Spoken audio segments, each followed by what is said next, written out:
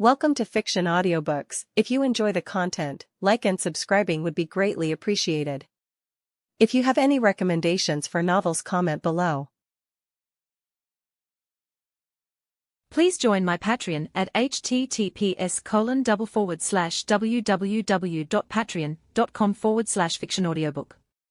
Chapter 1, The Indolence King. With so many characters in Tensura, why him? His existence was very close to my personality in my previous life. A green-haired delicate man complaining said even though he is handsome, his sleepy gaze ruins his appeal. His name is Dino, one of the 10 great demon lords. He recently resided in the home of Degrol, one of the 10 great demon lords, but because of certain circumstances. His friend kicked him out of his domain. But where should I go? To Guy. No. Guy Crimson would expose my existence in just a second. Dino said cautiously as he looked at his status. Name, Dino. EP, not available yet. Race, fallen. Protection, Dino's indolence. Title, Sleeping Ruler. Magic, spiritual magic. Unique skills, administrative assistance. Ultimate skills, indolence King Belphegor.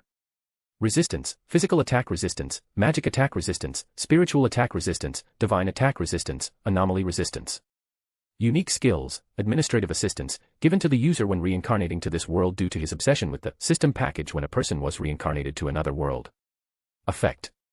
Allowing the user to see his status and others through a window-like game. Managing the skills and magic of the user. The power to evaluate and calculate every object and person. Ultimate skills, Indolence King Belphegor, the unique skill, Sloth, other ultimate evolved form, due to slothfulness of body and soul, making the ultimate form of slothfulness. Effect. Summoning servant, summoning a servant to serve the master, even if the servant comes from another universe while having absolute loyalty to the user when summoned. Note by administrative assistance, every summon would need a Magicules. The further the summoned servant is or the more potent the summoned servant is, the greater the consumption of Magicules. Indolence Sovereignty, as the user of Indolence King Belphegor, you could give your portion of power to your servant, making them work much more efficiently. Indolence Ignorance, can ignore all the phenomena for the moment.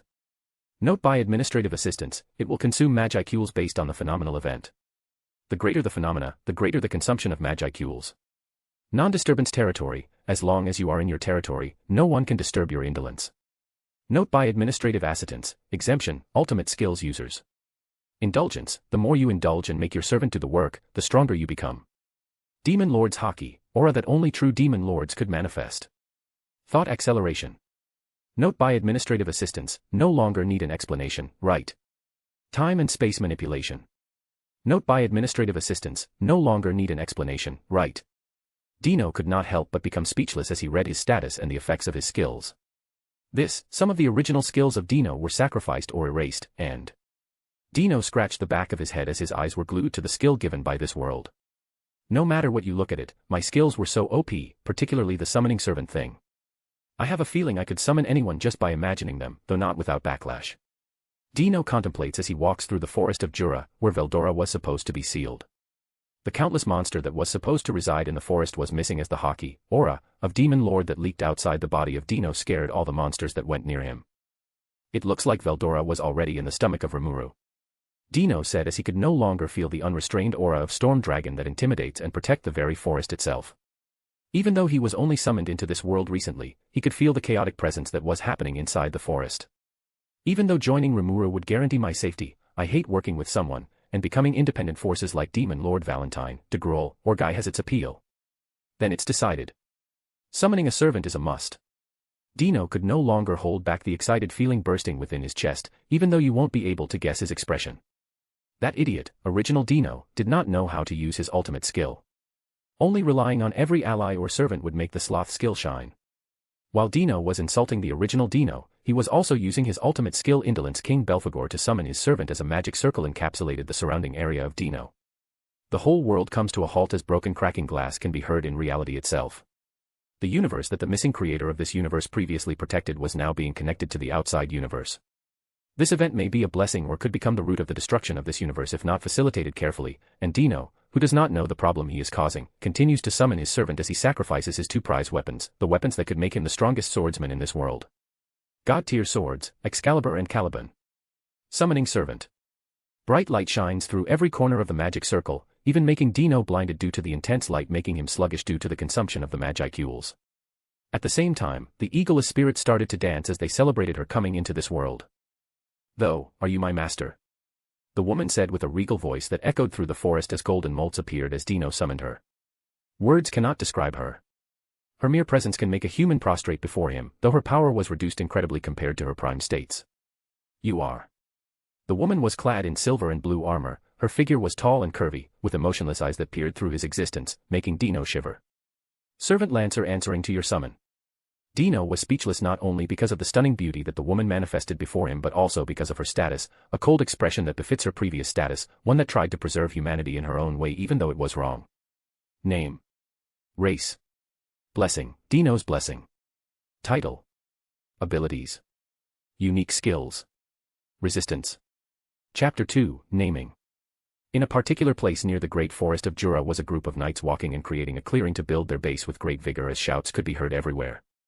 Hee. With Rongominiad's abilities to summon knights, manpower was no longer a thing. Dino said as he watched Rongominiad command her enforcement knight as they started creating a base. That said, Rongominiad is something. Just looking at her status would even make Hinata Sakaguchi go all out in battle, even though some of her abilities were nerfed, no, greatly nerfed. Name, Rongominiad. Race, Divine Spirit. Blessing, Dino's blessing. Title, Lion King. Abilities, Summoned Enforcement Knight. Unique skills, Avalon. Resistance, Magic Attack Resistance, Spiritual Attack Resistance, Divine Attack Resistance. Unique skills, Avalon, the ever-distant utopia, the ideal of Rongominiad, given form by the voice of the world as elemental spirits, would give her power and strength no matter where she is. Effect. Near immortality as long as spirit world exist. Summoned lesser elementals to elemental lords. Note by administrative acetance, the higher the ranking of elementals, the greater the consumption of Magicules, angry face, Though acceleration, note by administrative acetance, no longer need an explanation, right? Nervous face, Spiritual manipulation, note by administrative acetance, no longer need an explanation, right? Nervous face, It is me. Or my unique skill, administrative assistance was making an emoji icon. While Dino doubted his unique skill, administrative acetance, Rongominiad started heading in his direction. Master, some of the monsters near our base started making a move, particularly those non-intelligent but aggressive monsters. Rongominiad said as she looked at Dino with her eyes without emotion, making Dino very uncomfortable. Well, with our strength, I think no one could threaten our base except to a certain slime. Slime. Forget about it, but more importantly, calling you Rongominiad is not very appealing, so maybe I should name you. Please forgive my rudeness, but I do not think I deserve such a thing, particularly with Master still recovering his Magicules when you summoned me. Rongominiad said knowing the effects of naming in this world would significantly affect their existence and make the namer consume their Magicules considerably. True, but as my servant, calling you Rongominiad is not very good, not a very womanly-like name. Artoria Pendragon. How about your original name? Still unsatisfied? Nope, as long as you wish it, Master. Good. I shall name you Artoria Pendragon. Dino responds in a great mood as a significant amount of Magicule starts flowing through his body. At the same time, Rongominiad, no Artoria, follows him with emotionless eyes still printed on her face as the voice of the world starts ringing inside her. Notice by administrative acetance, a person named Rongominiad was given a name by Master, changing her name to Artoria Pendragon, nervous face, Notice by administrative acetance, person named Artoria Pendragon transformation of her race to goddess spirit /o.o/. Notice by administrative acetance, a person named Artoria Pendragon gets a unique skill called Excalibur /o.o/. Unique skills, Excalibur, version Tensura, Sword of Promised Victory, given by the voice of the world to acknowledge her very existence as King of the Knights. Effect. Pure divine attack that bypasses the phenomena to achieve victory. Note by administrative acetance, thanks to ultimate skill Indolence King Belphegor, Indolence Sovereignty and Indolence Ignorance, nervous face, Just because Veldora is not here does not mean you can do what you want. The pile of monstrous red ant killers could be seen everywhere as Dino watched the knights exterminate the killer ants. Of course, this weakling would not be able to stand to the greatness of our master. Said a knight whose I recently named Jeff, as his figure could be described as a very definition of a knight with blonde hair and a sword on his waist. He was supposed to be an enforcement knight summoned by Artoria, but giving him a name just like demons in this world, did he genuinely manifest in this world? Good work, everyone. Ha. Answered by the enforcement knights, their race changed to divine knights due to Dino's naming them. Jeff, scout the surrounding area, particularly the way to Orcish Kingdom Orbic. I feel something was amiss in that direction. By your command, Master. Jeff said as he gathered his squad from scouting the way to the Orcish Kingdom. Still, it's been a few weeks since I'm reincarnated to this world, but I feel that the story's plot is starting, particularly those pigs. I shall use those guys to recover my Magicules using Indolence Ignorance to create phenomena of turning them to my Magicules. Dino contemplates his next plan to recover his Magicules as the great disaster reaches the great forest of Jura, centering on a specific slime. I will give you a name and some food. A suspicious individual said while towering over an orc with deflated stamina due to hunger. Who are you? Said the orc as he looked at the person towering over him. I'm Gelmund. You can think of me as your father. The orc looks at him, still suspicious of his action. Would you rather die here? Give me a name, and food. The orc no longer hesitated as he implored the suspicious guy. Your name is Geld. Geld. The suspicious individual put his hand on the head of the orc. One day, you will take possession of the great forest of Jura and become the orc disaster. Gelmund said as he gave the orc a slice of meat for him to eat. Geld, salivating, started reliving the meat he gave him by Gelmund. Hey, Slime-san, what's your name? The woman said, whose beauty could be called stunning while holding the white mask on the bed as she questioned the blue slime. Huh. I told you, I'm Rimuru. The slime was very confused and, simultaneously, worried about the condition of the woman who was supposed to be his destined one. No, I mean your real name in your previous world. Ah. It's Satoru, Mikami Satoru. I'm Shizue, Izawa Shizue. The woman exhaled as the slime started to worry about her. Shizue-san, you should sleep now. Satoru-san, I'd like to ask a favor. May I? Shizue said as Rimuru started to have a bad premonition and sad feeling bursting inside him even though he was supposed to be a monster. Of course, ask me anything. Please eat me. Shizue looks at Rimuru with seriousness. Just like you ate the curse that had been cast on me, that made me so happy. I dislike this world. Still, I can't abhor it, just like that man, so. That's why. I don't want to be absorbed by this world, this is my last request. Shizue said as she touched Rimuru, pleading to reside inside him. Would you, let me rest inside you? Okay. Shizue melancholy smiled at Rimuru while Rimuru agreed to her request as she started crying at him. What's the man's name? Leon Crownwell. Leon Crownwell. One of the most powerful demon lords. What did you want to find out from him? Shizue said something, but her aging body caught up to her, making her speak with difficulty as Rimuru approached the head of Shizue to hear her. I just wanted him to acknowledge that I, this human, had existed, perhaps and, if those kids could be saved, and returned to their world. I swear to you on the name of Mikami Satoru, no, Rimuru Tempest, that I will ensure that the demon lord Leon Crownwell hears your wishes. Thank you. Shizue said her last word to Rimuru while Rimuru extended some of his body parts to the mask she held, feeling sad about his destined one. Shizu-san, my destined one. Rest in peace within me. Use unique skill, Predator. Yes or no? Question by Great Sage to Rimuru. Yes. Rimuru envelopes Shizu's body with his skill while sadness overwhelms him as he instinctively uses the skill, Mimic to become a human. Chapter 3, Foolish Gabble. This, no matter what you look at it, it's not proper food. Dino complained about the newly brought food they cooked as he lay on his newly created bed inside a small wooded hut while yawning. I feel ashamed as no one in our nightly order was good at cooking. Jeff said with low-spirited voice, while Artoria relished the raw meat given to them by their knights without caring about its taste. Dino could not help but twitch his mouth on the gluttonous Artoria. No matter what universe it is, Artoria was still Artoria, huh? Then what was the status of those pigs? Huh? Those pigs gather their army to invade this great forest of Jura. Any abnormalities about them? Yes, something suspicious about their behavior, like they become a zombie, no. Locust that would eat everything on their way. Orc Lord unique skill, starved one, huh? Dino said that, and having seen the event of Tensura was shocking to him. At the same time, the knights and Artoria could not help but marvel at their master as he already knew the cause of the abnormality. Master, what was your order? Leave them, someone would take care of it, more importantly, I would like to eat something delicious. Jeff and Artoria were lost at his words. Master, how about we cook those pigs and, at the same time, exterminate them? It was killing two birds with one stone. Artoria said to Dino, still without emotion. If not for her eagerness to eat those pigs and the disturbing sentence she said, you won't be able to guess her feelings based on her expression. Jeff, go scout the surrounding area. If there was an intelligent but weak monster like a goblin, let them evacuate in this place. Yes, by your command. Jeff left the wooden hut with great vigor while Artoria still ate the remaining food given to them by their knights. Inside the castle of Puppet Nation, Gustav was a man drinking a glass of wine with the figure of a slim oblong head topped with pale lavender hair, a face with a sharp chin and defined jawlines, and a pair of pointed ears on either side and thin eyebrows. Clayman, it's bad news.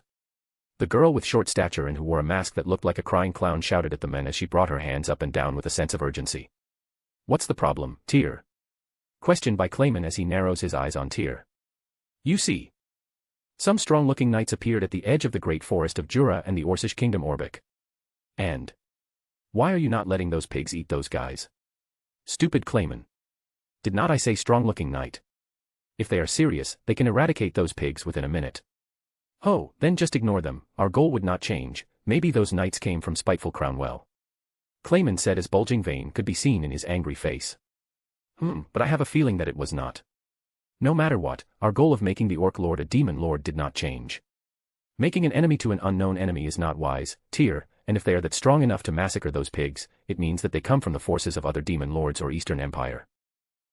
Well, you have a point, but when I tried to infiltrate their base, something like absolute force stopped me, like I'm circling their base. Tyr complained to Clayman, and Clayman could not help but become surprised because of what Tyr said to him. I see.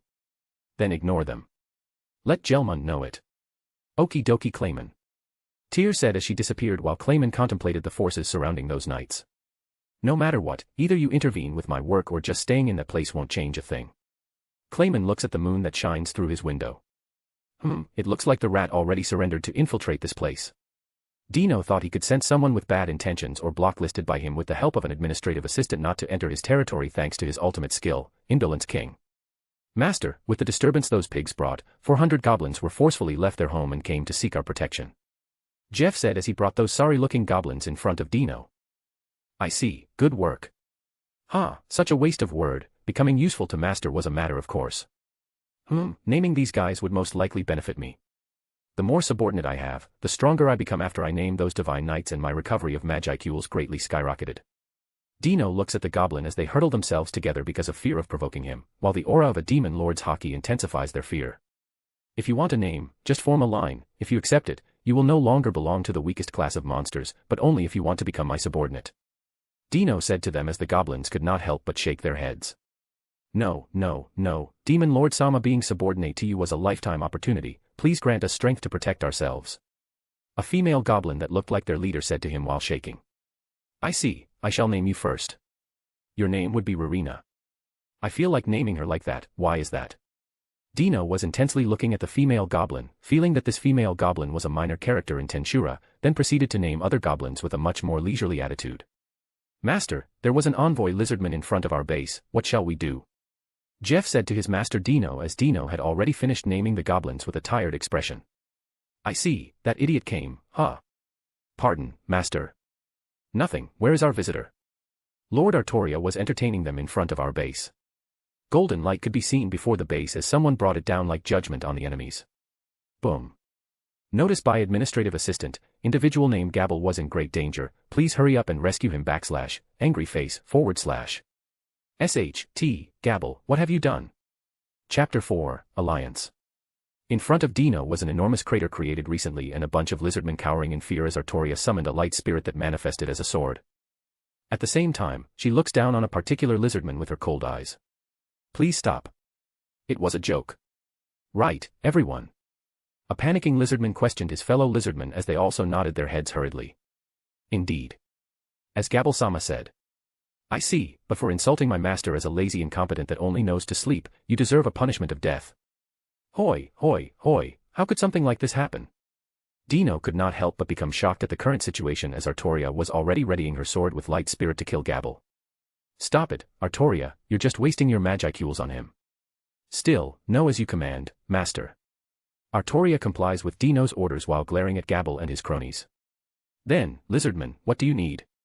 Dino said as he unleashed his Demon Lord's hockey, making almost all lizardmen faint. While Gabble was the only one who remained standing, his shaking body proved that he was also affected due to the intense force of Demon Lord's hockey. Please forgive my rudeness, Demon Lord Dino-sama, for an abrupt visit and insulting you as an incompetent Demon Lord who only knows how to sleep. This guy has guts but also makes me want to punch his face. Did the original Dino already has a bad reputation on monsters? Or just because of his title, Sleeping Ruler? Dino thought as he could help but twitch his mouth due to his bad reputation and idiot Gabble confessing his sins as he bowed to him at 90 degrees. Forget about it. Do you need something from us, Lizardman? Ah, Dino-sama, we are recruiting some goblins to defeat the upcoming orcs in the Great Forest of Jura. We heard that some goblins come to this place, but it looks like I won't need to worry about them if they're already in your protection. Gabble said to Dino while still bowing to him, looking very nervous. Is that it? Yes. Then begone, and don't tell anyone I'm here also, tell that to your subordinates. Yes, Dino-sama. And one more thing, don't trust those clowns. Dino told Gabble as he decided to retreat to his base while Artoria and Jeff followed him, leaving Gabble with a puzzled-looking face. Ruler of the monster, and those loyal to him, forgive me for this unannounced visit. I am Trainee, a dryad, and it is a pleasure to meet you. Rimuru Tempest, ruler of the monsters, I want you to defeat the Orc Lord.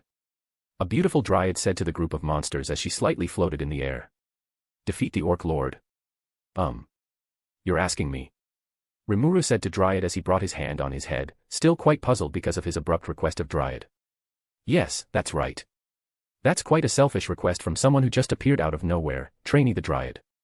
It was said of a handsome man with red hair and horns on his forehead. Why have you come to this place? There are races far stronger than goblins. Yes, that is true. Perhaps I would have gone there if the ogre's homeland had been at full strength. Even if I had done that, I still could not have ignored this individual's existence. And, requesting those knights who come out of nowhere may poke some certain beehive. Trainee hesitated to say those words but still told them to Rimuru. Knights. Yes, there are knights who started creating their base between the Great Forest of Jura and Orcish Kingdom Orbic. Maybe they are the culprit in this situation. The atmosphere suddenly became heavy while some key genes started letting out their bloodlust. No, that place is not the one who instigated this event. After all, with their strength alone, they could conquer the Great Forest of Jura if they wish to, and I see some of them evacuating some goblins to their base. Trainee denied Rimuru's assumption and explained it to him. Then why do they come here? Even though I only see it for a minute, I'm sure that was Demon Lord Dino-sama and Elemental Lord, whose existence was very close to Elemental Queen. Trainee thought as she started to worship the Elemental Queen candidate. And Dryads could not hope to fight them alone, and this is why I have come to request assistance from someone strong aside from those knights. But the idea of an Orc Lord was still just a theory to us. We, Dryads, know essentially everything that happens in this forest. The Orc Lord does exist. Trainee said as she ate the potato chip on the table while everyone became nervous because of the news. If a Dryad acknowledges it, then it must be true. A muscular goblin and dwarf comment on Trainee's statement, further acknowledging the existence of Orc Lord. Give me some time to answer, I will back up the kitchen, but I don't want to go poking at a hornet's nest for no reason, let me take stock of the information we have before I answer. Despite my appearance, I'm the leader here, after all. Rimuru said to Trainee, full of confidence, as they started their meeting again, including the knowledge of some knights that suddenly appeared out of nowhere. Dino-sama, another envoy, came to our base. They said that Rimuru requested our help with the upcoming battle with orcs. What should we do? Jeff said to Dino as Dino started lazying around his bed. Let them come in and let Artoria do the talking, accept their request, but only you and Artoria would come to aid them. Then how about Master? Well, I'm going to enjoy my nap. I believe in you guys. Well, I'm going to harvest some orc souls and magicules after you guys finish the Orc Lord. Dino thought as he started sleeping again while Jeff could not help but have a goosebump because of what Dino said to him. Dino-sama, believe in us, we shall not waste that expectation. Jeff left the camp together with Artoria as they started wreaking havoc upon those orcs behind the scene, and Dino, who's still sleeping to recover some magicules, would only find those things later on. Chapter 5, First Battle. In the base with a medieval atmosphere was a group of monsters, looking marvel at the place as they've been granted to have an audience by Dino himself. Whoa, a medieval-like place. What's wrong, Rimuru-sama? No, nothing. The beautiful blue-haired young man said to her assistant Kijin, who's also a great beauty with a petite figure and pink hair. Are you Rimuru-dano the slime? The man, whose posture was like a true knight, inquired Rimuru as he received them politely. Yes, it's me. Said Rimuru as he was nervous not only because of the knightly aura that the knight radiates but also because of the threat he gives to him. Notice, that knight was a spiritual body that manifested to this world who's much stronger than greater spirit Ifrit, the probability of this knight having a unique skill is high.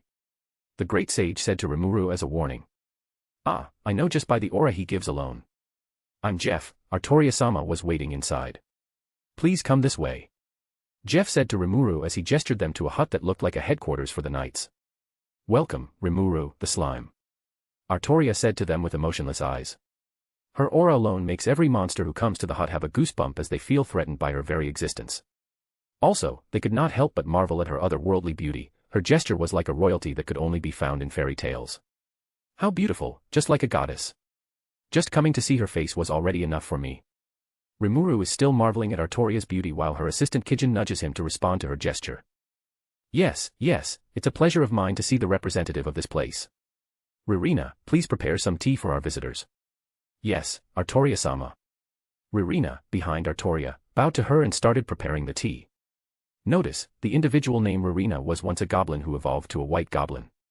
Rimuru was greatly shocked because of the information given by the great sage and how human-like the appearance of Ririna is, as Rimuru mistakenly thought of her as a human.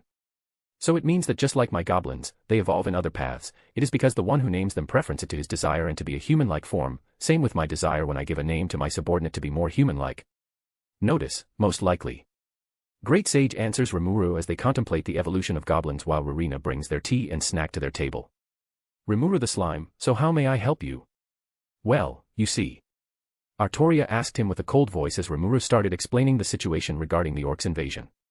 So we would like to request assistance from you guys if it's not inconvenient. Rimuru said to Artoria, making him nervous about what she would reply. Alright, helping others who need help is what knights should do, but only Sir Jeff and I would come to aid due to some circumstances. Is that alright with you, Rimuru the slime? Yes, thank you so much. Artoria said to Rimuru with a regal voice, making Rimuru reply hastily. Phew, I thought she would reject our request for aid. Her strength alone was enough to beat me as she radiates an aura whose strength was equal to mine, right Great Sage? Notice, as Master said, she could beat Master if she goes all out. You would not even deny my argument. Let's make a haste, prepare to sortie Sir Jeff, to the Lake of Sis where Lizardman resides. Yes, Artoria-sama.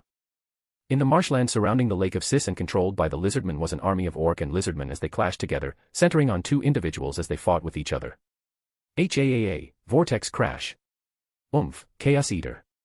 Powerful skills collide while the orc in black armored counters the lizardman's skill. Ku. Gabble-sama. Now die. Lizardman. KRHHH. Why did I listen to that clown? If I had listened to Dino-sama, this situation would not have come to this. Father, sorry for becoming such a fool and useless son. The lizardman named Gabble thought as he closed his eyes, accepting the upcoming defeat as the butcher knife descended to decapitate his head. Clang. As he intercepted the upcoming butcher knife from orc in black armored, a mysterious green figure appeared. Why you're the true leader of that village. What's this guy talking about? A dopey face goblin, though, as he wonders what Gabble is talking about. Have you come to save us? That's Gabuta, captain of the goblin riders. The dire wolf from that time.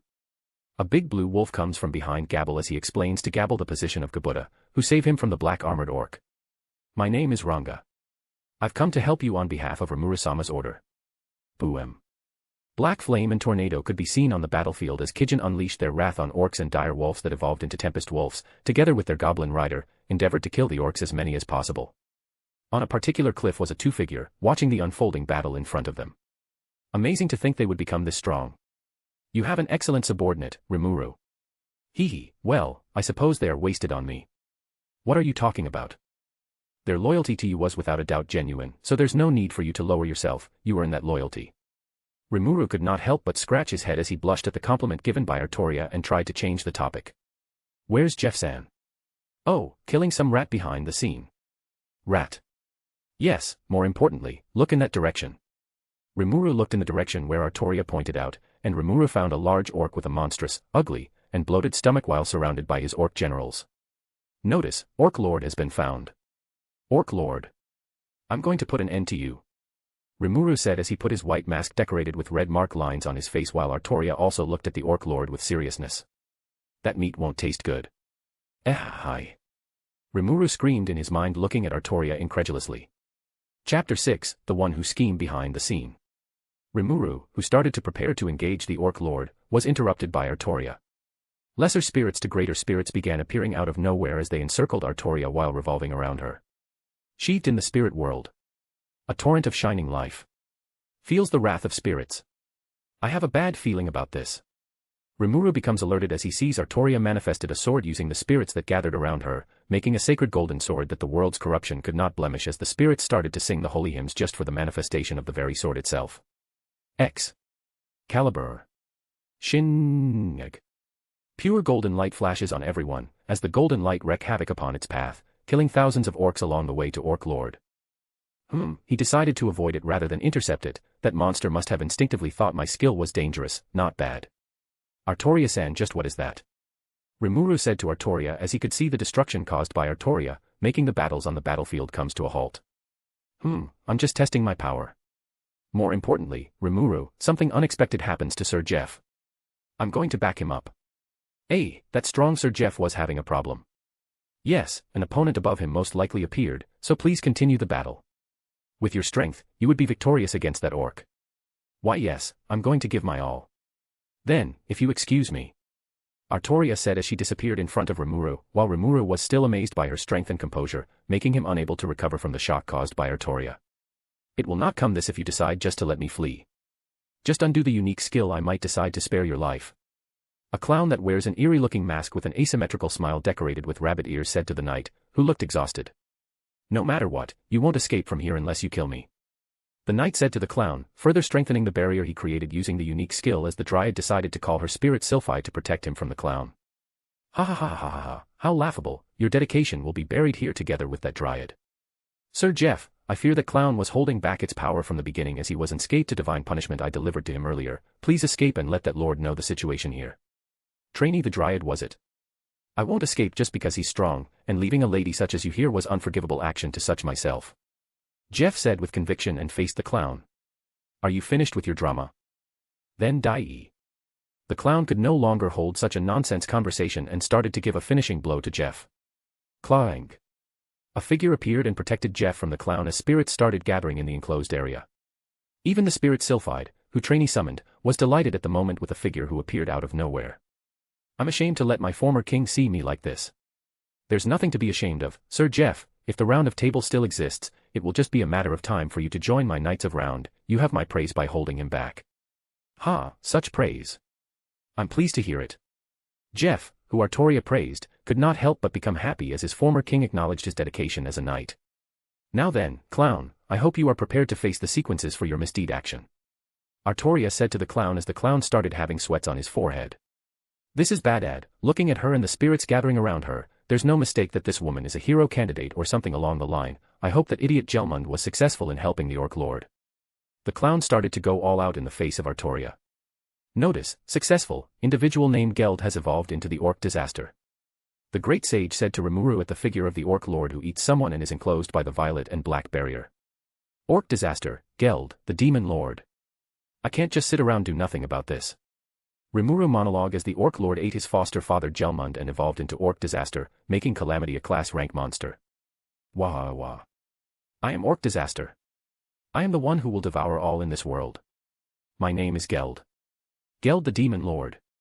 The former Orc Lord shouts and introduces himself to the world as Demon Lord, making everyone fear his new profound strength.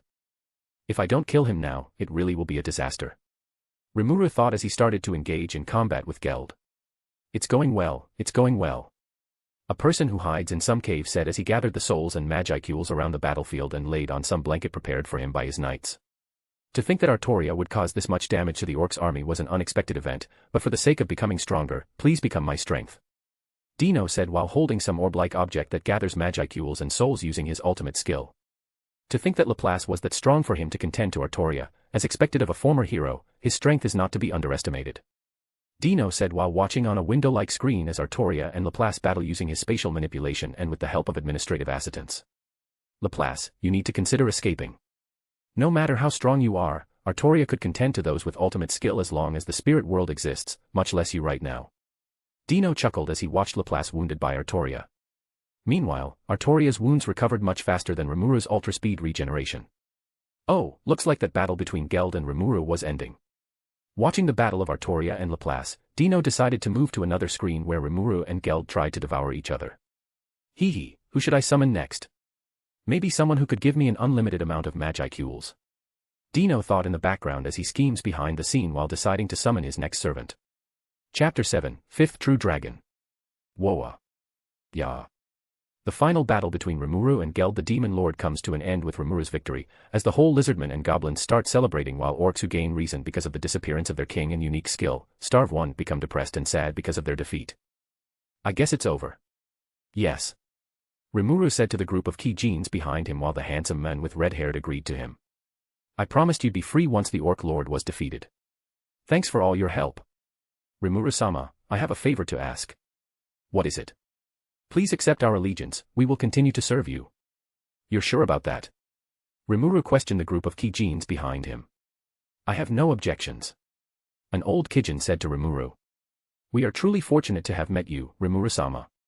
Another handsome Kijin said with blue hair with one horn contrasting to the color of the red hair one with two horns. He, I'm your secretary and bodyguard, Rimuru-sama, I'll never leave your side. A beautiful Kijin with a great figure and big bust said to Rimuru as she hugged him behind, emphasizing her big bust on the head of Rimuru. Not until the ends of our lives. The group of Kijins said to Rimuru as they bowed down to him respectfully. Oh okay. Master, I'm sorry for letting those clowns escape. Artoria sincerely apologized as she let those clowns escape. No need for that, someone breaking the unique skill, absolute domain of Jeff was unexpected even for me, so no need to feel sorry for it. More importantly, I'm going to do something, just relax and eat some foods created by the white goblins, some are delicious. As you command, Master.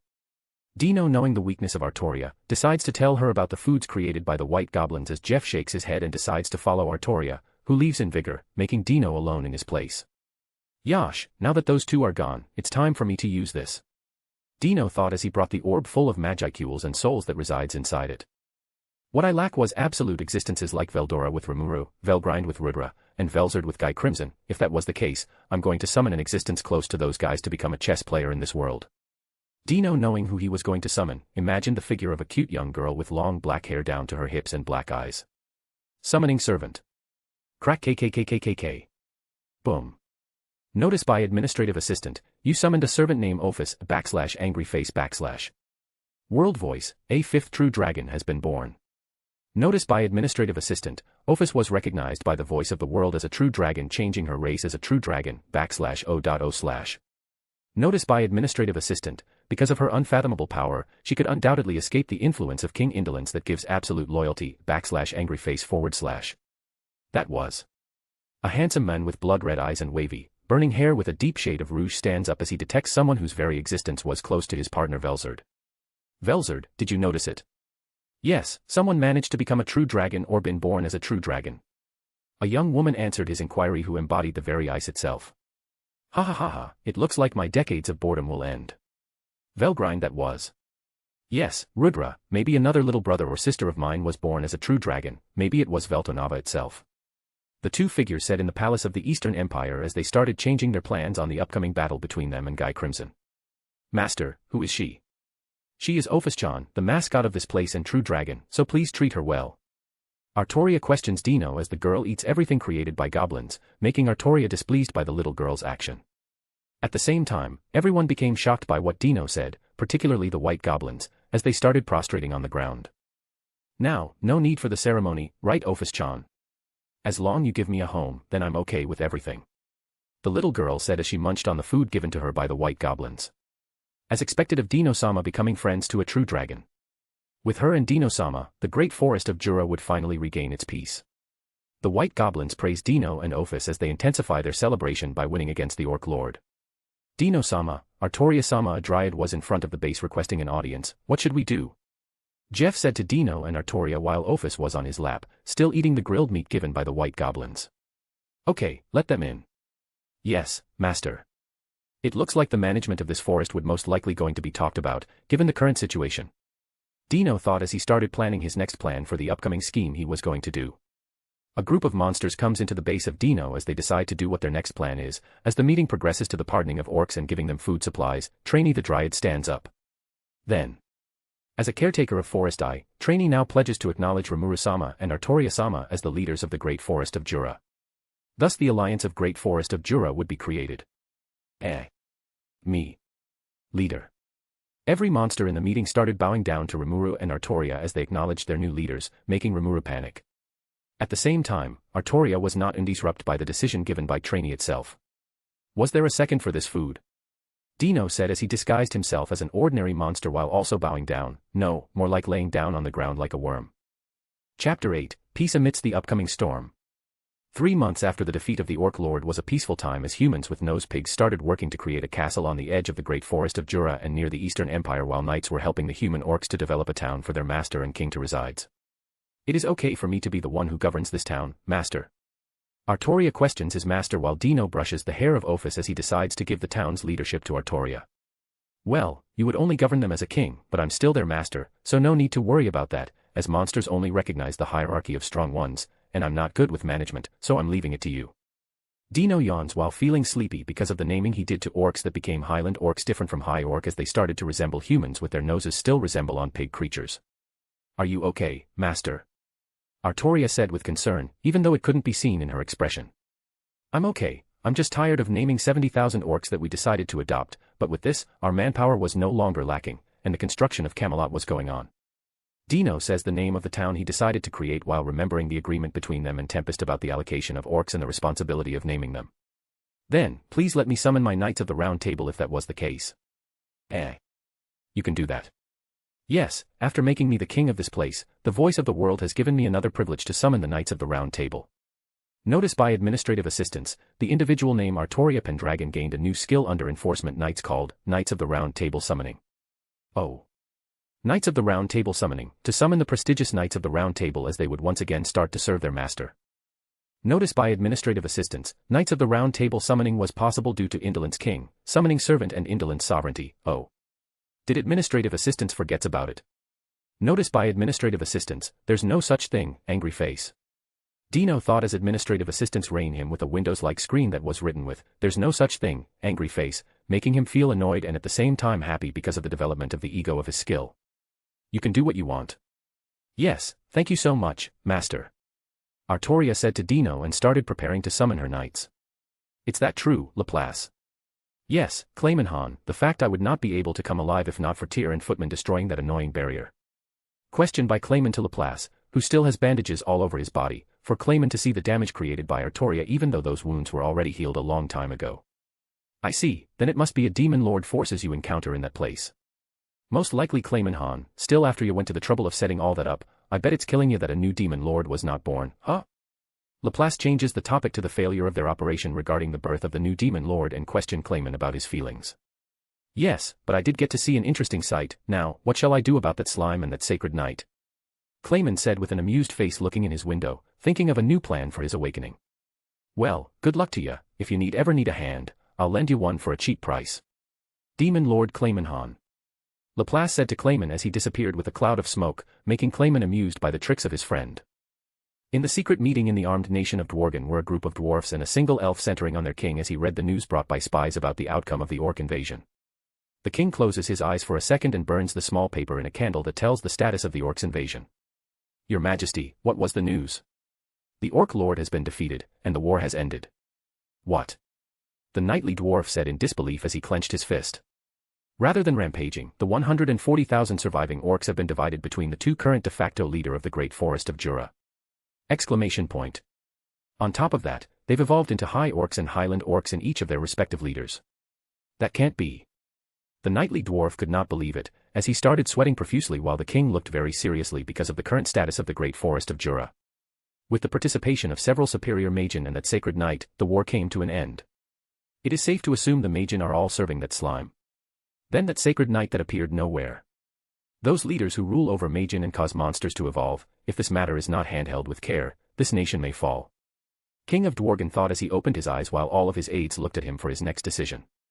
I will see just who these leaders are with my very own eyes. Your Majesty, a group of Pegasus and its rider could be seen coming on this town. The knight said to his king as he could be described as a tall young man with wavy dishwater blonde hair and aqua eyes with long eyelashes. He wears silver armor with floral patterns over his black and dark blue overall. Good work, Sir Gawain, let their representative come inside and have an audience with me. Artoria said regally as she sat on the king's throne while Dino, with his bed, was beside Artoria in contrast to the design for the king's audience hall. As you wish, Your Majesty. It's that okay, Master? Yes, the Dwarf King would most likely want to see the characters of current leaders of the Great Forest of Jura, so I leave that to you guys. Yes, Master. Dino said as he and his bed disappeared from nowhere using his spatial manipulation magic. At the same time, Artoria and Knights of the Round Table decided to tackle the new problem that would come later on. Chapter 9, Character Power Sheet Number 1 Dino Faction Only. Name, Dino. Race, Fallen. Protection, Dino's Indolence. Title, Sleeping Ruler. Magic, Spiritual Magic. Unique Skills, Administrative Assistance. Ultimate Skills, Indolence King Belphegor. Resistance, Physical Attack Resistance, Magic Attack Resistance, Spiritual Attack Resistance, Divine Attack Resistance, Anomaly Resistance. Unique Skills, Administrative Assistance, given to the user when reincarnating to this world, due to his obsession with System Package when a person was reincarnated to another world. Effect. Allowing the user to see his status and others through a window-like game. Managing the skills and magic of the user. The power to evaluate and calculate every object and person. Ultimate Skills, Indolence King Belphegor, the unique skill, Sloth, other ultimate evolved form, due to slothfulness of body and soul, making the ultimate form of slothfulness. Effect. Summoning Servant, summoning a servant to serve the master, even if the said servant comes from another universe while having absolute loyalty to the user when summoned. Note by administrative assistance, every summon would need a Magicules, the further the summoned servant is or the stronger the summoned servant is, the greater the consumption of Magicules, nervous face, Indolent Sovereignty, as the user of Indolence King Belphegor, you could give your portion of power to your servant, making them work in a much more efficient way. Indolence Ignorance, can ignore all the phenomena for the moment. Note by administrative assistance, it will consume Magicules based on the phenomenal event. The greater the phenomena, the greater the consumption of Magicules, nervous face, Non-disturbance territory, as long as you are in your territory no one can disturb your indolence. Note by administrative assistance, exemption, ultimate skills users, nervous face, Indulgence, the more you indulge and make your servant do the work the stronger you become. Demon Lord's Haki, aura that only true demon lords could manifest. Thought acceleration. Note by administrative assistance, no longer need an explanation right. Nervous face, Time and space manipulation. Note by administrative assistance, no longer need an explanation right. Nervous face, Name, Artoria Pendragon. Race, Goddess Spirit. Blessing, Dino's Blessing. Title, Lion King. Abilities, Summoned Enforcement Knight. Unique Skills, Avalon, Excalibur. Resistance, Magic Attack Resistance, Spiritual Attack Resistance, Divine Attack Resistance. Unique Skills, Avalon, version Tensura, the ever-distant utopia, the ideal of Rangaminiad given form by the voice of the world as elemental spirits would give her power and strength no matter where she is. Effect. Near immortality as long as spirit world exist. Summoned lesser elementals to elemental lords, note by administrative assistance, the higher the ranking of elementals the greater the consumption of Magicules, nervous face, Though acceleration, note by administrative assistance, no longer need an explanation right. Nervous face, Spiritual manipulation, note by administrative assistance, no longer need an explanation right. Nervous face, Abilities, Summoned Enforcement Knight, to summon the knights that once served the King of the Knights. Effect. Summon the spiritual body of the knights. Knights of the Round Table summoning, to summon the prestigious Knights of the Round Table as they would once again start to serve their master. New.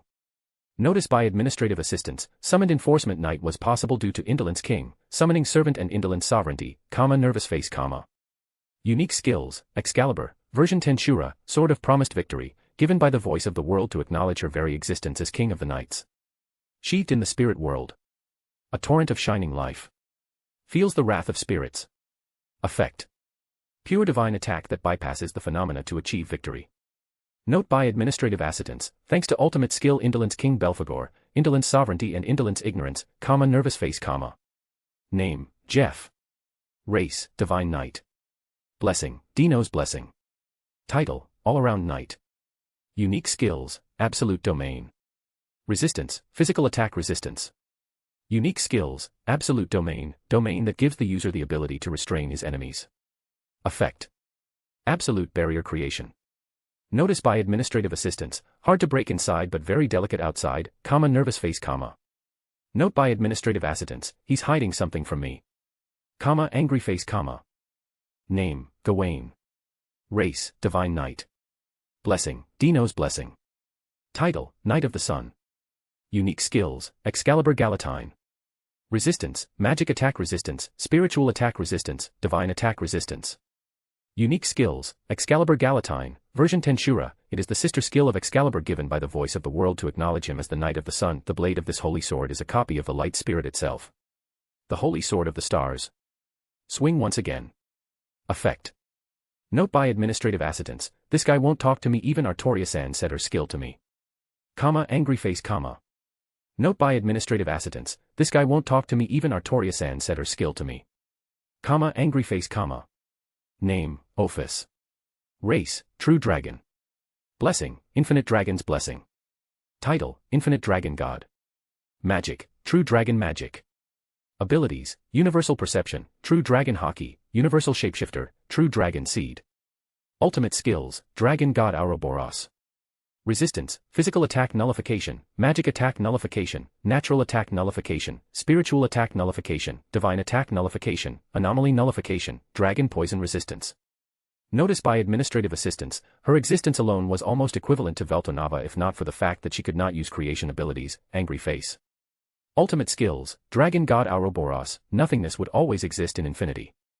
Note by administrative assistance, nothingness attribute was very close equivalent to the chaos attribute, Angry Face, Effect. Note by administrative assistance, cannot obtain information without proper observation, Angry Face, Note by administrative assistance, cannot obtain information without proper observation, Angry Face, Note by administrative assistance, cannot obtain information without proper observation, Angry Face, Note by administrative assistance, cannot obtain information without proper observation, Angry Face, Note by administrative assistance, cannot obtain information without proper observation, Angry Face, Note by administrative assistance, cannot obtain information without proper observation, Angry Face, Parallel existence. Note by administrative assistance, to create another existence that was equivalent to herself even if the original body was destroyed, as long as she has her other existence, she would always exist, Angry Face, Time and space manipulation. Note by administrative assistance, no longer need an explanation right.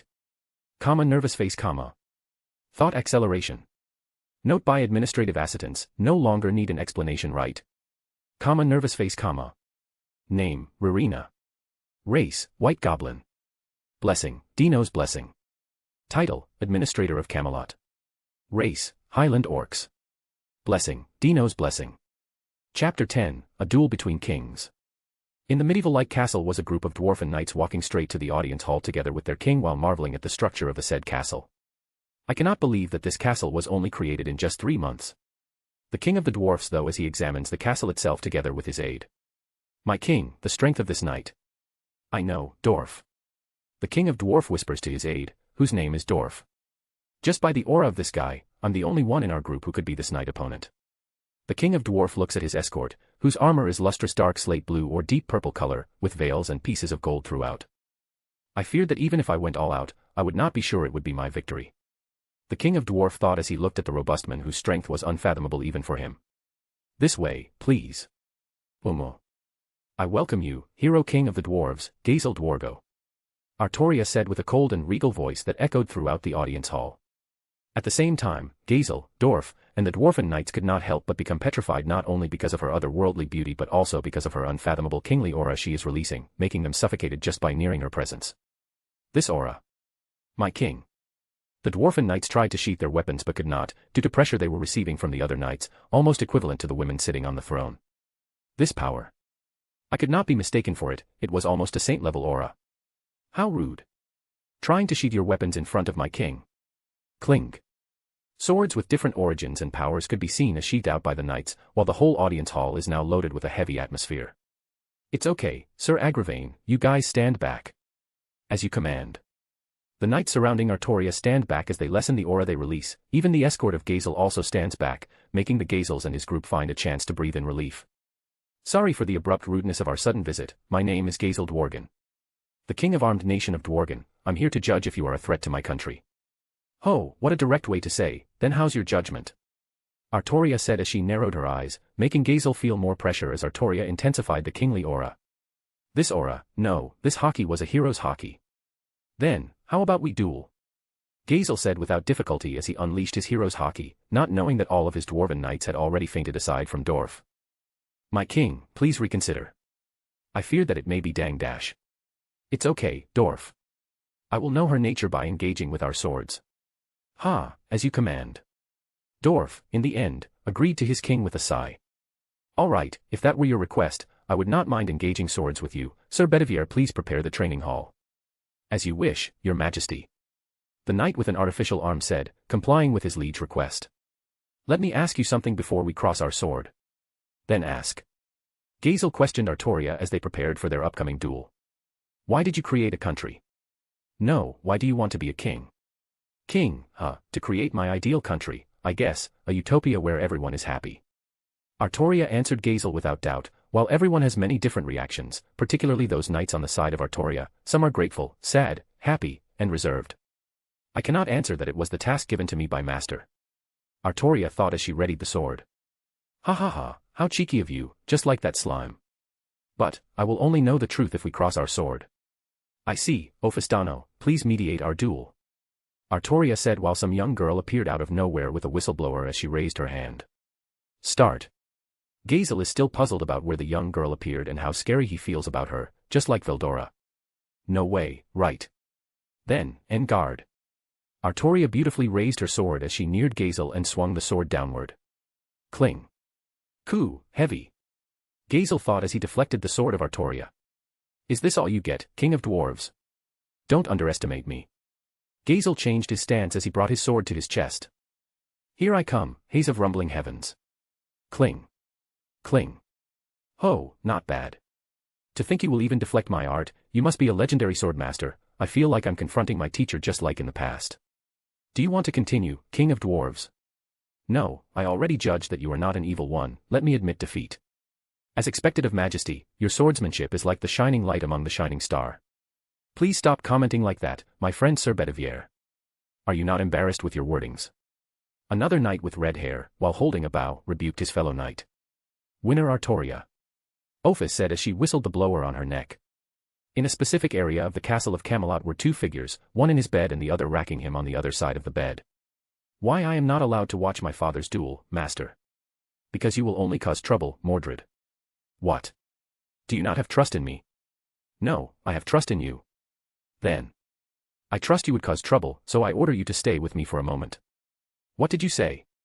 Mordred, dressed in a tube top that exposes her abdomen and a crimson leather jacket, mounted Dino as she racked his head up and down while he lay on his beloved bed. Oi, everyone will misunderstand this situation if they see us. I don't care.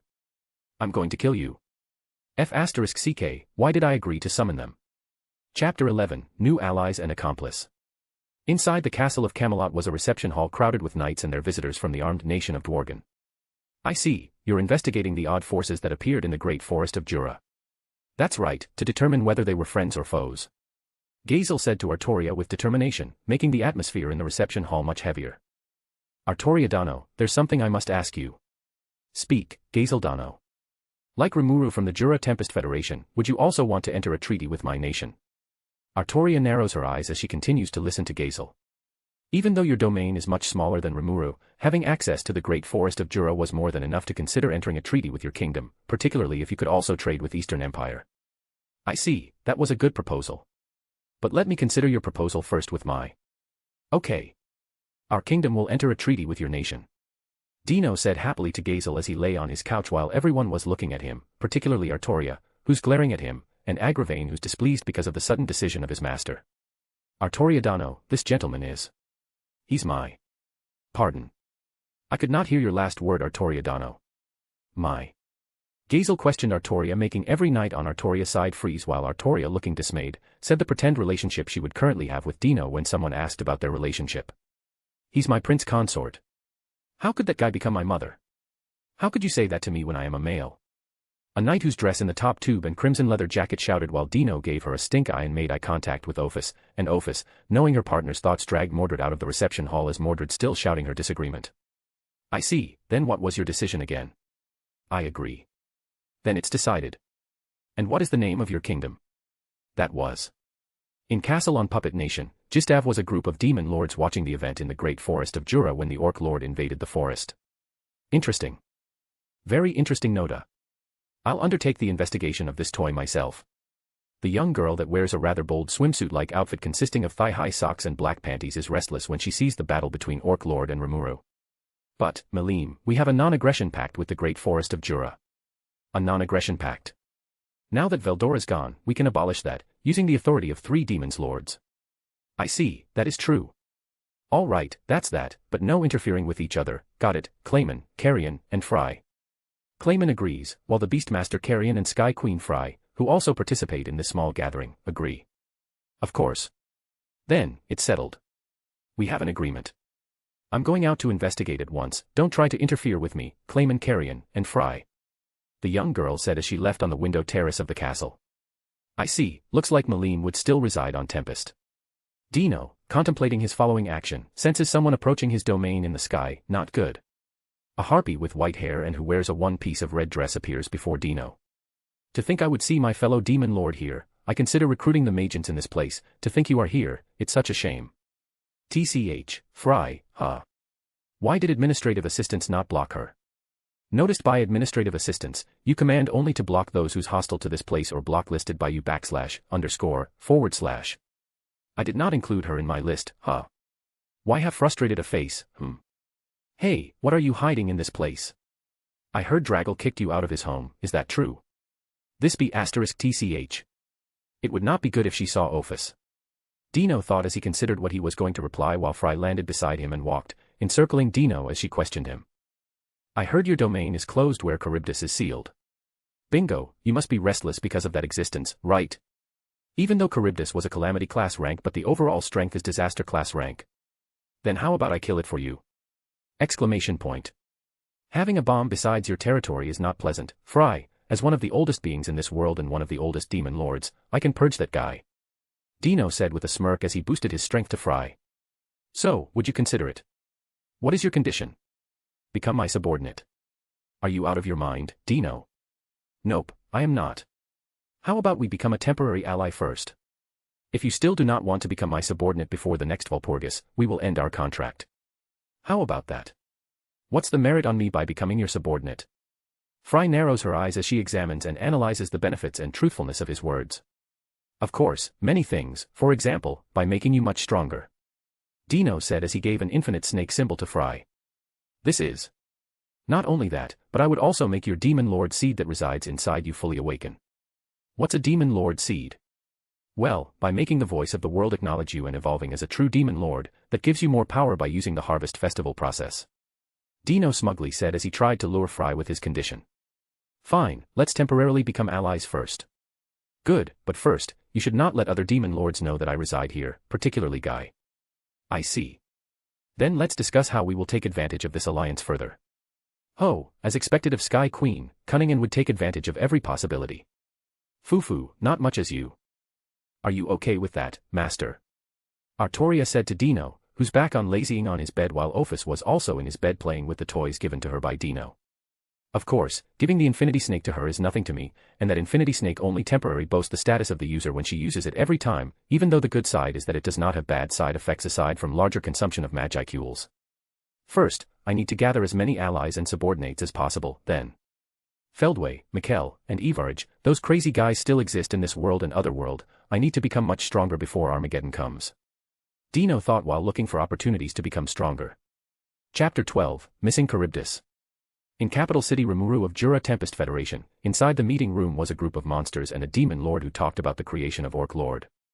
So, demon lords Clayman, Carrion, Fry, and you, Melim, used Gelmund in a scheme to create a puppet demon lord, huh? It was just a way to kill time, bestie. How dangerous her thought is. Rimuru said to his head while making it very uncomfortable for him because of the action of her besties. Maybe that's all it was to you, but since we butted in, I guess it's inevitable that they'd target us, huh? What a predicament, we should consult about this with Trainee-sama and our ally Artoria-sama. Yes, the Jura Forest Alliance might be facing its first predicament since its establishment. In a particular place on the Great Forest of Jura was a cave that the Dryads tightly sealed. 2 individuals could be seen as a Dryad herself had guided them. Southwest, this is the place where Charybdis is sealed at. Yes, Dino-sama. But are you sure you can kill that existence? Don't worry, Trainee the Dryad, I am very certain I would be able to kill it. Well, if Lazy Mother failed to kill it, don't worry, there's still me, Sir Mordred, at your service, my lady. Mordred boosted on Trainee while Dino, who had been called the Lazy Mother, was piggybacking on Mordred's back, which defines his action as a lazy person. Let's go. You're using the corpses for that monster Charybdis to possess it, right? Lazy mother. Yes, my idiot son. Charybdis needs a vessel to manifest in this world just like you guys. Dino said as he dragged some corpses of the monster using his spatial manipulation, still piggybacking behind Mordred while yawning. Then this means that this guy was a spiritual life form just like us after we get some bodies.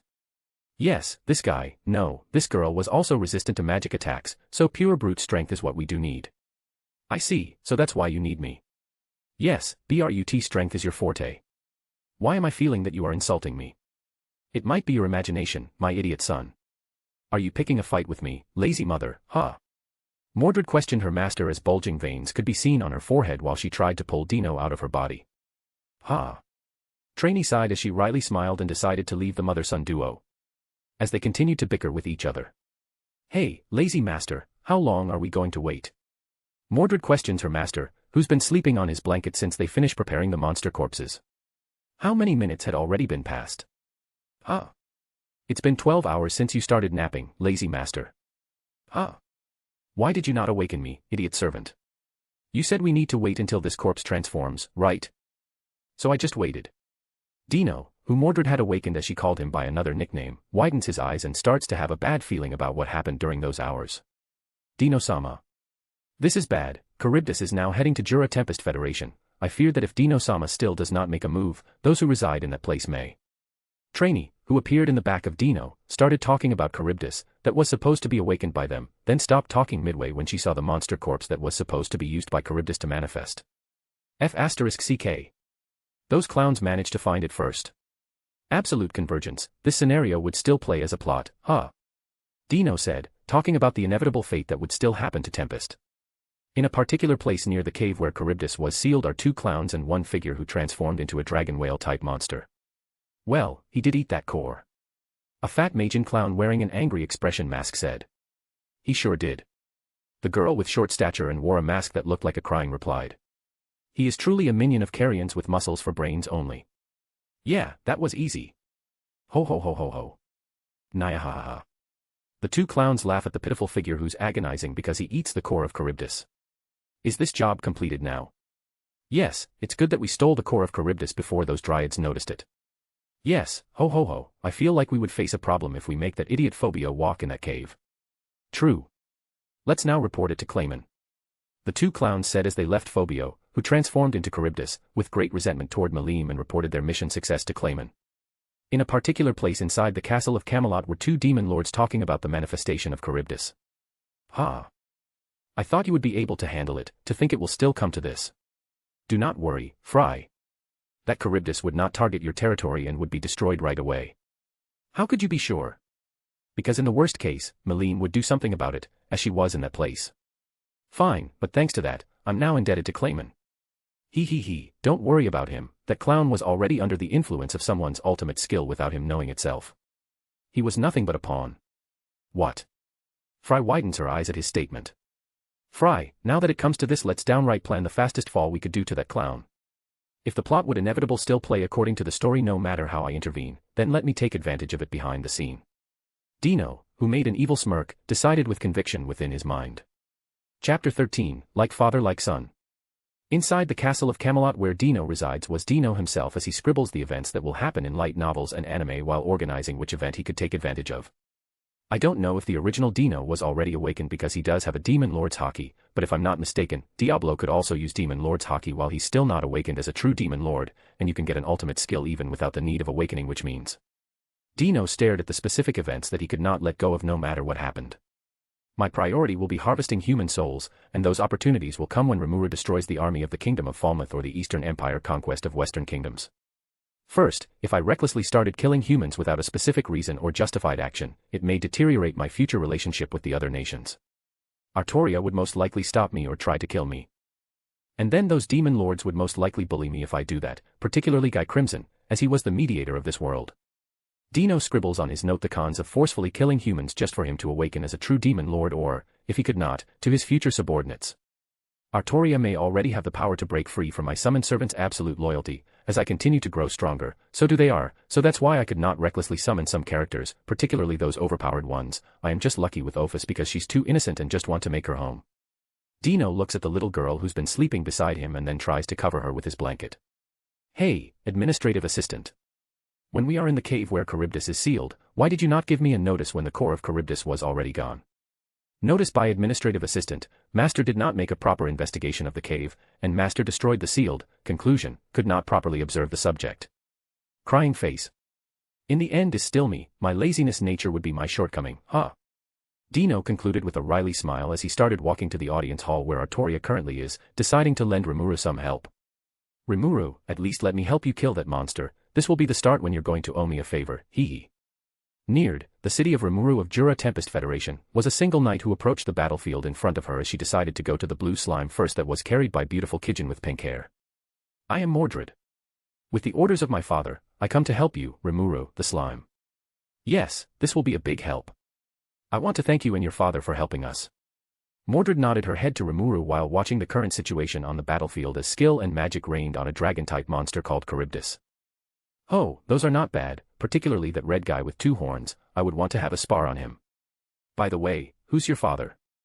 Rimuru interrupted Mordred as he questioned Mordred about her father. It is Sir Gawain. Maybe Sir Beaver, even Sir Jeff could be possible. It's Arthur, no. Artoria Pendragon is my father. Rimuru, who's been speculating her father's name, could not help but become shocked at what he heard. That goddess is. Huh. No, it's nothing. To think goddess Artoria was already in MILF Artoria. Rimuru was dismayed because her goddess had suddenly become an MILF, to his knowledge. Could not lose hope, maybe Artoria-chan was already a widow. Then who's your father, I mean mother, your mother is? Rimuru inquires while changing his wording. I have a terrible feeling that something may happen to me if I ask questions about why she called them in those ways. Well, you don't need to know my mother, he's a good-for-nothing who only knows how to sleep. At the same time, he annoyed my father and me in every other opportunity he could get. I see. Goodbye, my ideal woman. I hope you are happy in your marriage life. Rimuru said with regrets in his mind. Well, shall I participate in the party with a bang, huh? You monster have the nerve to make me and mother wait in that cave. I'm going to make you pay for that. Mordred thought as she readied her sword that had been releasing red auras since her arrival on the battlefield. Hey! Let me evacuate my subordinate first. Shuna, hurry up and tell Binumaru and others to distance themselves from Charybdis. Yes, Rimuru-sama. Shuna complies while using thoughts communication to contact her brother and their allies. Anything to disturb the king's peace will be crushed.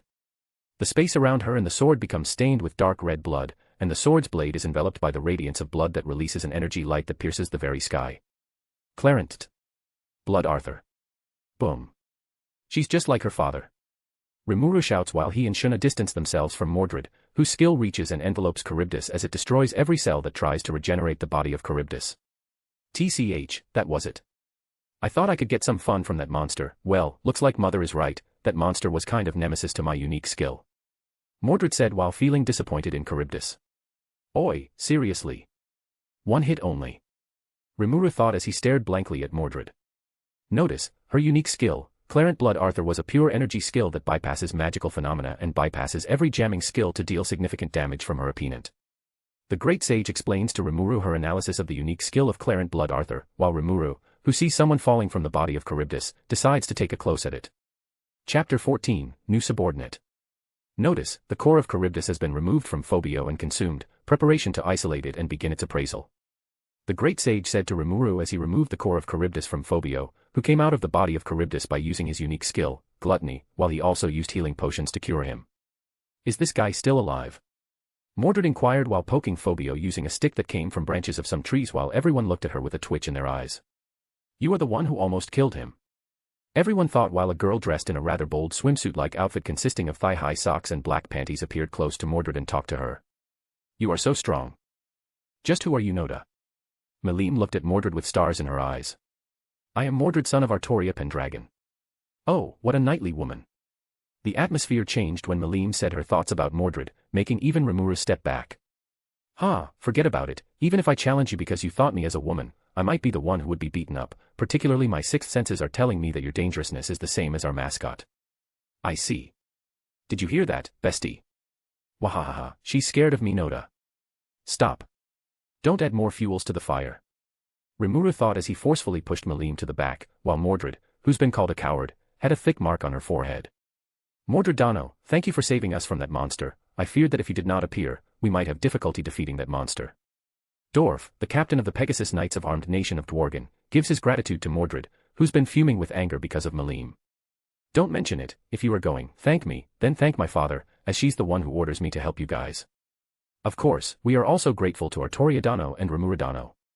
I think it's time for us to leave. I must report our victorious battle on Charybdis to my king, who had catastrophic effects on all mankind. You guys were a great help. Please give King Gazel my regards. Rimuru said to Dorf as Dorf and Pegasus Knights decided to leave to report their victorious battle against Charybdis. Trainee the Dryad and Rimuru examined Phobio, who'd been awakened minutes later after he came out of Charybdis's body. Yo, you awake? Where am I? What? What did I? Rimuru questions Phobio, who's been holding his head because of the confusion and headache that caused him when he was separated from Charybdis. Do you remember what you did? I'm so sorry, I've done something unthinkable to Malim-sama and caused so much trouble for you. Phobio suddenly becomes aware of what he did, bows his head to Rimuru and everyone as he apologizes to them, and confesses his sins. Why did you do? Why did you eat the core of Charybdis? No, who gives you the core of Charybdis? We won't accept that you just happened to find it randomly on someplace. You heard her. Trainee and another Dryad interrupted Rimuru as she was the one who continued to question Phobio. Right. You see. You already have so many strong subordinates, why do you still need me who could not have eliminated the problem that resides beside my territory since my reign? Fry questioned Dino, who's been eating his food with Waifus.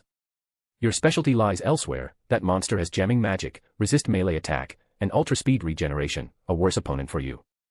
And, I also did not expect Mordred to kill it single-handedly, just like you, her unique skill was Charybdis Nemesis. I see. Notice by Administrative Assistant, I am the one who recommended Mordred, please recognize my contribution, nervous face. How of you, cheeky? Of course, also thanks to you. Notice by Administrative Assistant, he, nervous face. Dino thanks his skill that brought him some notice through window screen, making his unique skill, Administrative Assistant become very happy and start to feel the emotion called happiness. More importantly, how's your progress about Clayman? That guy already give me this. Fry said as she brought an ominous necklace in front of Dino. You really know what that guy was going to do next? Of course, that guy whose only skill was to manipulate his subordinate will also try to manipulate his comrades. Did not that guy already use you because of this incident? Then this thing is also useless, just like him. Dino said as he wore the necklace that Fry brought and gestured to her that it was nothing but a sort of joke. See? A useless skill for a useless guy. Ha, you are terrifying in another way, just like Guy and Malim, as the one you would expect to the ancient demon lords, they are not to be a mess with. Ho ho ho, you finally see my magnificent, so do you want to become my subordinate now? Yes. I see, such a shame that. Dino, who thought she would reject him, became shocked as he did not expect her that she will agree with him. Fufufu, at least you could not expect that from me, aren't you? Fry smiled seductively at his shocked expression. Ha. What a fine woman, if you're fine with it, accept my summoning and become my subordinate. Why? Well, there are many merits to you. Accepting my summoning and becoming under my ultimate skill influence would hasten your power growth. Well, at least for the time being, she will be loyal to me until she awakens, so until that time. Dino thought as he explained the benefits of becoming under his ultimate skill influence. Well, you're the boss. I could not say no to you, right? Fry said to him with a wink making him wryly smile because of her boldness actions. Notice by Administrative Assistant, use Indolence King Belphegor, Summoning Servant, on the subject, Fry the Sky Queen. Yes. Blinding light could be seen between the two demon lords as a strong connection started to connect them without a certain doubt. You, how came you? Dino said, looking at his new subordinate with a shocked expression printed on his face.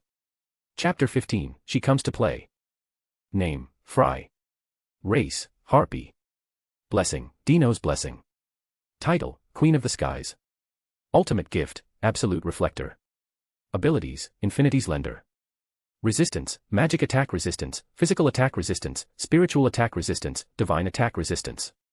Abilities, Infinity's Lender, temporarily boasts stats and power using the power of Waifus. Note by Administrative Assistants, the greater the use of Infinity, the greater the consumption of Magicules, angry face, Ultimate gift, Absolute Reflector is an enhanced skill of, unique skill, Reflector, with the power and ability no less than ultimate skill users. Note by Administrative Assistants, this is possible due to Indolence King Belphegor, Indolent Sovereignty. Nervous face, Effect. Note by Administrative Assistants, don't be seduced by your master. Angry face, Note by administrative assistants, don't be seduced by your master. Angry face, Note by administrative assistants, don't be seduced by your master. Angry face, Note by administrative assistants, don't be seduced by your master. Angry face, Demon Lord's hockey, aura that only true Demon Lords manifest, old info, or those who have Demon Lord seeds could able to immobilize an enemy or even make weak-willed targets submit, new info. Note by administrative assistants, it was seduction aura, not a Demon Lord's hockey. Don't be seduced by your master. Angry face, Thought acceleration. Note by administrative assistants, no longer need an explanation, right? Nervous face, Space manipulation. Note by administrative assistants, no longer need an explanation, right? Nervous face, Dino, with an incredulous face, looks at Frey's status using his unique skill, administrative assistants. Did my ultimate skill give an ultimate gift to Frey like those of Rimuru's and Rudra's ultimate skill? Dino thought while Frey was intoxicated with her new profound power, checking her new power by using her ultimate gift, Demon Lord's hockey, making the surrounding place have some pressure. It looks like I become stronger and might defeat even Charybdis on my own, thanks to you. Frey commented with a sigh while Dino was still contemplating his power to give the ultimate gift to others. As long as within my range of capabilities and you did not cause destruction on my Harpy Kingdom Fulbrosia, this body and soul would be for you to use, my master, Demon Lord Dino-sama. Why yes. Frey makes an oath to Dino while kneeling on him, looking at Dino seriously while Dino answers her with uncertainty. If she has an ultimate gift, does that mean that my summoned servant, absolute loyalty was already nullified by her? Note by administrative assistants, yes, master. Angry face. Well, I could do nothing about it. Having a sexy harpy with an upgrade in power is much better than nothing, at least she's still loyal to me. Dino thinks positively and assigns some missions to Frey as they continue devising Clayman's downfall. More like I am just explaining to Frey what would happen to Clayman if the scenario still exists. Dino said it to his mind. Inside the throne room was a woman sitting on her throne while knights and advisors came and consulted her on the current state of the town of Camelot and the villages created along the surrounding area. Ririna continued to expand our fields surrounding our town. Yes. Your Majesty. Your Majesty, we already accommodated all the Highland orcs in this town or to their villages. Good work Sir Bedivere and Sir Jeff. Your kind word is wasted on us. Ririna reported her food production progress while Sir Bedivere and Sir Jeff informed their success of their accommodation of all the Highland orcs to Artoria. Your Majesty, Sir Mordred was already back and finished your task given to her.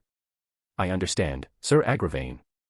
A knight that wears black armor with slick back black hair and pale skin came recently to Artoria and reported Mordred's arrival while having a hesitant expression printed on his face. What's wrong, Sir Agravain? This. That girl comes with her. Who is it? The one who Master told us to be wary. Wahaha, interesting nota. Wait, you can't just go there. Agravain, whose reporting to Artoria was interrupted as a young woman appeared in the throne room together with Mordred, who was making a difficult expression written on her face. Nothing could stop me, Noda. May I know whose this lovely lady is? A knight with wavy dishwater blonde hair and aqua eyes with long eyelashes that wears silver armor questions Malim as he looks at his king with a nod. Oh, a knightly greeting, ahem. I am the one and only Dragonoid, also known as the Destroyer, the Demon Lord Malim Navadeso. This girl. I am afraid that aside from Master or Waifus, everyone could not be a match for her. Artoria thought while grimacing as Malim was now looking at her with stars circling her eyes. Malim Dano, was it? I thought Rimuradano was already accommodating you in his country. Wahaha, Bestie was busy, so I come to play in this place Noda. So where is she? Who are you talking about, my lady? Wahaha, you can't fool me. Of course, the strongest existence that resides in this place aside from Dino. What a pain in the ass you are, Malim. Oh, you come, Dino, and she is. Dino said to Malim, who appeared out of nowhere using his spatial manipulation with Waifus. She did come in the end. Well, my ultimate skill, Indolence King Belphegor, non-disturbance territory would not work on her, well might as well entertain her. Umumu, so you're really a true dragon.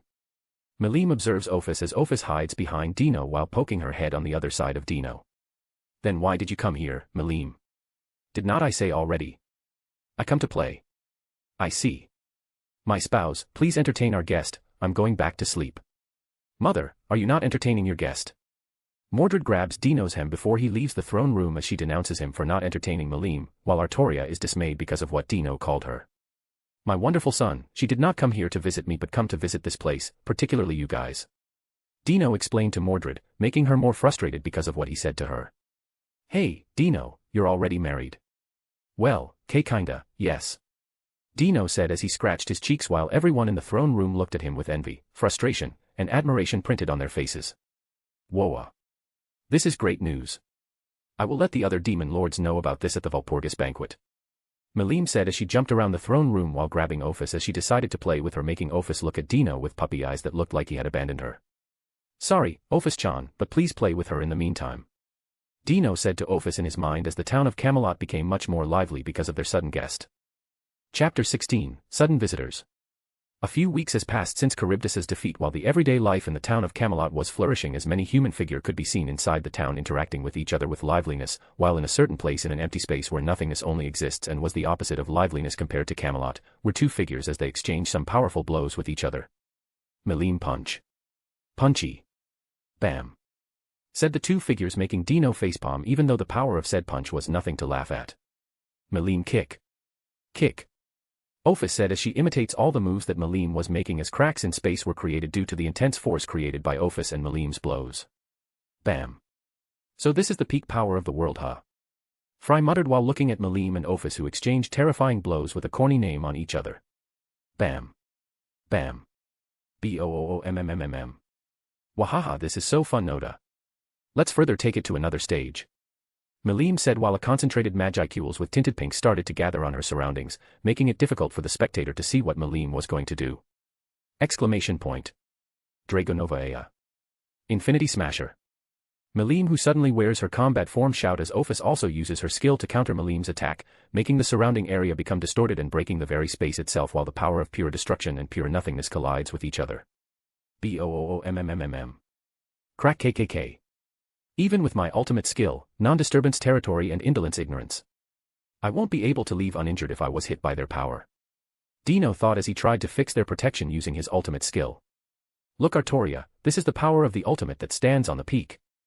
Be sure to remember it. Yes, master. Wahaha, that was refreshing, Noda.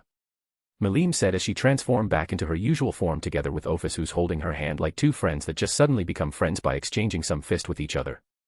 Looks like your warm-up fight was finished. Dino inquired as he brought them out in empty space using the spatial manipulation magic while appearing inside his room in the castle of Camelot.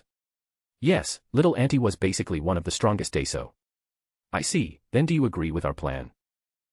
True that Clayman was now nothing but a pain in the ass now that he's targeting my bestie Jaga. Kukuku, but give me my compensation first if you want me to act as being controlled by Clayman. Melim looks at Dino with cunningness as she gestures her hand forward like asking for something in return. Here this is my last stock of Apitos, honey. Whoa, this is delicious, Noda. How did you get one, Noda?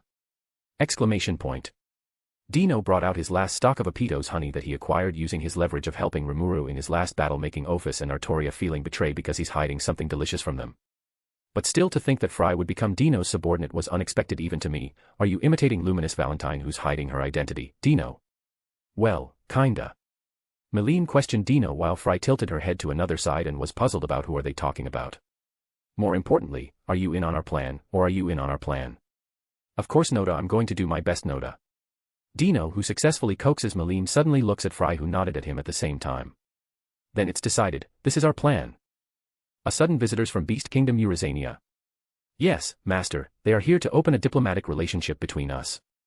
Jeff said to his master while Dino, who's experimenting with the ultimate skill of Ophis in the training hall, was surprised by Jeff's sudden news. Why? We did not do anything about them. Remember how Sir Mordred killed Charybdis? They want to thank us for saving the one who becomes its vessel, which is Fodiodano, and apologize for the trouble they caused for us. I see, then just let Mordred and Lancelot entertain them. Maybe Sir Lancelot could do that, but Sir Mordred would most likely cause some trouble. Jeff looks at his master with bewilderment while Dino, who's testing Ophis' ultimate skill, suddenly stops what he currently doing and looks properly at Jeff. My soon upcoming aide, if you want to become my full-time assistant you need to analysis my action. Exclamation point. I'm sorry, master, for doubting your action, and I'm also grateful for your expectation of me. Jeff bows to Dino as he apologizes to him with sincerity while showing his gratefulness to him. Why yes. Dino was flabbergasted because of Jeff's loyalty to him, making Dino very uncomfortable with his action. Maybe my summoned servant, absolute loyalty, was still taking its place on his head. Dino thought and ignored his servant who's looking at him with enthusiasm. Remember Jeff, I let Mordred entertain them because she's good at causing trouble. Do you know why? Because, maybe they are also going to cause trouble for us. Bingo, hee more precisely they would rather test us if we are worthy of becoming allies of their nation or at least worthy to open their diplomacy to us. I see, as expected of you master, they would not call you the all-knowing Dino for nothing. Of course that was easy. Where's that rumor come from? Dino, who's been called the all-knowing Dino, becomes shocked and then looks at Jeff with a serious expression. Oi, if I have that kind of title, those who have a problem would start looking at me and start questioning me. This. Artoria-sama, Sir Mordred, and Fridano. Then I'm going to inform Artoria-sama about this matter. Then if you excuse me master. Jeff hurriedly left Dino, who becomes speechless when Jeff informed him of the culprits who's circulating his new title. It might be better to tone down my all-knowing knowledge about the plot in this world. Dino thought as he looked at the upcoming visitors outside Camelot using his ultimate skill, non-disturbance territory, with tiredness still printed on his face. In the near distance on the town of Camelot was a carriage carried by tigers clad in electricity around its body as it made its way to the town of Camelot. Hey, Albie's, the role is still the same, right? Yes, Sophia, you are going to provoke them while I would pacify the atmosphere between us as we did to Tempest. Well, same thing, huh? The two lycanthropes said, whose name is Albies and Sophia, while looking at a medieval-like castle that stood afar from their eyesight. The town of Camelot, huh? I wonder what kind of country is this? The woman with a cold-hearted stare and snake-like eyes with black gold hair, though. I hope they also have a good wine for us to drink. Chapter 17, Intimidation and Negotiation. Inside the castle's throne room of Camelot was a woman sitting on the throne while her knights who had finished reporting their duty were leaving the throne room beside her aide. It's been a while since Master summoned me into this world. Then, if you also excuse me, Your Majesty. His aide, who guessed that her king was thinking something important, also decided to take his leave, leaving Artoria, who looked outside the castle's window where every monster interacted with others with vigor and became human-like since Dino gave them a name. He also made me the ruler of this place when I'm supposed to be the failed king. Artoria thought as she remembered her vague distant memories since Dino named her Artoria Pendragon. When he names me, it also brought this human feeling that was supposed to be gone when I become a divine spirit, a god without human reasons and feelings. Artoria, looking at the town of Camelot, was having a complicated feeling as she looked at everyone smiling, laughing, and praising her and Dino for the great blessing and protection they gave to them. He created my ideal utopia where everyone is happy in just a matter of months. Really, just who are you, master? Artoria, who's been thinking about the identity of her master, also decided to leave the throne room to prepare and welcome their sudden visitors from Beast Kingdom Eurasania. This time, I won't fail to protect this country. Near the gate of Camelot were two figures waiting for their visitors' arrival who suddenly visited them as a group of lycanthrope or beastmen approached them with tigers clad in electricity that brought their carriage. You did know your role, right, Sir Mordred? TSK, talking sh*t about them, yeah, right. Ha. Lancelot sigh as he shakes his head due to Mordred's blatant personality, as he has also been given the role of making it difficult for their visitors to negotiate with them. While they waited, their visitors arrived in front of them as a beautiful mature woman came down to the carriage. It is a pleasure to meet you. I am Albies, the Golden Serpent, one of the Demon Lord Carrion's 3 Beast Keeters. I see, at least they sent their highest-ranking subordinates here, meaning that they are serious about going on a treaty with us. Lancelot thought, looking at the woman whose aura was formidable as him, while another woman with white hair and a lean figure came down with vigor as she kicked the carriage door. You gotta be kidding me. We, the Demon Lord Carrion's 3 Beast Keeters, were greeted by only 2 small fries. If you want to screw with us, you can only take it so far. You bastards who came out of nowhere decided to visit us like wild animals, then you are now talking sh*t on us. Are you picking a fight with us, huh? Mordred said as she seethed with anger because of the white-haired Beast Keeters who suddenly said to them that they were small fries as she looked down on them. Stand down, Sophia, you may as well be slinging mud directly onto Carrion-sama's face. Oh, shut up, Albies. You can't order me around. What a farce, they most likely also said those things on Tempest when they also visited that place. Lancelot thought while looking at the 2 Beast Keeters who's arguing about them. Besides that, Albies, looking at their figure, they look like weakling humans. I fear that their king was also weakling-looking human. It is a disgrace to become a friendly on terms on this puny, insolent, and cowardly humans. Bastard. What did you say to my father? Sophia continued to insult them while Mordred, whose on-breaking limit is now releasing bloodlust that could make any weak-willed monsters faint. Oh, interesting, you want a fight? Huh, I won't forgive those who belittle and insult my king. Exclamation point. Exclamation point. Bomb. Master, most likely Sir Mordred is now engaging battle with them. Jeff said to Dino, who's lazying around the couch while eating snacks created by the chefs of Camelot. Who are you talking about? This, most likely Sir Mordred is now dash. No, it's most likely Lancelot who's giving them a hell beating. Eh. Dino replied to Jeff, who's confused because Dino said the least he expected to hear. Even though Mordred would likely engage them because of her personality, Lancelot was one of the most loyal knight who loved and respected Artoria as a king aside from Bedivere, and insulting Artoria would only trigger him to become a berserker. Dino smirked as he watched the battle between Lancelot and the two beast-keeters. You are a wicked one, master. Thanks for the compliment. Dino thanks Jeff, who becomes speechless due to Dino's reply to him while Dino continues to watch the battle between Lancelot and the two beast-keeters. This human-looking knight is strong. Sophia thought as she and Albise engaged in battle with Lancelot. Sir, this is Dash. Bam. Blue-colored spirit started gathering in Lancelot's presence as he readied his sword in his chest. No need for talks. We will risk our heads and... Sir Lancelot, please calm your head. Exclamation point. Exclamation point. Lancelot, who was talking to Albise, was interrupted by the woman that appeared out of nowhere, making Sophia and Albise have a goosebump just by nearing her presence as she walked regally on their side. Seriously? To think there's a monster like that here in this country. Carrie and Sama would only be the one who could defeat her. Sophia thought while Lancelot kneeled together with Mordred, who was dissatisfied because Lancelot stealed her limelight. Yes, I apologized for letting my hothead takes control of my body. Artoria nodded to Lancelot as she looked at the visitors from Beast Kingdom Eurasania, making Sophia wants to kneel as her body instinctively acknowledged the woman in front as strong as her leader Beastmaster Carrion. Beastmen only acknowledged strong ones as their superior. This woman, I have no problem with making friendly ties to their kingdom if she is the one who led them. Sophia thought while Albise looked at her as she nodded at Albise at the same time, that indicated she acknowledged this town as worthy of friendly terms with their kingdom. I welcome you, visitors, from Beast Kingdom Eurasania. I am Artoria Pendragon, one of the leaders of the Alliance of Great Forest of Jura. Artoria introduced herself to the visitors with authority befitting of a king as Artoria and visitors from Eurasania started talking about their future relationship between the two countries. Chapter 18, Founding a Guild. Artoria and Waifus, those two are my summoned using my ultimate skills, Indolence King Belphegor summoned servant, but the absolute loyalty under it was a sham like Rimura's ultimate skill, Uriel, King of Vows, absolute defense. Dino thought as he walked through the town of Camelot with Waifus, who had been looking around the town with curiosity as everyone in the town greeted them with respect while the visitors from Eurasania that visited their town were already gone long days ago. But the effect of absolute loyalty is still effective on Knights of the Round Table of Artoria as her skill. Knights of the Round Table summoning were greatly dependent and connected on my ultimate skills, Indolence King Belphegor summoned servant. Dino paused as he helped Waifus buy some food that Waifus was looking at with intensity, using the exclusive coins that could change with anything on the market that he begged from Artoria, as the town was still in the bartering era. It is delicious. Yes. Waifus replied while Dino continued to think Artoria summoned Knights of the Round Table while he broadly debated the limits of his skill.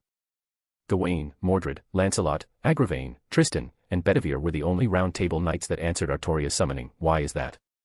Note by administrative assistants, answering Master's inquiry, due to the lack of information you have on other knights, Master, angry face, Dino, who's been questioning himself, was answered by his unique skill, administrative assistants through a window-like screen, making him very surprised because those Knights of the Round Table are the only characters he watched on Fate/Grand Order, Divine Realm of the Round Table, Camelot. I see, which means she can't summon her other knights as her skill greatly depends on my ultimate skill, Summon Servant. Dino sighed with regret as he continued walking with Waifus, who had been munching on the food he had given her. You're here, Dino-sam, I mean young master. Ririna, you are late on changing your greetings to me. I'm so sorry. The White Goblin changed his greetings while apologizing to Dino, who checked the ongoing products that were being imported and exported through the town of Camelot. Even though I already ordered others who know my identity to hide my presence here, but it would be only a matter of time before others discover that I'm here. Dino wryly smiled as he thought helplessly while he checked Ririna, who's having trouble. What's wrong? Are you having a problem? Yes, some of the goods were stolen when escorts exported them from other villages. Bandits. No, young master, it was a monster. Oh, even divine knights and highland orcs who become soldiers were having a problem. Yes, right now, Her Majesty was currently addressing this problem by rallying more escorts on the goods delivered to the villages created by highland orcs. Still, they are so agile and smart that they only target the goods and leave after accomplishing their goal. Ririna explained the current situation to Dino, making Dino think that the town was still facing some problems even though they had the knights summoned by Artoria and highland orcs, who became manpower to the country. I see, highland orcs is not well versed in facing agile monsters while we only have a limited number of knights as Artoria could only summon less than 1,000 knights. Yes, young master. Rowena despondently replied to Dino while Dino was thinking about how to resolve this problem when he felt someone tagging on the other side of his cloth, making him look down as he saw Waifus pointing at some people, no, in particular goods that they delivered. Arendano, Cavaldano, and Jidodano, thanks for helping us deliver these goods. Well, we only accept Remuradana's requests, so there's no need to be polite. Yes, yes, yes, and we also could see this amazing town again thanks to this. It really is. The three adventurers said as they finished delivering the goods from Tempest and continued their objective to tour the town with delight. If I'm not mistaken, they are the three fools of Bloomin that delivered my Apito's honey last time when I requested it on Remura while Mordred was still in that place. Waifus-sama, this is your share of Apito's honey delivered by the three adventurers. Exclamation point. Rowena said as she gave the Apito's honey to Waifus, who accepted the honey given to her with delight while Dino contemplated his following action. Adventurers. Adventurers Guild. Guild, huh? Waifus-chan, lend me some of your magicules. Dino, who's been in his world, said those words with excitement while Waifus, who's puzzled, just tilted her head. Let's summon a guild that solves problems like exterminating those monsters and helping citizens at the same time. Dino said with vigor as he and Waifus returned to the castle of Camelot and consulted Artoria about his idea. Yash, thanks, Waifus-chan, with this, I'm no longer helpless with magicules. Dino said as he removed his hand from Waifus while Waifus nodded to him as she decided to leave and continued eating her Apito's honey. Really, I'm going to summon them, but first, I shall summon them when the dragon attacks them, so at least I could say that they died because of it. Dino evilly thought as he prepared and imagined a group of humans, particularly the female ones in the group, as they were preparing to intercept the dragon's attack on a particular island. Come. Summon servant. A great white light was summoned to the center of the room, where Dino decided to summon his servants, while tremendous energy was also brought with summoning and tried to wreak havoc on the room. This attack. Waifus-chan. Dino said hurriedly as he used his ultimate skill, Indolence King Belphegor, Non-Disturbance Territory and Indolence Ignorance. At the same time, Waifus appeared out of nowhere and used the power of infinity to block and suppress the dragon's roar. Roar. SHT Acnologia, I'm going to fry you later on. Dino begrudgingly thought as a group of humans started to appear in the midst of smoke in the center of the summoning area. This. Where are we? Did we survive the attack? Where are the others? The group of human mages said while Dino looked at them with great bewilderment, as he did not expect something went wrong when he summoned them. Why are they only females in this group? Note by administrative assistants, answering Master's inquiry, because Master only imagines the females in the group on his summoning, angry face, The administrative assistants answered him while Dino became shocked and helpless with the situation that he currently caused. At least the females are the ones that I imagine. I don't want to know what would happen to me when I summoned only those dudes in this world, particularly the protagonist. Dino changes his way of thinking and welcomes his new group of summoned with tiredness still printed on his face. Chapter 19, Fairy Tale and Imminent Fate. In a small tavern inside the town of Camelot was a group of females having a meeting about the current situation that they currently face. So, we are supposed to be dead, but the young master saves us from the attack of that black dragon known as Acnologia and revives us in this world. A young woman with long, scarlet hair, brown eyes, and a slender, voluptuous figure said seriously, making all the females have an intense reaction written on their faces. I have an important question, Urza. A woman with oval glasses and a very voluptuous figure paired with huge breasts and curvy hips inquired Urza. What is it? Evergreen. Is there a way for us to return to the kingdom of Fiori or at least in any part of Earthland? Evergreen said, making everyone look at Urza with seriousness. None. Exclamation point. No way. Grey-sama. How could this be? Everyone aside from Urza and Evergreen has disbelief or despaired expression on their faces. Are you sure? At least the young master said so. Who's one of this world's peaks? My instinct tells me that the young master was telling the truth.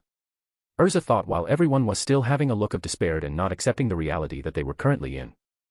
But the young master said that everything is possible in this world and becoming stronger was the most straightforward for your answer. Then is not that impossible? Yes. Everyone regained their spirit when Urza said those words to her guildmates. But be prepared for the worst-case scenario that we would live forever here. At least you need to start to treat this as having a second life. After all, even though it's only a minute, I know that we really did die on assault of Acnologia and maybe everyone on Earthland already declared us as dead. I see. Yes, that attack was impossible to block. Second life, huh? Everyone had a varied reaction as they started to acknowledge that they were given a second life in this world and that living permanently in this world is a matter of choice for them. But no matter what, we are fairy tale mages. We won't let our guild on Earthland be disappointed in us if they see us losing hope here. We would live in this world to the fullest. Urza. I agree, at least we need to become stronger to know if we could return to our world. Yeah, you're right, this is not the time to despair. Yes, if this is our second life, then we must live to the fullest here with no regrets. Gray-sama. Everyone renewed their reaction as they started to prepare to live here with conviction while Urza smiled at them and looked outside the window. Natsu, Gray, Master Makarov, and Jalal, I'm doing the right thing, right? Urza melancholy thought while yearning for her comrades, and a young woman with brown eyes and shoulder-length blonde hair had noticed her expression, making her also melancholy. Urza. I see, you want to serve Master ***, my prince consort, and want to create a guild under him. Yes, your majesty. Artoria, who sits on her throne, changes her address to Dino and confirms Urza's objective, while everyone behind Urza has an intense reaction on their body, excluding Urza. I don't see any problem, but I also have another suggestion. What is it, your majesty? Urza was confused by Artoria's attitude, while the knights on the throne had intense looks on their faces. Do you want to serve me as one of my knights? Exclamation point. Artoria suggests to Urza, making everyone behind Urza look anxious, and Dino, who was in his bed beside Artoria, was also making a shocked expression on his face. How is it? I'm happy for your offer, your majesty, but I am fairy tale mage, not a knight, and abandoning my comrades is not on my principle. Urza. As expected of Titania. Urza said with conviction, making everyone behind her feeling touched and happy as Urza did not abandon them. I see, that was your choice, then let have Sir Agravain do the formalities. Yes, your majesty. And one last thing, I welcome you fairy tale mages to my town, please treat it as your second home. Artoria said while every fairy tale mages kneeled towards her. In the Harpy Kingdom Fulbrosia, where Harpy lives, were Demon Lord Fry and Demon Lord Malim, who lost the focus on her eyes. Will that do, Clayman? Good work. The young man with an oblong head topped with pale lavender hair and pointed ears on either side of his head replied with ecstasy to Fry. The forbidden magic, Demon Marionette, has been activated, now I've acquired the strongest puppet of all. Clayman said as he walked directly on Malim, who lost focus in her eyes. Ha ha ha ha ha, this is what you get for underestimating me by calling me a newbie demon lord. You look pathetic, Malim. Clayman said with a vulgar and wrenched face as he punched Malim on her head, making Malim forcibly bump on the table. Ha ha ha ha ha ha. You should stop doing that. Fry stops Clayman, who tries to stomp his foot on the head of Malim. Heh? This is not some weak magic that will be undone if she takes a bit of damage. You must be fed up with her condescending attitude, right? That's why you agreed to take part in my plan. Am I wrong? Yes, you are, I was only fulfilling the promise I made to you. Fry replies to Clayman nonchalantly, making Clayman sneer at her statement. How shameless you are. She's no more than a doll now. There's no need to hold back. Clayman said as he kicked Malim repeatedly while laughing with a vulgar and wrenched face. Ha! I pity you, Clayman, you've been only a clown in the face by those 2, no, 3, as there someone was controlling you behind this. Fry thought as she looked at Clayman with pity, who was still enjoying tormenting Malim by kicking her repeatedly on her body. Hey, Clayman. You don't seem to realize this, but Malim has a self-defense circuit. Ha! A self-defense circuit. Clayman looks at Fry as he suddenly stops kicking Malim. It's called Stampede, it causes her to lose all control, if you want to die that way, it's your choice, but I don't want to be any part of it. TSK, she is an absolute joke of a demon lord, no matter what. Using her will give me a more influential voice, and you are my accomplice. I will make sure you work your hardest for me.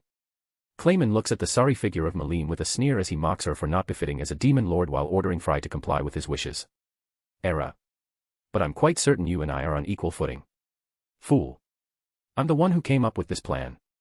You are already my pawn, or... Would you like to try fighting Malim? Are you threatening me? Clayman said with a threat to Fry while making a vulgar face while Fry narrowed her eyes at Clayman. Kahahaha, you're free to take that however you like. If you don't want to die, you'd best not anger me. Ha. Fine, I understand. Fry replied with a sigh, making Clayman satisfied with her answer. Very good, I strongly suggest you do not betray me. If you grant me one tiny favor, I can guarantee you the title of ruler of the heavens, Sky Queen Frydano. Well, if not for Dino-sama and Malim, I'm going to crush you with my new power, but... Fry thought as she watched Clayman leave her domain, who was back in his usual appearance.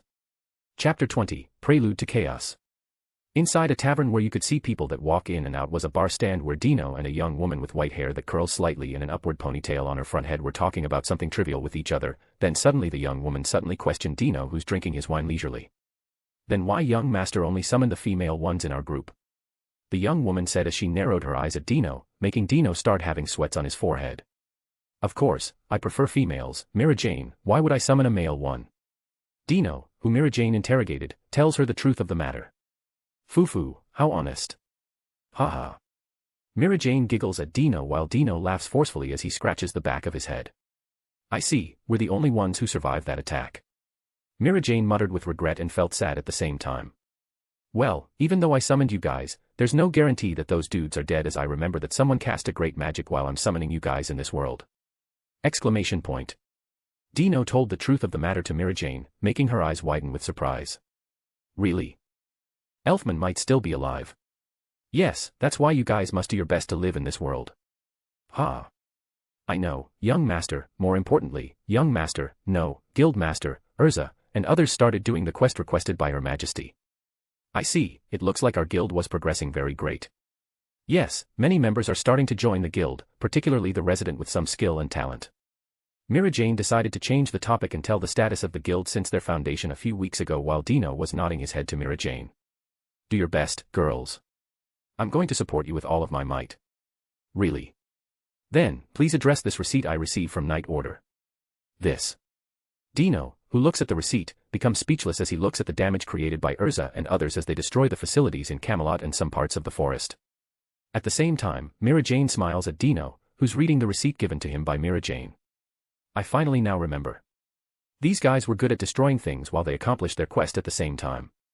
Dino thought regrettably as he accepted the receipt while the busy tavern, the headquarters of Fairy Tale, continued to exist till the night. Ha, what a day. Dino said with tiredness while he walked sluggishly on his own onto the castle of Camelot as he finished his business at the Fairy Tale headquarters. Why am I working? When I am the embodiment of sloth itself.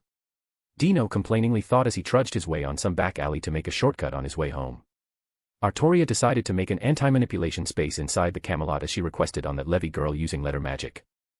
Well, it's a good idea, but walking on my way to the castle was a pain in the *SS, and using my ultimate skill would only make them angry at me. At least I need to make a petition to exclude me on that anti-manipulation space. Well, Artoria likes formalities, so can't be helped. Dino decided to make a petition to exclude him from the anti-manipulation space. While walking further ahead, he suddenly stopped talking as he sensed someone was approaching him. You are here, Dino! Exclamation point. A young man with deep black eyes and short blonde hair said as he appeared out of nowhere in front of Dino with two figures with black wings. You are. Why are you not affected by Michael Sama's power? The young man questioned Dino with puzzlement as his skill is not working on Dino. Well, it's a good thing that the original Dino ultimate skill, a start, one of the angelic series ultimate skills, was sacrificed when I was reincarnated to this world. If not, I would be controlled by this freak. Dino thought while grimacing at his current situation as he looked at the three figures. I see, there might be some loophole to this. Thanks to you, we discovered this thing early on, but... The young man said as he looked at his comrade who came together with him. Gracia. Pico, restrain this guy. I want to know the cause why Michael Sama's power is not working on him. SHT, Feldway, you will regret this. Dino thought while powerful skills and explosions resounded across the town of Camelot, alerting all the town's inhabitants. Master was kidnapped. A great silently resounded in the throne room as Artoria said those words to her knights. We must make haste and find Master as soon as possible. Yes, it would be a great disaster for us if something happened to Master. I agreed. Agravain, Gawain, and Tristan said those words as they looked at Artoria with seriousness while a group of young women appeared on the throne, making every knight look at their guests. Urza. Your Majesty, let the Fairy Tale participate in looking on the young master. Urza said, looking at Artoria, who had a look of not compromising even if Artoria did not let them participate in looking for their master. I see, then we need. Artoria suddenly paused her wording as she looked at everyone, tense as every second was vital to them if they did not find their master very quickly. I received a message from the master, everyone prepared to sortie we're going to attack the enemy's base. Sir Agravain and Sir Jeff, please protect this town. Ha, as you wish, your majesty. Agravain and Jeff comply as they kneel on Artoria while Urza and others prepare themselves for the upcoming summoning of their master. I hope you are safe, master. Artoria thought worriedly as she ordered everyone and arranged their strategy for the upcoming battle on the enemy's base. Chapter 21, Retaliation. A palace where former angels, now called phantoms, resides. It is also a place where they monitor the other world where Evarge dwells, the strongest existence that exists in the central world, and inside the palace is confinement where complicated magics constantly bound Dino. At the same time, a figure with the petite figure appeared out of nowhere as she forcibly destroyed the magics that bound Dino. Thanks, Waifus-chan, for rescuing me. Dino, this place is dangerous. I feel an existence equal to mine just far ahead. I know, but can you make that no one could enter this place? At least until I wreak havoc on this place. Dino requested Waifus as Waifus nodded her head to his request as she disappeared while sealing the palace. Feldway, Zelario, Pico, Gracia, Cornu, and Abra, all of them was primordial angels just like me. Dino said all the names of primordial's angels while contemplating his next action against them. I only sense 3 out of all of them in this place.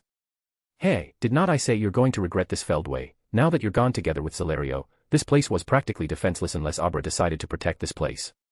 Dino thought as he sensed that Feldway and Zelario, who he had seen after his kidnapping, were gone as they went on another business, and Abra, whose observing Evarage, was also gone.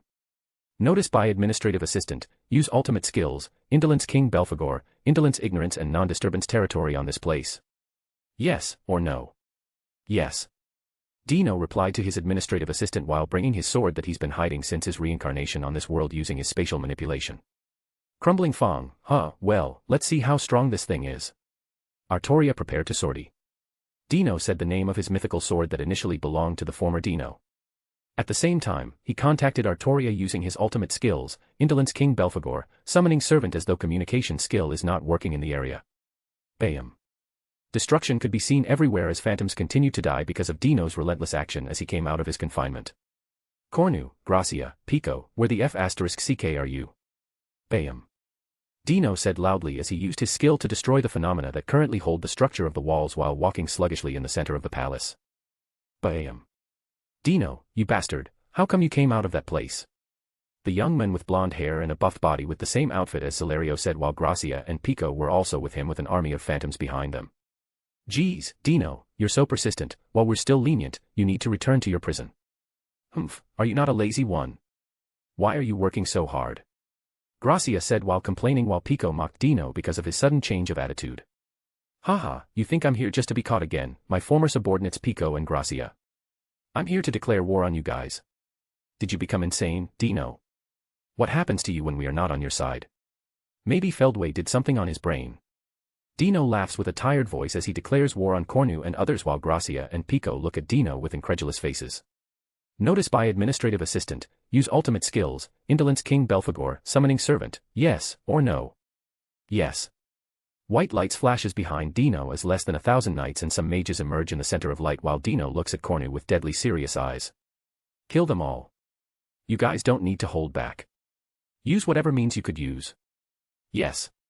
The Divine Knights answered in great joy as they had long awaited this kind of task given to them by Dino. At the same time, Artoria and the Knights of the Round Table were giving the command to others. Master said he's going to fight that individual, Cornu, which leaves us with the other 2 primordial angels. Era, then me and Urza, together with her guildmates, will deal with that Pico girl. Humph, I'm more than enough to handle her. Wait, Urza, don't be crazy, let us handle her with Fry-san. Lu-chan is correct. I agree. Fufu. The fairy tale member stops Urza from soloing Pico while Fry is laughing at their antics as they were already acquaintances when she decided to request some help on fairy tale, whom she heard from Dino. I see, then let me, the one who handles Gracia, Sir Lancelot, and other knight of the round are going to command the army while they destroy the army of phantoms. Ha! As you command your majesty. The Divine Knights said with enthusiasm as they could not help but become excited as they would show their might on their master, who's been ordering them with menial tasks, together with the knights of the round, they would show how terrifying they were to their enemies. Ha, you're crazy, Dino, how could he possibly summon them in this place? Gracia sighed as she prepared to intercept Artoria who's going in her direction, while Artoria regally walked in her direction without hesitation at the same time, the knights protected her and intercepted the phantoms who tried to stop her. Your name? Gracia. My name is Artoria Pendragon, with the task given by my master, I will use all my might to defeat you. Artoria said as she manifested a golden sword using the light spirit while other spirits started gathering in her surrounding as she pointed her golden sword at Gracia. Ho ho, how confident. As one you would expect from the holder of hero seed, but... Klingig. I'm not someone you could easily defeat. Gracia said to Artoria as they engaged on swords, creating golden and white flashes that continued to wreak havoc on the battlefield. Meanwhile, Dino, who's been walking in the direction of Cornu, was leaving corpses of phantoms behind him as they tried to intercept him. Are you really Dino? Cornu questioned Dino as he did expect Dino to act differently based on his familiarity with him. I wonder, you guys disturbed my indulgence, at least you're going to give me some compensation. Dino said with a tired voice as he activated his ultimate skill, Indolence King Belphegor, Indolence Ignorance as he ignored the distance between them and Cornu, making him appear in front of Cornu in the blink of an eye. Cling. You. Cornu said with anger as he could not help but become shocked as he did not expect Dino to appear in front of him while he also could not sense any magic in Dino's surprise attack. What's wrong, is that all you got? Maybe I might be the one who might kill you, not Velgrind. What did you say? Dino provoked Cornu, and their battle intensified with each other as blood painted the place where all creation begins, and a sacred place where Veldanava once resided. Chapter 22, Battle Against Primordial Angels. In the midst of battle are Artoria and Gracia. They are actually more or less equal in power as they exchange swords with each other, destroying the surrounding area that they passed through with pure strength. Artoria was covered with drops of blood, but with recovery beyond recognition, you won't be able to see the slightest sign of injury in her body. And Gracia, whose attacks obviously come with will-destroying magic, was also uninjured, but exhaustion could be seen on her face. You're strong. It's strange that I could not leave damage on you even though I used some devastating attack to destroy your whole body and damage even your soul. It is because of an skill. Who can say? It may be a magic item. Or perhaps because of the spirits. Or perhaps my body was just exceptional. Artoria said without emotion as she pointed her golden sword at Gracia. Sarcasm, huh? Geez, I can't kill you with one blow as you will heal immediately. I'd like to compliment you on how strong you are. I see, shall I compliment you on your attacks? Really, where did such lazy Dino find you? It's really unfair. Gracia said as they once again began their fierce battle. Both sides are the type that ignores the damage they've received while Artoria's golden swords crush on Gracia's round shield and burst into fierce sparks, creating shockwaves that swept through the ground, making everyone nearby to withdraw, because of intense hockey and force brought by that clash. AHHH, you girls are so annoying. Pico said with a glare to her enemies who's been attacking her left and right in the distance while Urza and Fry were the ones who's attacking at the forefront. Hi, we're going to be killed, Kana. Be quiet, Lucy, just summoned Loke to protect you. A tall and slim tan-skinned young woman said to Lucy as she attacks Pico from the distance using magic cards together with other fairy tale members.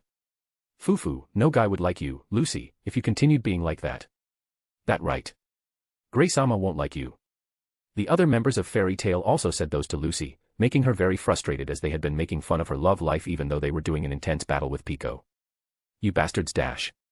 Pico, who thinks she's been belittled by Fairy Tale's members, released a Black Thunder Skybreak that almost covers the ground, making all Fairy Tale members dodge with hair's breadth if not for Fry using her ultimate gift. Ha! Urza with white Sarashi around the upper chest and a red Hakama slash Pico behind, making Pico surprised by the sudden attack of Urza but failed as Pico used her lance to intercept it. TSK, how persistent. That's my line. The piercing sound echoed through the battlefield as Fry, Urza, and others forced Pico into a defensive stance as magic rained upon Pico itself. This is ridiculous. Dino. Why are you hindering Michael-sama's great plan to resurrect Veldanava-sama? To Cornu, Dino was Hellspawn incarnate as Dino mercilessly destroyed his attack, ignored his attack using his ultimate skill. At the same time Dino has been slashing Cornu's body using his sword without mercy, making Cornu erupt into discontent and anger as he recover using his regeneration skill. Hey, but there's a limit to how stupid you can be. Dino said, finally moving closer to Cornu, glaring unhappily at Cornu. Even wincing at the sight of him, Cornu didn't stop. Shut up. You unfaithful wretch who have no loyalty, if I manage to survive here, I'm going to destroy you and your army. That was a forbidden word. Cornu hadn't expected his words to touch Dino's reverse scales. Just now, you said you wanted to destroy my subordinates. The battlefield went silent as Dino was looking at Cornu without emotion, making even phantoms and knights near them gulp down as an intense force with unknown power was being brought out by Dino. Notice by Administrative Assistant, Ultimate Skills, Indolence King Belphegor, Indulgence was activated, borrowing power on your subordinates. Successful. Notice by Administrative Assistant, Ultimate Skills, Indolence King Belphegor, Eternal Damnation acquired. Notice by Administrative Assistant, use Eternal Damnation on individual Cornu, yes or no. Only Cornu failed to comprehend what's happening as he shouted in anger at Dino. Don't make me repeat myself, Dino. Even if you're stronger now, with Michael-sama and Feldway on us, there's no way you will be scot-free. Cornu didn't understand the situation in the end. There had been no time to perceive that Dino was a different being he knows. Then go to hell. It was a shot without mercy.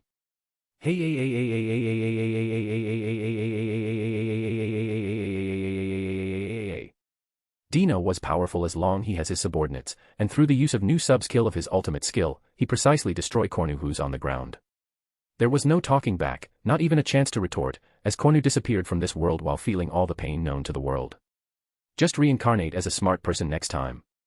Dino said with a tired voice while looking at the battlefield that was still going on. Chapter 23, Conclusion. Artoria was fighting against an enemy whom she recognized as an adversary, and Artoria knows that there's still a difference between them in terms of skill and experience. Then, I only need to grow stronger, to surpass her and finally defeating her. Artoria thought while confronting the enemy fiercely as she used her golden sword to attack Gracia. Her opponent is Gracia, one of the primordial angels who's on the same league as her master. With a long exhale, Artoria stared seriously at Gracia while she used her sword to slash Gracia on the front, making Gracia flinch, feeling the difference between Artoria's blows on her, exclamation point. Kling. You. Don't tell you're growing stronger by fighting me, dot. Gracia said with disbelief while looking at Artoria, whose strength continued to grow stronger as she fights Gracia. Artoria gathered her strength and shouted loudly. Gracia, too, also gathered her strength to deflect the outgoing assault of Artoria. Crack. The ground was torn apart due to the intense battle between the two women. Even though I'm one of the primordial angels, to be confronted by a hero candidate without even an ultimate skill was amazing in its own right, you know. Geez, if this fight continued, it would be a matter of time before you defeat me. Let's settle this in one blow. I guess, it's time to finish this. Both women agreed as they readied their swords and skills to finish their battle with each other. Sheathed in the spirit world. A torrent of shining life. Feels the wrath of spirits. Caliber.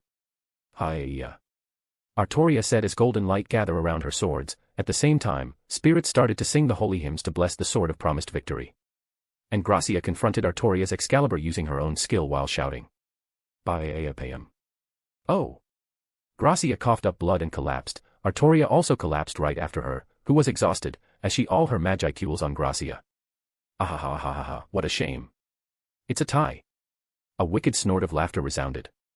Gracia tries to get back to her feet again but fails miserably. She can't even clench her fists, not even stand. But even so, she still looked at Artoria with all her might and anger. Geez, it looks like this is our lose this time, and Feldway won't be happy about this. Gracia said to her while facing up to the sky.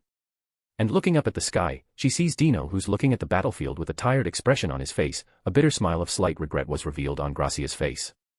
Not even close, huh? Fry said while looking at their opponent who still have the strength to kill them. Should I use the power of infinity or?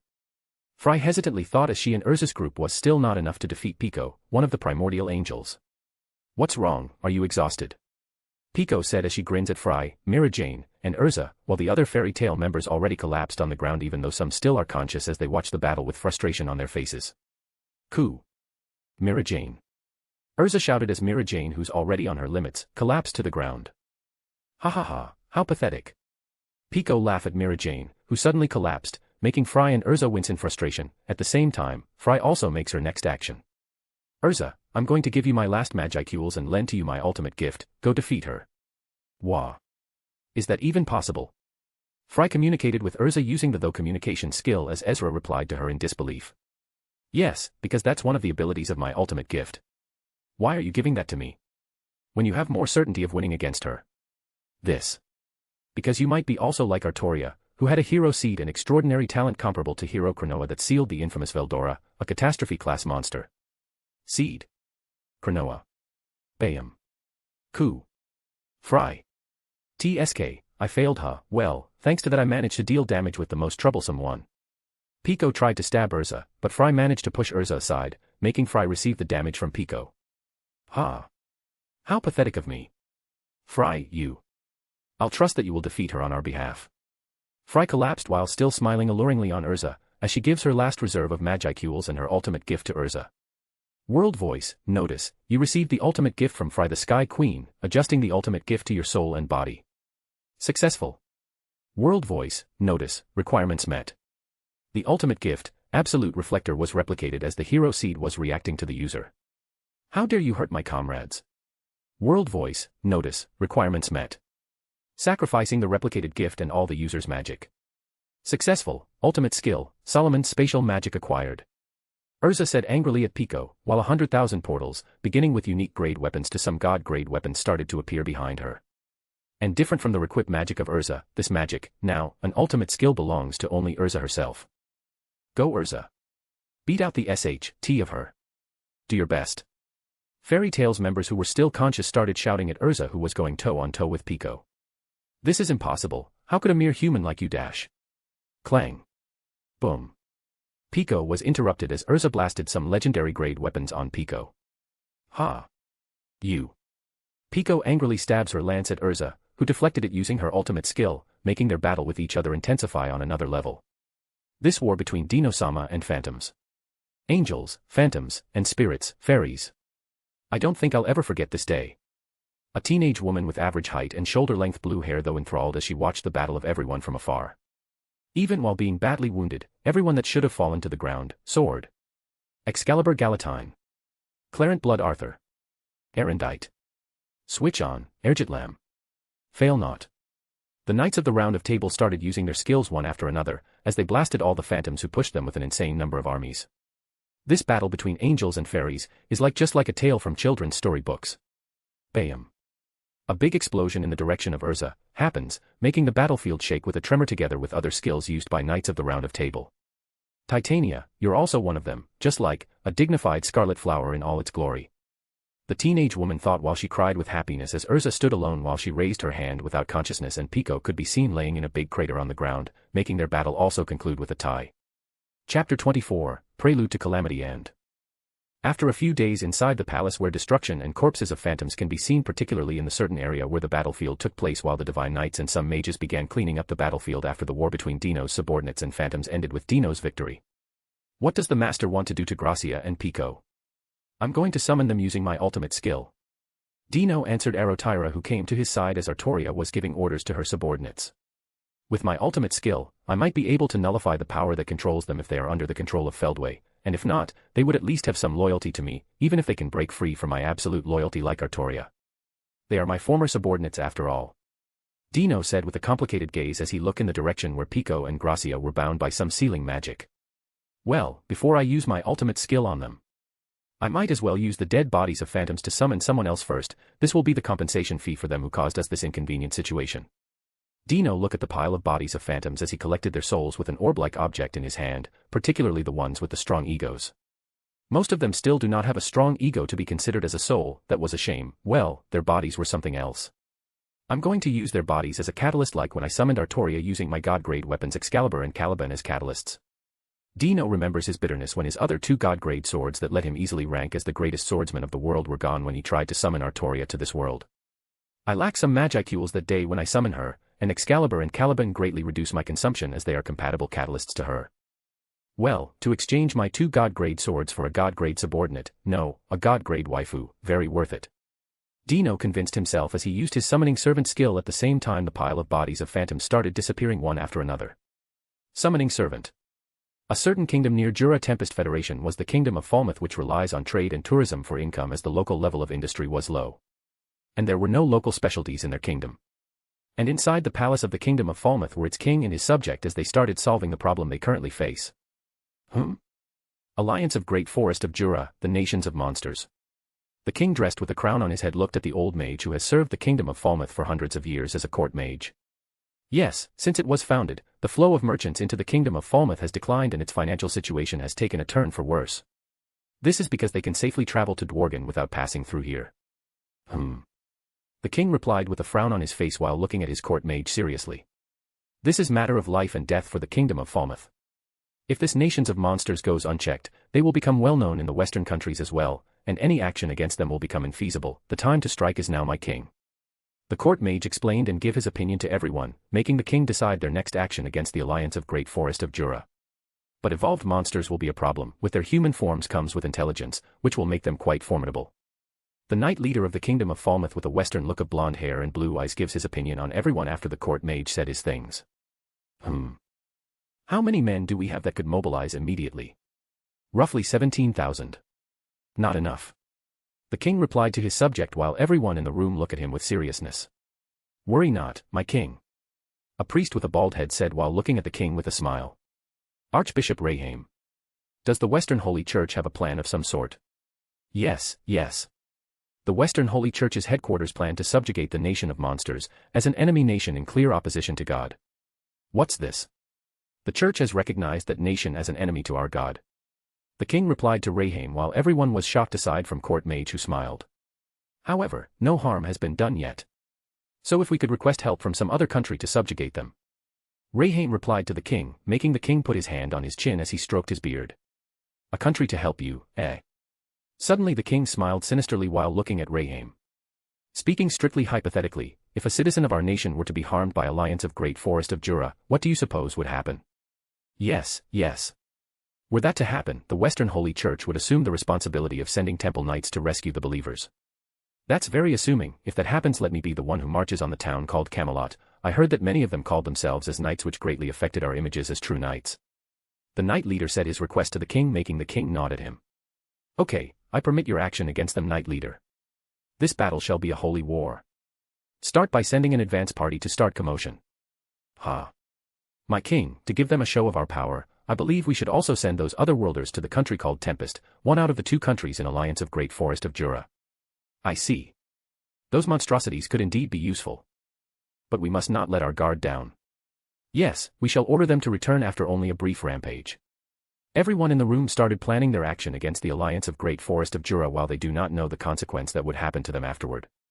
A woman with long purple-pink hair and 2 white wings protruding near her hips could be seen kneeling in front of Dino while giving her eternal oath to him.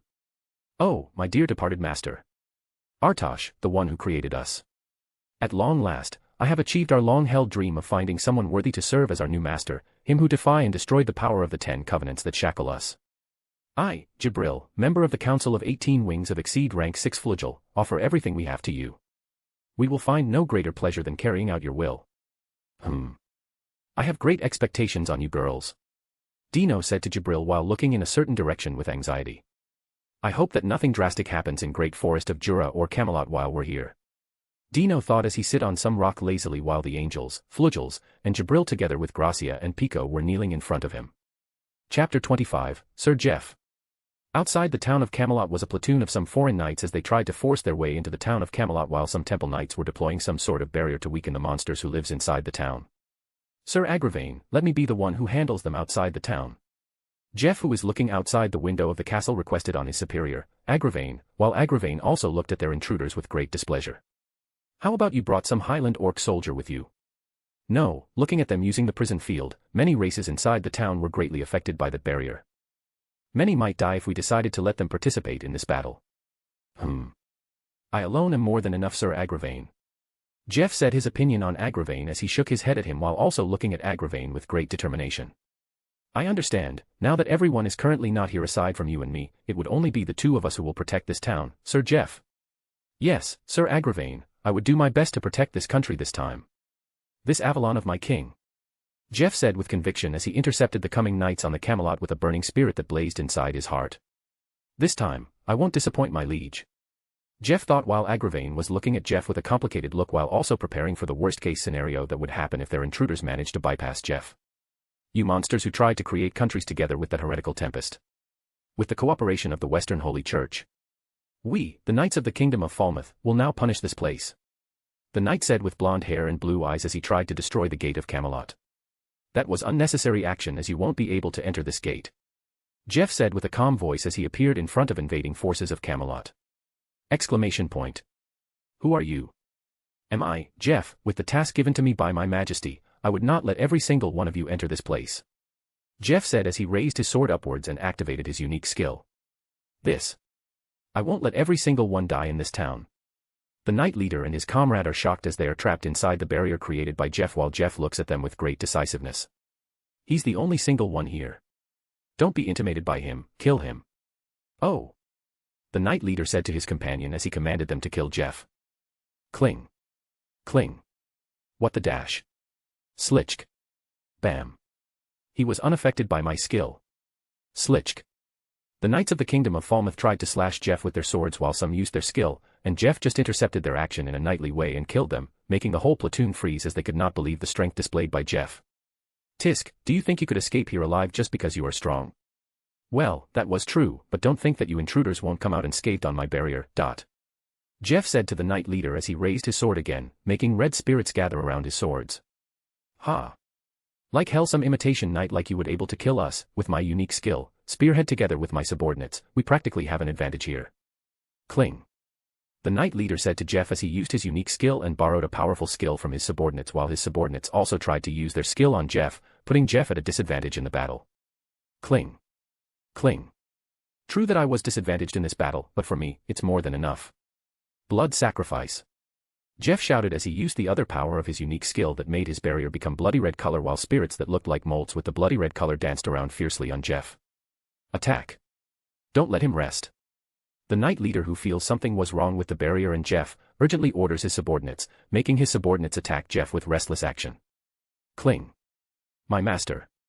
Dino-sama said to me that I worthy of becoming his aide. There's nothing but happiness that welled inside me when master said that to me. Ku. Bammm. Jeff intercepted some skills as he spurted blood in his mouth that stained his armor. Cling. My king, Artoria-sama, said that I am worthy enough to become a member of her Knights of the Round. To me, that was enough to live and die with conviction here, knowing my lieges acknowledge my very existence. Boom. World voice, notice, requirements met, unique skill, Knight's last stand acquired. You bastard. Go kill him. The knight leader said as they started to use every power in their arsenal to kill the knight standing in front of them while Jeff and his red spirits burst forth with new power as he kills the invaders as many as possible who tried to kill him. Is this you all you've got? Cling. Slitchk. Slitchk. I am still not finished yet. Boom. Cling. Slitchk. My king, I hope you and master will become happy. I see, so Sir Jeff is. Yes, I am ashamed for not helping him, he alone protected this town which he called Avalon.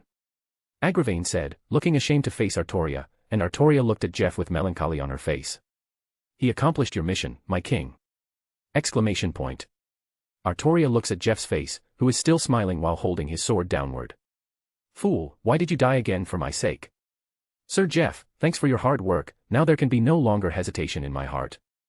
Artoria said with conviction in her heart as something changes within her while everyone in her vicinity also felt that their king was making an important decision in her life as she radiated an intense kingly aura that gathers around her. World voice, notice, requirements met, using all the souls clinging to the host soul in her previous life.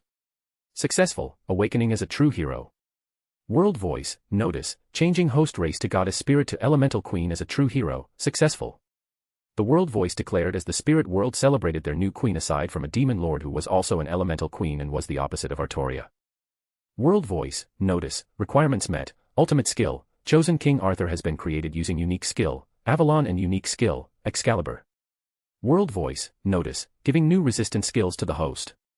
The world voice also acknowledges her determination and gives her more power to achieve her goals. Your Majesty, what was our next action? We town of Camelot, no, the kingdom of Avalon will punish the kingdom of Falmouth for their misdeeds actions. Ha! As you wish, your majesty. All the knights of the round kneel solemnly before Artoria as they start to prepare for the battle with the upcoming armies of the kingdom of Falmouth. Chapter 26, Rimuru's in Pinch. In the place near the kingdom of Ingracia were Rimuru and his students, as they finished bidding each other a sad farewell. The time had come to go home. Rimuru thought as he and his pet, self-proclaimed pet, Ranga left his students. Sensei. See you soon. Goodbye. Take care. The students shouted their last farewell to Rimuru as they waved their hands at him, their teary eyes turning into smiles. Take care of yourselves. Rimuru also shouted at them as he left the kingdom of Ingracia while the smiles were still fresh on his students' faces. Rimuru and Ranga had reached the outskirts of the city. Away from the gaze of others, Rimuru figured he could use spatial motion to return home without further delay, but...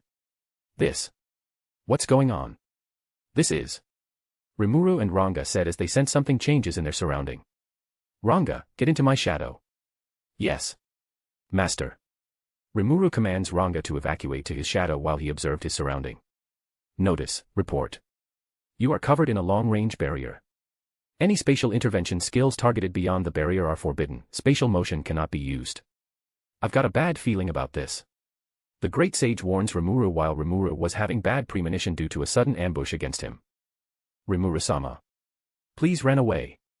A figure bodily wounded suddenly appeared under a tree as he gives a warning to Rimuru. Sui. Rimuru said as he reflexively come near his subordinate, looking very worried at him. Are you a body double? Rimuru-sama, please flee from here. Sui ignored his master's question and warns him to run away. What happened? Enemies, and far more than. Sui. Rimuru shouted his name as Sui suddenly vanished in front of Rimuru. What is this? What's going on? Exclamation point. Rimuru thought as he suddenly felt his connection with Ranga suddenly disappear. Ranga. Notice, you have been enclosed within another wide-range barrier, the use of skills within the barrier is sealed. What? Then use resist. Notice, initiating resist. Notice, resist successful. However, all magic and skills will be limited. Are you serious? Rimuru said while pondering seriously as he deduced that this barrier was trapped just for him, making him isolated from his subordinates and impossible to communicate with them using their communication skills. Should I assume they were targeting me specifically? If that's the case, what is it they're after? This is also bad. They sealed almost all of my abilities before even fighting me. Exclamation point. Rimuru, who was in panic, suddenly noticed someone approaching him. Shall I say it's nice to meet you, even though we'll soon be saying goodbye? A stunningly beautiful woman dressed in a white Holy Knight uniform with short black hair and violet calculating eyes said her greeting to Rimuru sarcastically. You see, your city stands in my way. So I'm going to destroy it. Say what? Rimuru questioned angrily as the inevitable battle between them was approaching, even though the process of the battle between them was single-sided only, leaning on the stunning beauty whose strength was unfathomable even to Rimuru. In the room where Dino resides, is a knight who kneels and reports the current situation beside Dino, who's taking a nap on his bed. Master, the army of Falmouth Kingdom started their invasion against us and the nation of Tempest. I see, it started. How many are they, Bedivere? Dino, who's taking a nap, suddenly questions the knight lethargically while yawning. 20,000 at most with priest and paladin from Western Holy Church, and they divided their army into 10,000 to invade both Tempest and us at the same time. Bedivere said seriously to Dino, who already opened his eyes as he contemplated their next action. How foolish. Well, I don't have interest in them. Well, at least they have a soul for me to harvest. Dino said as he started waking up on his bed. Master, your order. Bedivere, who's kneeling beside Dino, asks for instructions for the next action should they take. Let me be the one to take care of the army who's invading this place. Do whatever you want. As you wish, master. Bedivere said seriously as he left the room to inform his king of their master's decision, while Dino, who was only in the room, suddenly looked at his surrounding. Master. I already completed your task. Jibril, you're here. Jibril and her comrades started appearing in the room of Dino as they finished reinforcing the whole town of Camelot with enthusiasm still printed on their faces. Really, your materialization magic? No. It becomes a skill. Your materialization skill is amazing in its own way. Dino said while looking out at the window to see the town which transformed into a fantasy-like place that can only be seen in fairy tale books. Everything for master. Jibril said enthusiastically while her comrades also flapped their wings with passion, and which let them see how excited are they for being liberated from the shackles that left them incapable of whom they are. A god-killing race, huh? Name, Jibril. Race, Flugel. Blessing, Dino's blessing. Title, the Angel of Death. Ultimate skill, Imperfection King Ball. Resistance, magic attack resistance, spiritual attack resistance, divine attack resistance. Ultimate skill, Imperfection King Ball. Effect. Materialization of every matter using magicals to create physical objects near perfection. Note by administrative assistance, in short, she has the creation skill to duplicate every matter as long as that thing is not an exaggeration. Of course, every materialization consumes a great amount of magicals, angry face. Note by administrative assistance, cannot obtain information without proper observation, angry face, Race, Flugel. Note by administrative assistance, the Flugel race was created to kill gods, their very bodies can easily break physical laws. They have superhuman strength and reflexes. During a fight, they can fire nuclear magic almost endlessly, angry face, Really, did I unleash a group of battle maniacs in this world like Rimuru's black number of demons? Dino, who looks at the window-like screen given by administrative assistants to look at their status, becomes speechless while every Flugel was waiting for another order from Dino eagerly like a dog wagging its tail for its owner. Chapter 27, Massacre. Look, Jibril, people are like garbage. Yes, master. A perfect phrase to describe them. Dino commented while looking at the army that was coming on Camelot. At the same time, Jibril, who's been promoted as his aide, agreed to his master and smiled coldly at human garbage, while eagerly holding back her bloodlust to fire nuclear magic on human garbage. Look, there are monsters in the sky. Fire at them. The army who's advancing their way noticed Dino and Jibril and decided to kill them using arrows and magic. Even the said arrows and magic was deflected by Dino's ultimate skill, sub-skill non-disturbance territory. How pathetic. As expected of humans, they are only good at reproducing and multiplying. Yeah, right, they are persistent on surviving. Even I was perplexed how they survived in this world and my world. Maybe that was their strong point. How funny, fufufu. Okay, that was harsh. An invincible arrow hit me when she said reproducing. Dino had a funny look on his face when he heard a harsh description of humans on Jabril while also having emotional damage because he's not good at reproducing like what Jabril described them when he was still a human. Okay, enough of chit-chatting, shall we start? Yes, everything for my master. Dino said with a deadpan face as he commanded Jabril to use her skill to kill all of them while he also looks the army with slight pity as he started to prepare his skill to collect their souls. I pity you guys, but I'm not sad, you guys are just unlucky. Dino said with pity while Jabril descended to the ground and started using her newly acquired freedom to torment her new master's enemies. But before that. Knight Leader. There's an enemy in front of us. Go. Intercept her, I don't care how many soldiers you will bring even if it's 100 or 1,000 soldiers, just kill her. Yes, Fulgen-sama. Fulgen, the Knight Leader of the Kingdom of Falmouth said angrily while touching his left arm who's been reduced to half due to Jeff's last stand against him. Bastard. I'm going to destroy your kingdom, just wait. I'm going to reunite you with your kingdom in hell. Fulgen, who touched his aching arm, suddenly grinned evilly. Hello there, garbage. Wah. Fulgen, who's been planning how to exact his revenge on Jeff, was suddenly disturbed by Jabril, who appeared out of nowhere. My master said that I shall make you my audience when destroying your army and get an honest comment from you. Huh. Well, it's true that it will be shamed if there is no one to witness my magic aside from master, and Artoria-chan likes to capture you, so I'm going to compromise and let you become my audience. Fulgen, who's been puzzled by the sudden appearance of Jabril, suddenly have a bad premonition, particularly when he's looking at the wings behind her back. An angel. But I heard from Reincarnated that these guys will only appear once every 500 years in an event known as the Great Tenma War. And to purge the so-called advancement of humanity in technology, but... Ops. I shall capture you and use sealing magic on this area, this, and this, yeah right, I shall also use this circle. Jabril said as the magic circles started appearing on a large scale as she was still adapting to how to use the magic in this world. What are you dash? Be quiet. Fulgen was silenced by Jabril using magic and is now panicking as the sealing magic was thoroughly deployed on his whole army. Fufufu.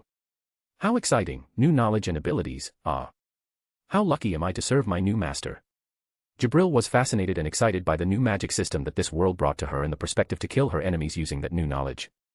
For Jabril and her race, knowledge, and killing were everything their race valued above, and giving them this opportunity was enough for her loyalty to Dino to increase to maximum, even if she could no longer be affected by Dino's ultimate skill, sub-skill summoning servant absolute loyalty. Please become my witness and tell me your honest comment. Fulgen was suddenly held by Jabril using her magic as they started to rise. HRRMMM. Fulgen, who had been rising beside Jabril, was trying to escape and tried to shout but to no avail as he was thoroughly silenced by Jabril. Master told me to kill you all, but he did not say the method of how I'm going to kill you guys. This is troubling. HRRMMMMMMMMM. Well, since I'm here, I shall have some fun testing Artosh-sama's ultimate magic here. Jabril, who's been thinking about how to kill the human garbage, suddenly unleashed a widespread magic as her wings expanded above the army coated with black purplish color. At the same time the sword/lance-like weapon of light was starting to form. Please be content, pathetic human, and embarrass yourself to your heart's content who tried to oppose my master. Godly smite. Jabril said with a devilish smile to Fulgen as she suddenly appeared in front of him while Fulgen was looking at the sword/lance-like weapon of light descending on his army with fear and also. Ah.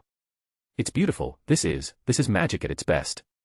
A trance-like expression suddenly came over his face as watched his army destroyed by magic unleashed by Jabril. I don't know if Reincarnated ever experienced this magic, no, that's impossible. Fulgen understood this. The proof is this beautiful destructive magic given to Fulgen's despair only.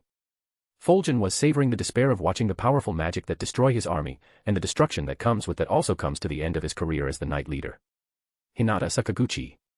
You're a beast far exceeding all my expectations. Rimuru said to his mind as he grit his teeth while looking at his enemy whose sword was brought forward in his direction. Did you try to steal dash? Rimuru Dano, I came to pick you up. Exclamation point. A crack space suddenly appeared behind Rimuru as a young woman with long, scarlet hair and brown eyes appeared inside the crack space while many portals lodged with different bladed weapons suddenly surround them. Who's this chick? Is this the lucky day when beautiful women were looking at me? I could be labeled now as a Ryaju. Rimuru said in his mind jokingly and looked at the intruder who appeared out of nowhere while hoping that she was an ally who's going to save him, not another enemy who also want to murder him. Chapter 28, Awakening. Heya. Jabril, I did not order you to destroy this continent with your magic. Dino said to Jabril with helplessness while Jabril was looking at him sheepishly. Then suddenly a hand was suddenly brought to her face. I'm so sorry, I just could not help it. And this feeling of pain and happiness. Being punished by the master is amazing. Jabril apologized to Dino with ecstasy written on her face as she was being punished by Dino using his hand to grip her face while Dino contained the magic used by Jabril that tried to wreak havoc on the continent. It's a good thing I am here if not. Guy Crimson, who can kill a true dragon and the mediator of this world, would most likely find me and... Dino, thinking of the consequences, shudders and sighs in relief while strengthening the grip of his hand pasted on the face of Jabril. Waifus-chan, please destroy this extreme magic. Dino, who finished suppressing the magic, suddenly said out of nowhere while Waifus, who suddenly appeared beside him, ate the extreme magic compressed in the small tiny box, enough for her to eat it. Never mind. Dino is surprised by Waifus suddenly eating the extreme magic, but in the end, he ignores it and looks at the souls currently compressed in his hands. With this, I could finally start my awakening. Dino said while looking at the souls whose egos were much more lively compared to the souls of orcs and phantoms. Thinking about it, I am not the original Dino. Even though I receive his body in the essence of the ultimate skill of slothfulness. In the end, I am different, I am me, so. Notice by administrative assistance, do you want to start the initiation of the harvest festival? Smiley face. Yes. Notice by administrative assistance, using all accumulated human souls to petition the world voice. Success, angry face. World voice, acknowledged. Initiating the harvest festival. World voice, error. Individual Dino has already awakened, priority of synchronizing the foreign soul to the awakened body. Master. Jabril said worriedly to Dino, who suddenly collapsed on the ground with agony written on his face while Waifus, who's been munching on something, brought her hand on Dino's head worriedly. Jabril, go open a portal to my room, I'm going to sleep. Master, your presence and existence are. Don't worry about it, I'm just getting stronger. Dino said painfully to Jabril while feeling his existence and soul being squashed out and pasted all over his body by the world's voice. So painful and sleepy, I feel like I'm dying. Oh, not bad. This woman is also a monster on her own. Rimuru said cautiously on his mind while looking at the battlefield that was wrecked by two individuals who gauge each other's strength. You're the second one that someone I could not evaluate aside from her. Hinata said seriously as she equipped her anti-monster armor with holy attributes while her unique skill given evaluation blocked on Urza, who was also dressed in silvery armor that matched the portal that was manifesting everywhere. You're emitting an atmosphere like those knights from Night of Rounds, you are a saint, huh? How troublesome. Urza complainingly said as she shot her arsenal of weapons that come from the portal, at the same time blocking and parrying the rapier that comes from Hinata. Bam. Rimuru used this time to escape while I hold her down. But Rimuru, who hesitated to leave, was suddenly sucked by one of the portals, letting him leave in the range of the barrier that disabled him to use some of his skills. Your spatial manipulation is top-notch. The fact that you're not affected by the holy field means you're not a monster. Why are you helping him? There's no reason to help those who are in need of help. I see. Hinata said with a calculative expression while evaluating her enemy as one of her peers, maybe much stronger than her, as her instinct tells her that the woman in front of her has much more experience on the battlefield with unfathomable strength. You're composed when Rimuru leaves here. Are you confident about your comrade outside of this barrier? Hinata was surprised when Urza knows her comrade who was waiting to ambush Rimuru if he unexpectedly managed to escape from her. How did you know about them? Well, you do not have time to worry about them, as you will have to dance with me. Urza said with enthusiasm as she brought her sword downwards on Hinata, while Hinata blocked her attack using her rapier, creating a huge crater centering around them. I see those guys maybe already have been. A group of knights was currently lying on the ground as evidence of battle could be seen everywhere in that particular area, while another group of knights was standing around them while carefully assessing the situation around them. TCH, you guys call yourself as 10 great saints, but no matter what you look at it, you guys are only at enlightened level, not a saint. You dash. We are Ak. Mordred complained as she kicked the one who tried to deny her accusation, making the long blonde hair with a kind-hearted nature collapse on the ground. Quit it, Sir Mordred, we're tasked by the king to help Rimuru. We're not here to pick a fight. I know. Berserker. But having that kind of title makes you misunderstand them as saints like us, right? Being questioned by Mordred while giving him a nickname due to him losing control the other day, makes Lancelot angry and helpless as he could not retort to Mordred due to it of being true, and he's also disappointed in his opponent. With this, we managed to save Rimuru and make him leave this place. We must be grateful to Urza, who used her spatial manipulation skill. Yeah, Sir Bedivere, with this we already accomplished our task given to us by the king. What's left is Bedivere, Gawain, and other knights of Round of Table look in the other direction where another battlefield was currently brewing. Chapter 29, Awakening Part 2. World Voice, initiating complete integration with the body. Failed. World Voice, initiating complete integration with the body. Failed. World Voice, initiating complete integration with the body. Failed. It failed again, huh?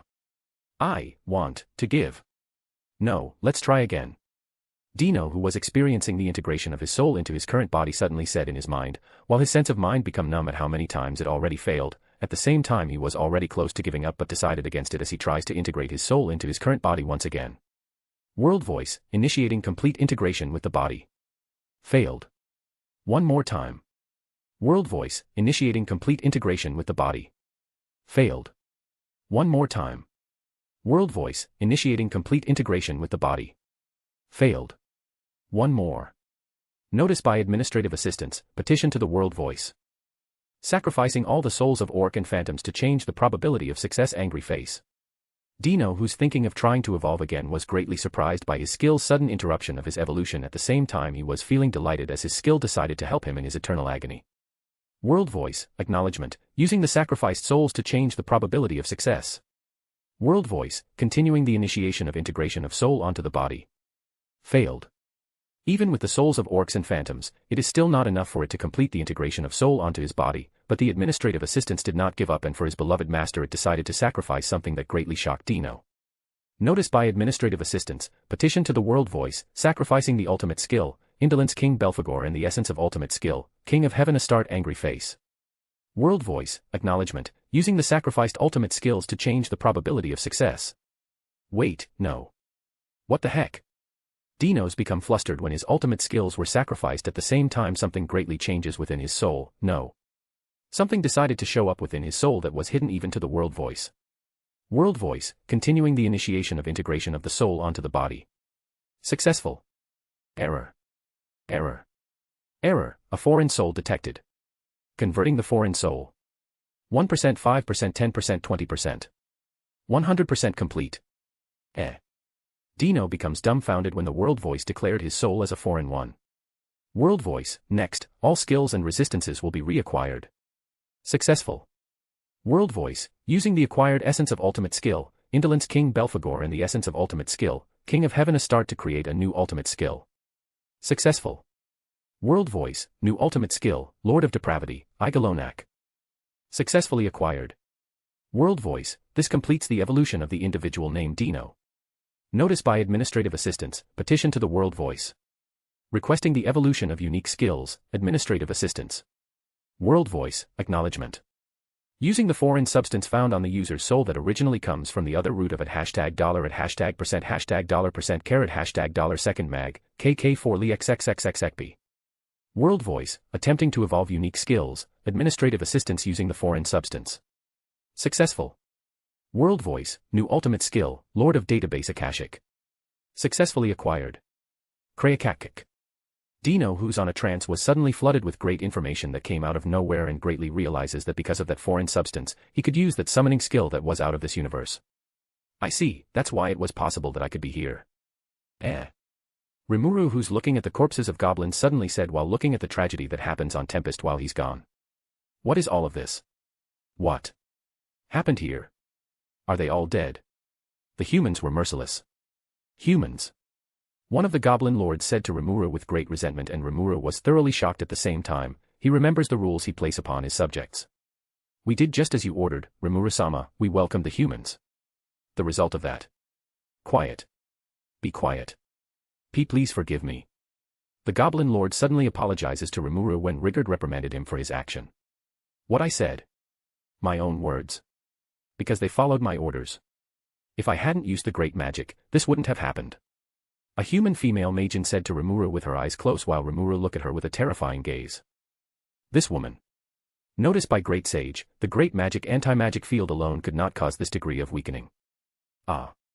The great sage suddenly said to Rimuru, making him come to his senses. Noticed by great sage, the more likely the cause is the humans that you instructed one named Sui to investigate. That's right. I need to calm down, this Majoran woman most likely trying to anger me so that I could only direct my anger at her and no one else.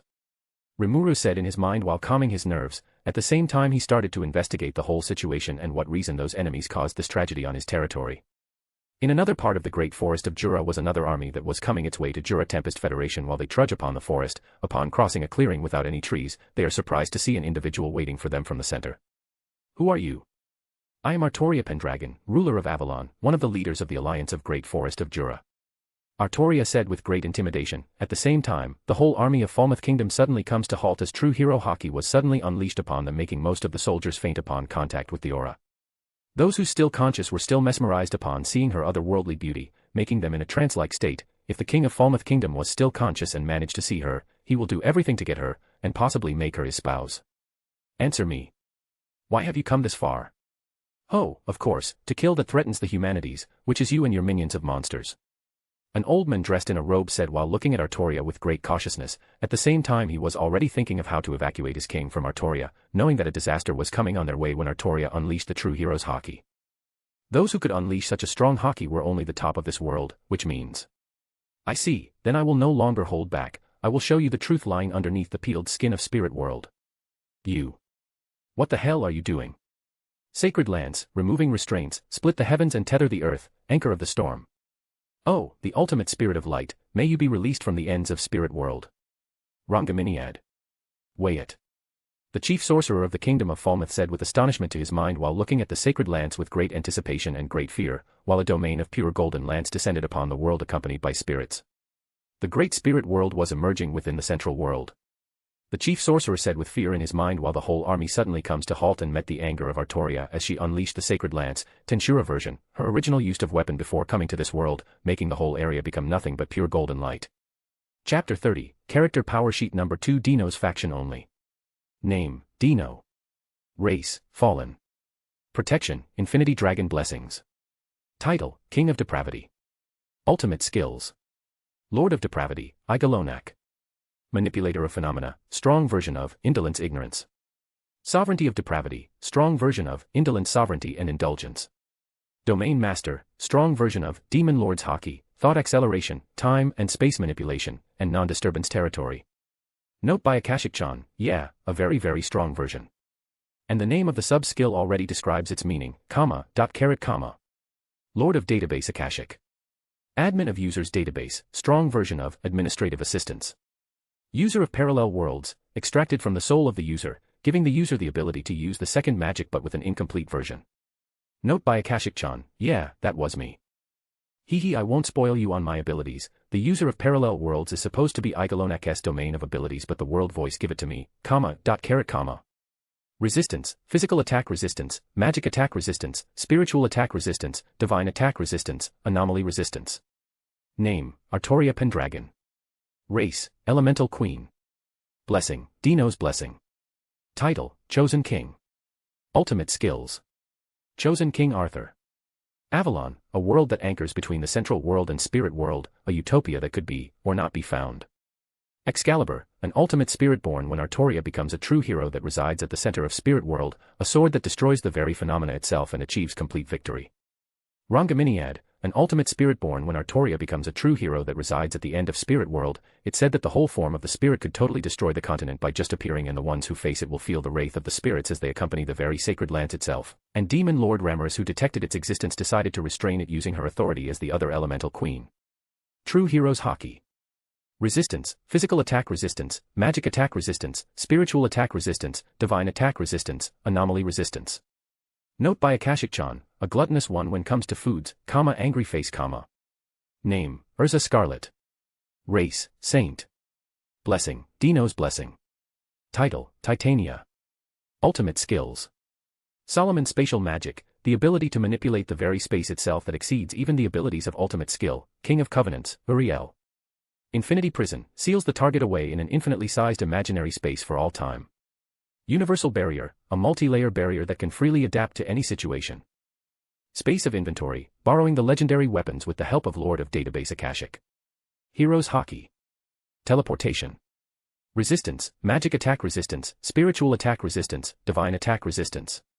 Note by Akashic-chan, this girl was hiding a stock of perverted books in her inventory, particularly a smut one. Hope Master does not find it, comma. Angry face, comma.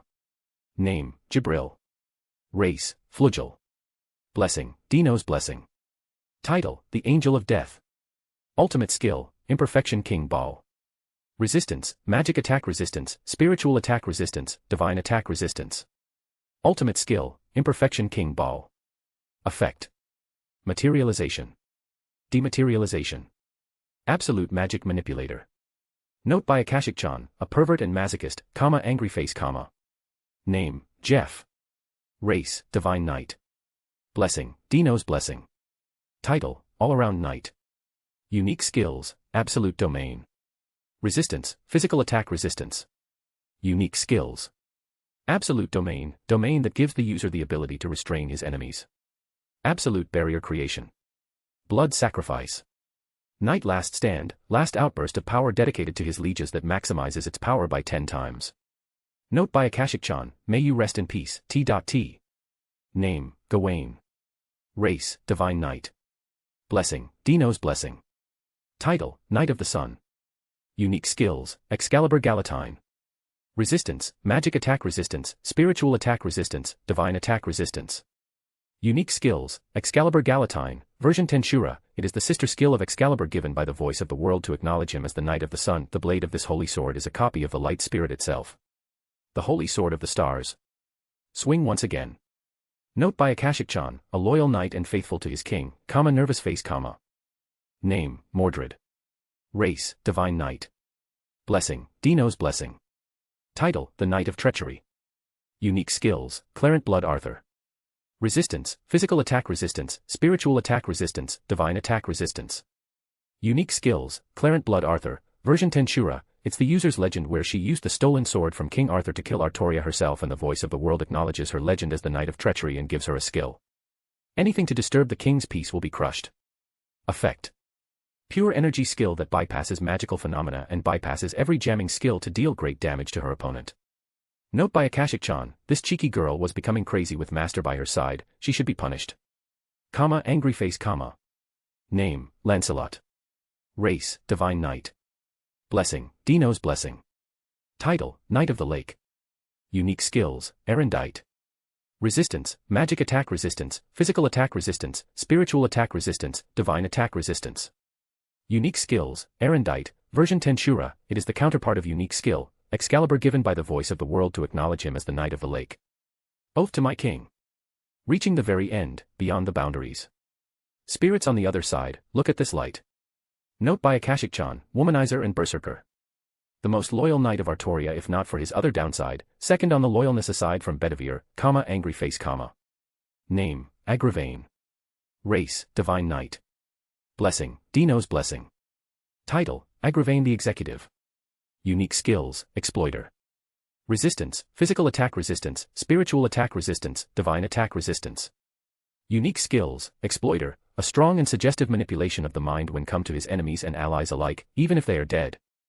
Note by Akashic-chan, this guy might be suspicious but he's a hard-working one behind the scene when serving his king, even dirtying his hand to achieve his goal. Angry face, Name, Bedivere. Race, Divine Knight. Blessing, Dino's blessing. Title, The Shining Ergitlam. Unique skills, Switch on, Ergitlam. Resistance, magic attack resistance, spiritual attack resistance, divine attack resistance. Unique skills, Switch on, Ergitlam, version Tensura, it is the replica of unique skill, Excalibur is given by the voice of the world to acknowledge him as the Shining Ergitlam. O spirits, please lend me all of your strengths. Devour my soul and come forth, O silver shooting star. Dead end. Ergitlam. Note by Akashic-chan, he's such a nice guy, nervous face, Name, Tristan. Race, Divine Knight. Blessing, Dino's blessing. Title, Knight of Lamentation. Unique skills, Fail Not.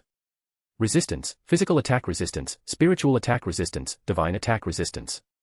Unique skills, Fail Not, version Tensura, it is a skill that always hit its target and it is given by the voice of the world to acknowledge him as the Knight of Lamentation. Then, this will be quick. Singing of pain, playing laments. Fail not. This is my arrow. Note by Akashic-chan, he was a narcissist. Angry face, Name, Fry. Race, Harpy. Blessing, Dino's blessing. Title, Queen of the Skies. Ultimate gift, Absolute Reflector. Abilities, Infinity's Lender. Resistance, magic attack resistance, physical attack resistance, spiritual attack resistance, divine attack resistance. Abilities, Infinity's Lender, temporarily boasts stats and power using the power of Waifus. Note by Akashic-chan, the greater the use of infinity the greater the consumption of magicals, angry face, Ultimate gift, Absolute Reflector is an enhanced skill of unique skill, Reflector, with the power and ability no less than ultimate skill users. Effect. Reflectorize, ability to lend her ultimate skill to others she deems capable. Vector, ability to change a vector within a specific target and position. Thought Acceleration. Space Manipulation. Demon Lord's Haki. Note by Akashic-chan, it was Seduction Aura, not a Demon Lord's Haki. Don't be seduced by her master. Angry face, Name, Waifus. Race, True Dragon. Blessing, Infinite Dragon's Blessing. Title, Infinite Dragon God. Magic, True Dragon Magic. Abilities, Universal Perception, True Dragon Haki, Universal Shapeshifter, True Dragon Seed. Ultimate Skills, Dragon God Ouroboros. Resistance, Physical Attack Nullification, Magic Attack Nullification, Natural Attack Nullification, Spiritual Attack Nullification, Divine Attack Nullification, Anomaly Nullification, Dragon Poison Resistance. Ultimate Skills, Dragon God Ouroboros, Nothingness would always exist in infinity. Note by Akashic-chan, Mascot of Avalon, a cute loli that helps master a lot. Right now her main body is currently residing inside the Avalon that anchors both Central World and Spirit World, Carrot. Fairy Tale core members, females only. Mira Jane Strauss. Lysana Strauss. Juvia Loxer. Lucy Hartfilia. Kana Albarona. Levi McGarden. Wendy Marvel and Carla, Exceed. Evergreen. Note by Akashic-chan, they are all on enlightened level when coming from this world, so yeah they have the abilities to face the so-called 10 great saints, particularly Mira Jane Strauss, Carrot. Name, Rarina. Race, White Goblin. Blessing, Dino's Blessing. Title, Administrator of Camelot. Race, Highland Orcs. Blessing, Dino's Blessing. Pico and Gracia. Race, Fallen. Blessing, Dino's Blessing. Note by Akashic-chan, I'm going to update their info later on. I hope they would have enough entrance in next book of LN of Tensura, Angry face, Race, Flugel. Blessing, Dino's Blessing. Note by Akashic-chan, the Flugel race was created to kill gods, their very bodies can easily break physical laws. They have superhuman strength and reflexes. During a fight, they can fire nuclear magic almost endlessly, Angry face, Chapter 31, Birth of a Demon Lord. This is bad. Beretta. A pixie who's flat-chested with blonde hair and yellow eyes panicky said to Archdoll Demon as she brought her hands up and down like a fan blade while encircling the Archdoll Demon. What is it, Ramirez-sama? The Archdoll Demon, whose name is Beretta, inquired her master with composure while looking at her master who's panicking around her. The thing I said the other day. The ultimate spirit, elemental, that was born near the end of spiritual world. Yes, what's the problem with that? That thing was bad news. That thing shall not be used recklessly within material world. Why is that? Ramirez-sama. Beretta titled its head, not knowing why her master was making such a ruckus with the materialization of spirit, elemental. It is one thing if the one who materialized in the material world was an archdemon with thousands of years of age, but a spirit, elemental, was always been neutral and would not create destruction upon summoning. That thing has the ability to manifest the very spiritual world itself, breaking the force that the material world force upon those spiritual beings. Meaning the demons, insectors, and cryptids would easily invade us, if that thing was truly manifested. Ramirez frustratingly said while biting her thumbnail while Beretta also collect herself knowing the serious matter that her master talks about. I thought that with another elemental queen beside me, I would have an easy job managing and balancing the world but. Mao. Ramirez decided to flail her hands again while flying chaotically around Beretta. Did not you become angry and frustrated when someone was born as another elemental queen? That is that and this is this. Beretta could not help but sigh in helplessness while looking at her master who's not very honest with herself. Even though you're hiding it, Ramirez-sama, I know you were happy when another elemental queen was born. It's NOTTTTTTTTTTT. Ramirez shouted at her with a red face as she pulled Beretta's hair while also thinking about the other elemental queen. I hope the other elemental queen, would not use that thing in true form, or else. Artoria-chan. I really thought you would really manifest it. Jabril said with knowing eyes while looking at the clearing of the forest, full of human bodies in a strange posture while Artoria was still standing in her position not moving even an inch. You did not kill them. I already punished them enough that they would not have a second thought of invading the great forest of Jura. Heh. I wonder what kind of punishment you did to them. Jabril said while looking at the shivering bodies of humans while many wet their pants, particularly the King of Falmouth and the Bishop of Western Holy Church who's together with them. How about Master? Is he okay? Artoria ignores Jabril's question and asked about Dino's condition, knowing that her master already finishes his evolution. Oya. Worried about Master already? Is this how intelligent life form experience the thing called love? Artoria, who's been standing in her position, flinched. At the same time her forehead has now a tick mark that indicates how annoyed she was with Jibril. Fufufu. There's no end to the interesting things going on around our master. Well, don't worry about him, he's been sleeping peacefully right after his evolution. Jibril, who's been flying around Artoria, sits beside her while looking at Artoria with interesting eyes. I see. But I am surprised you are able to hold your consciousness when the world voice is now giving us the gift as where we are in the genealogy or connected to master. Jibril tilts her head, not knowing what Artoria is talking about. What do you mean? Artoria shakes her head at Jibril as she was amazed at how monstrous her mental power is, while at the same time using her ultimate skill to travel back to Camelot as spirits gathered around her and completely disappeared alongside her, leaving only those golden motes of lights. You are leaving me here. Master's orders me to pick you up as he talked about something you sleeping in this forest. Jibril complains as she follows Artoria back to Camelot. This is... Rimuru, who was looking above the sky, was greatly astonished as he sees the army of allied forces start retreating hurriedly and a great thick of pure golden magicule surrounded the clearing area of forest. Great Sage, Analyst. Great Sage, acknowledgement, analyzing the surrounding area. Confirmed, the pure golden magicules were nearly identical to the magicules on the individual name Artoria Pendragon. Is she here? When? Did she do it to the army of Falmouth Kingdom? Rimuru said in his mind while looking at terrified soldiers who started evacuating hysterically with the lead of a king and bishop on the front. Well, no matter what, these guys are the ones who killed Cheyenne and the rest. Even Artoria-san forgives you all. I won't forgive those who hurt and killed my comrades. With that, you're all going to be food for me. Rimuru said without emotion while looking at the humans below who started screaming in his direction. Well. Everything's ready. You can at least feel honored to have a part in my evolution. Great Sage, anti-magic area was now established. The allied force is now unable to use magic. I won't let a single one escape, die. May the wrath of the gods pierce you all, Megiddo. Rimuru said with great anger as blue droplets of water materialized everywhere, making countless lights of laser descend upon the army of allied forces as one-sided genocide happens to them, and with that is the birth of the new demon lord. A red-haired demon was looking beyond the great forest of Jura as he assessed the situation that was happening inside it. With many disturbance that was happening in that place, an extreme magic, a partial manifestation of the spiritual world, and now I'm looking at that place, this is what I see, how interesting. A red-haired demon smirked as he stands up and started making a move. Looks like I need to visit the place. Chapter 32, The World as the Stage. The supposed lively town of Camelot is now dead silent as people are completely unconscious and sleeping while they receive their gift that came from the evolution of Dino, with the exception of a few individuals as they gather in the center of the town. Oya.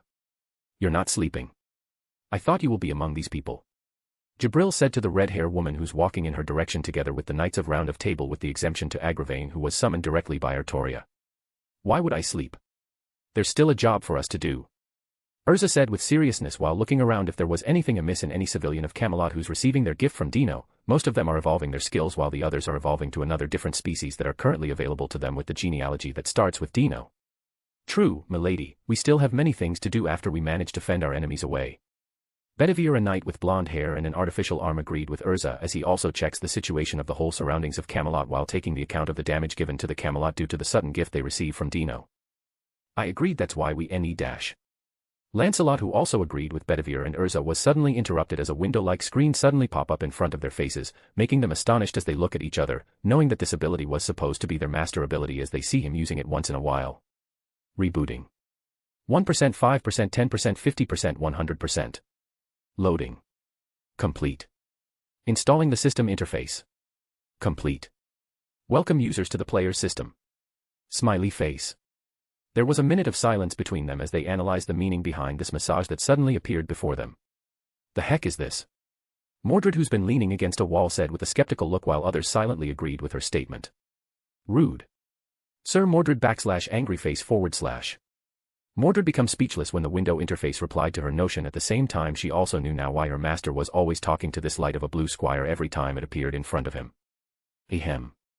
I am Lord of Database, Akashic, the manipulator of information and the user of the parallel worlds. Wah.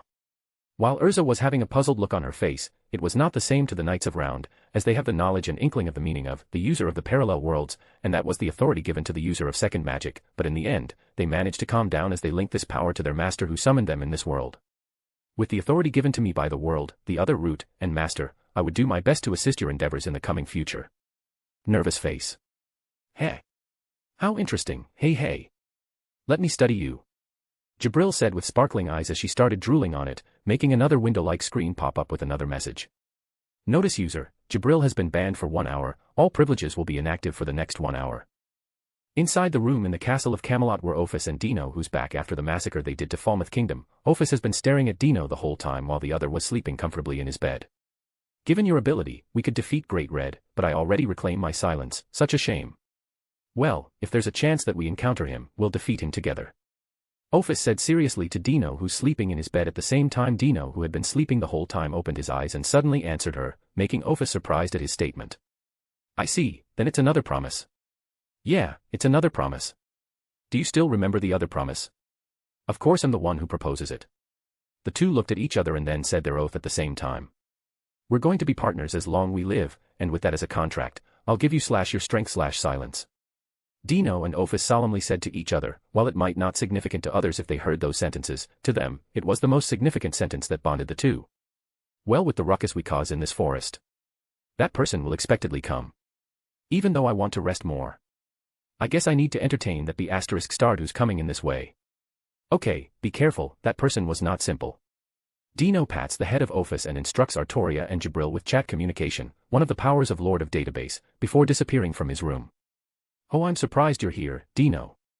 One of the primordial demons, one of the strongest demon lords that exist since then, said with an amused smile to Dino as he was suddenly in front of him when he come directly to the great forest of Jura. Of course, I'm here, where should have I been when de Gruul kicked me out of his home? Heh, true. Yawn.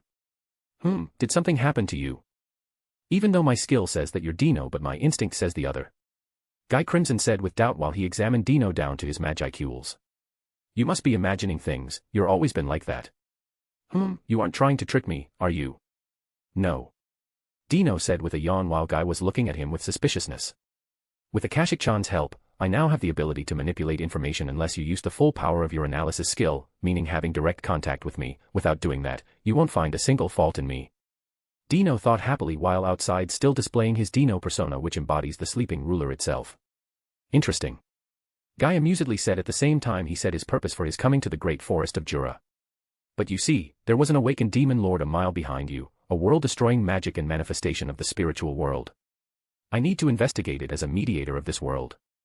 I am the culprit behind all of that. You're not lying. Right, you can go home now. Dino answered Guy, making Guy twitch in great annoyance. I need to calm down, no matter what. This guy is special as he has been with Veldanava since creation and has a position similar to mine as a mediator. Dino was a very special angel as he was one of the primordial angels. Even if he were to be eliminated here, he might revive elsewhere with memories intact. Knowing this well, Guy did not fall for Dino's taunts. But the power balance that I have been working hard on would be disrupted if you now suddenly started amassing your power, with that dash. Cut the crap, Guy, you're only doing this power balancing stuff because of your little play with Rudra. Dino knows Guy would not do something like power balancing of the region as he prepares to finish the root problem right away when there's a problem involving the world at its stakes. Ha, how long have you been observing? Since then. Then you should know how much this game means to me. Guy suddenly said with great intimidation while releasing a true demon lord's haki on Dino, while Dino, not being intimidated, also released his true demon lord's haki, making all the life within the vicinity faint into unconsciousness. Some monsters even died because of it. Looks like the real deal will start now. Dino said in his mind while the two clashed their haki with each other and as they started the negotiation that involves the central world as its stage. Chapter 33, Player System. The tense atmosphere was increasing as the true demon lords haki clashed with each other, creating a terrifying wind that ravaged the surrounding area, and inside that clash were Dino and Guy, who proved each other's intentions at the same time. Dino brought the two swords that were supposed to be gone when he sacrifices it to summon Artoria, but with the help of Lord of Database, Akashic, he manages to summon it on another parallel world in which he no longer exists. Bringing out those swords must mean you are serious. You would only use them when Veldanava orders you.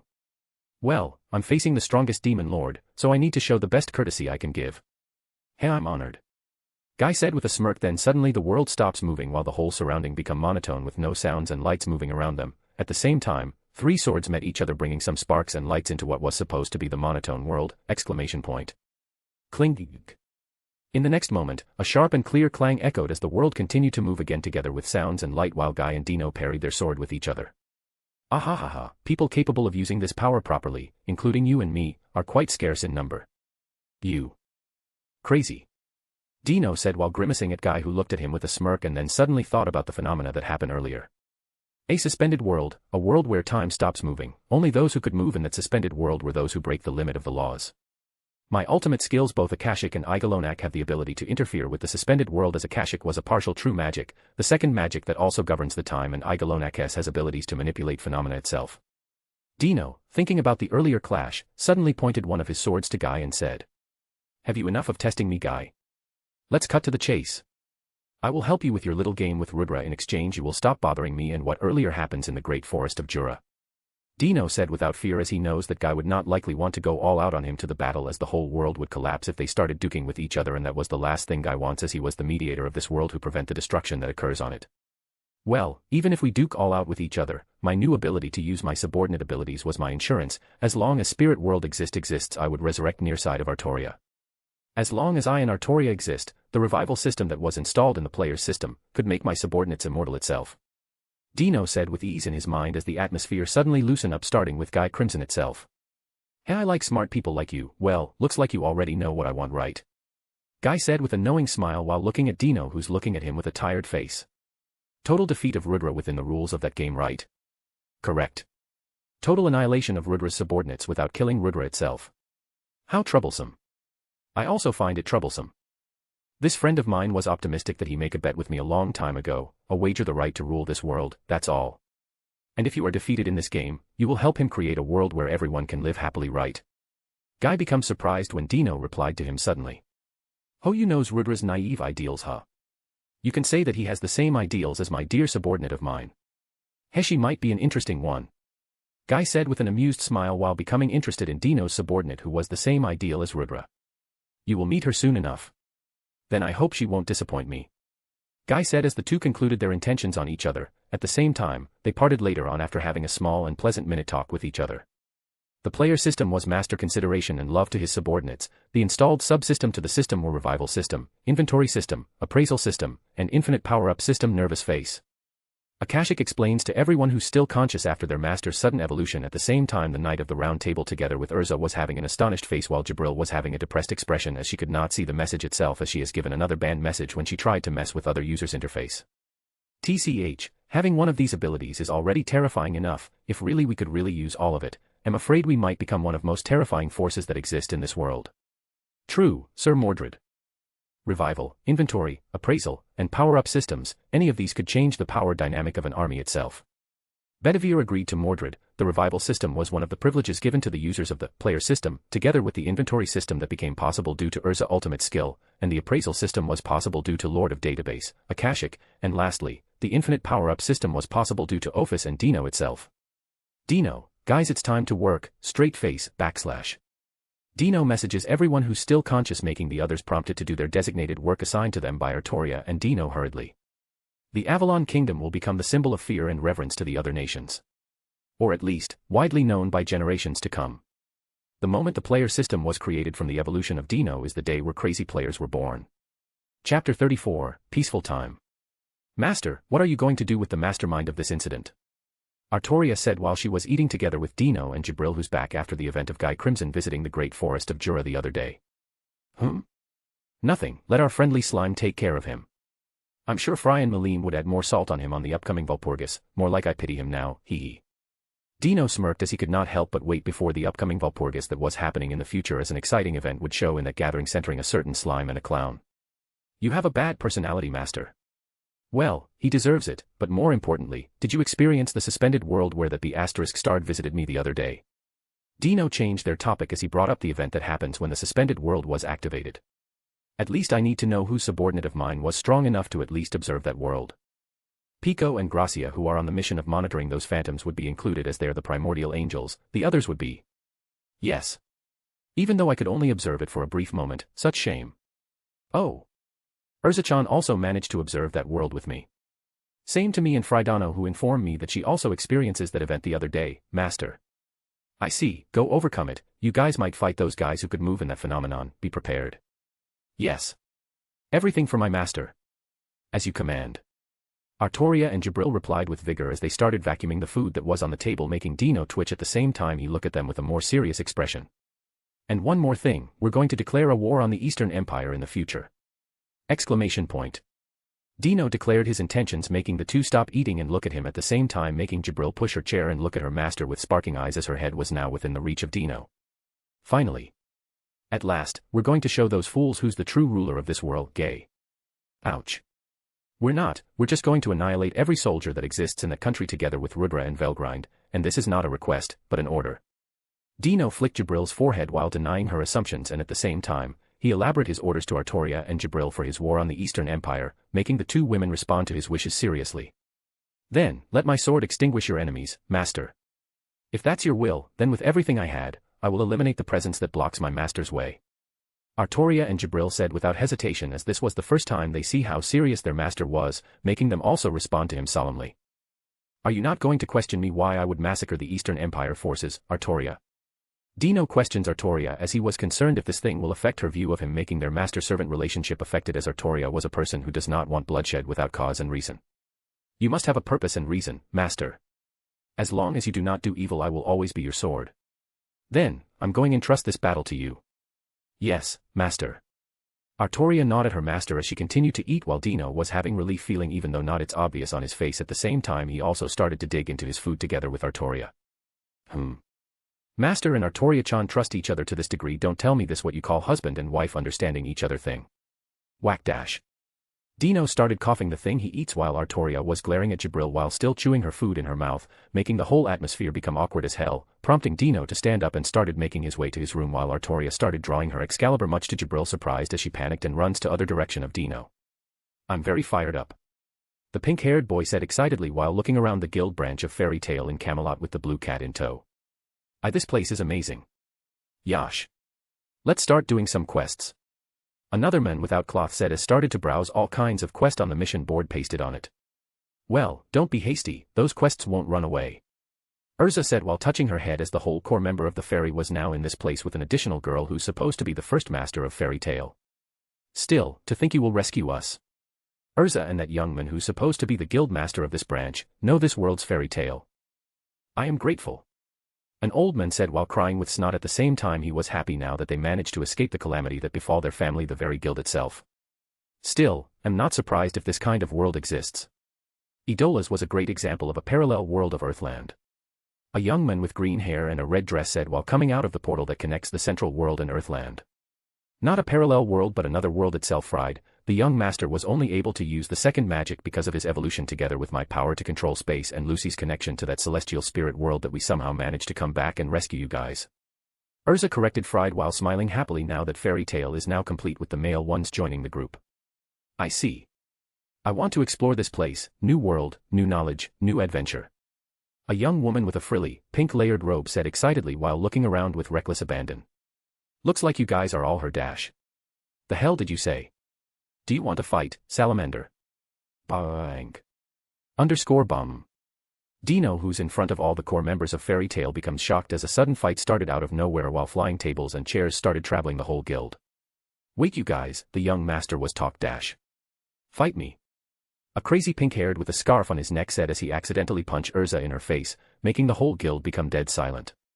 Rest in peace, Natsu, an overpowered Urza was the last thing that you should provoke. Dino thought while looking at Natsu with pitted eyes. You now have the courage to this to me. Huh, Natsu. We can talk this out. Wait dash. Dimensional crack. No ah. A scream strong enough to resound across the Camelot echoed loudly as Urza make an example to Natsu as she started using her power indiscriminately on Natsu. Chapter 35, Understanding. Inside the dungeon somewhere near Camelot was a knight dressed in black armor while his rough hand was grabbing a sword that was oozing with significant distortion as madness and corruption pricked the prisoner who's on the verge of breaking down. Ah, please forgive me. Please stop. I'm going to confess my sins. This is what you deserve. Agravain said without emotion while he continued to interrogate his prisoner using his unique skill that manipulates the target minds to his desire, as long as it was not a being whose mind already reached the limit of divine beings or demon lords levels. I'm not going to forgive who tainted my majesty's utopia. I'm a person without much sympathy for others, but at least you're going to pay for killing Sir Jeff. Agravain said without emotions as he looked at Fulgen, whose body became mismatched aside from his head. No. I'm going to tell you something. Right. Aside from the Western Saints Church. Those merchants are also backing us. Oh, who are those merchants? That, they have been keeping their identity a secret, but Dino should know about them. Fulgen desperately said, much to the annoyance of Agravain, who looked at him without remorse. At the same time, the door inside the prison room was suddenly opened by Lancelot, who frowns at the current situation inside the room due to his dislike of that kind of activity. Your taste is still the same as ever. I don't want to hear it from you who betray my king for the so-called love of yours. What is your reason for coming here, Lancelot? I thought you dislike visiting this kind of place. True, but my king also ordered me to command you to dispose of that trash. Lancelot answers with a frown as he observes the prison room and Agravain at the same time. Oh. Why is that? Because there's no reason to know the information Her Majesty already knows about. Agravain could not help but become surprised due to the answer was given to him by Lancelot. At the same time, he cuts the head of Fulgen without even looking at him, much to Fulgen's surprise as he suddenly sees his mismatched body in the opposite direction. Did Her Majesty's perspective ability come back to her when she became a true hero? Much to my dislike about Her Majesty becoming divine spirit on our timeline, but it's true. No, her abilities are much more potent on the level of precognition, not on the level of Master's abilities to know everything, but her abilities were like having the so-called cameras around the world as long as there was a spirit in that area. I see, then I must consult about those things with Her Majesty. Agravain said as he leaves Lancelot in the prison room, while Lancelot shakes his head due to being a workaholic of Agravain. The reason why the Round Table was destroyed on that day, maybe because I killed him, much to my disagreement, but like what Sir Bedivere said, he's the one who keeps all the Knights of Round Table in check. This is also my sin and my punishment to bear. Lancelot said with regret in his mind while deciding to do his other duties given to him by Artoria, while the ultimate skill, Lord of Database Akashic, observes Lancelot's actions closely. Akashic comment, analyzing. It's a shame your hero seed was ruined before it blossoms. Those brats, even with that beating. Dino said while sighing, remembering the ruckus that happened a while ago. At the same time, he was already in his room together with Waifus, who's playing with the abilities of ultimate skill, Lord of Database Akashic, due to her connection with Dino. This is amazing. Guild Master Dino. The law of magic in this place is different, but at the same time there were resemblances on Earthland. A young blonde woman said with twinkling eyes as she observed the magic that was currently circulating in the whole city of Camelot, created by Jibril and other flugels. Hey, what kind of resemblance is it? Dino, who's been amused by the woman that came with Urza when she decided to rescue her guildmate on Earthland with the help of his ultimate skills, Lord of Database Akashic, that has access to second true magic. Feelings. The stronger your feelings are, the stronger this world will make you stronger, a much more potent law of magic. As long as you have magicals and authority, you could command this world law. Feelings, true, those monsters like us become stronger due to ambitions, envy, pride, domination, lust, and a strong sense of justice, opposite of mine who embodies the laziness. Dino smirked while Mavis Vermilion, the first guild master of Fairy Tale, looked at him with a look of doubt. More importantly, are you going to make a request to me? Like destroying that curse of yours? Well, given you are here means that curse has already been modified by the world voice, right? Marvis gave a wry smile. At the same time she nods at him, confirming the statement Dino said to her. The skill in this world is like modified magic that gives a shortcut to manipulate the law of magic in this world, the authority given to us by this world itself, something along those lines, right? Well, something like that. There might be more to it, but I'm not going to comment on that. Dino, who's looking at Mavis with one eye, said in his mind while checking his skills, particularly the sub-skill player system that was under his ultimate skill, Lord of Database Akashic. Well, I need to become wary about this revival system. That thing won't work on those who use ultimate skill, right? Akashic noticed. Yes, Master. Angry face. Akashic message to Dino in window-like form, making Dino's lips twitch, and at the same time, someone barges into his room, making the door of his room partially destroyed. You're here, Master. Father said she wants to talk to you. I see, the time has come. Hey, Master already knows what to do, right? Yes. The time comes to make you understand the difference between male and female. Artoria and I would talk about it, a talk about taking responsibility for you. Yes, as a parents we need to make you understand the very world itself. Dino said with a nod and a look of understanding face, while Mordred was looking at him with an incredulous face. Chapter 36, The Unleashed One. Where's Sir Mordred, Master? Don't know, she said she was going to do something and quickly ran away when we neared the throne room. Dino said while scratching his cheeks, while the other knights had puzzled expressions on their faces aside from Artoria, as she knew why Mordred ran away. Teasing that tomboy was one of the privileges that I, his mother/master, have, hee. Dino snickers in his mind while the other knights of Round of Table discuss what would come after the invasion of the kingdom of Falmouth. So your majesty is saying that the demon Lord Clayman would make a move now that his plan was thwarted again?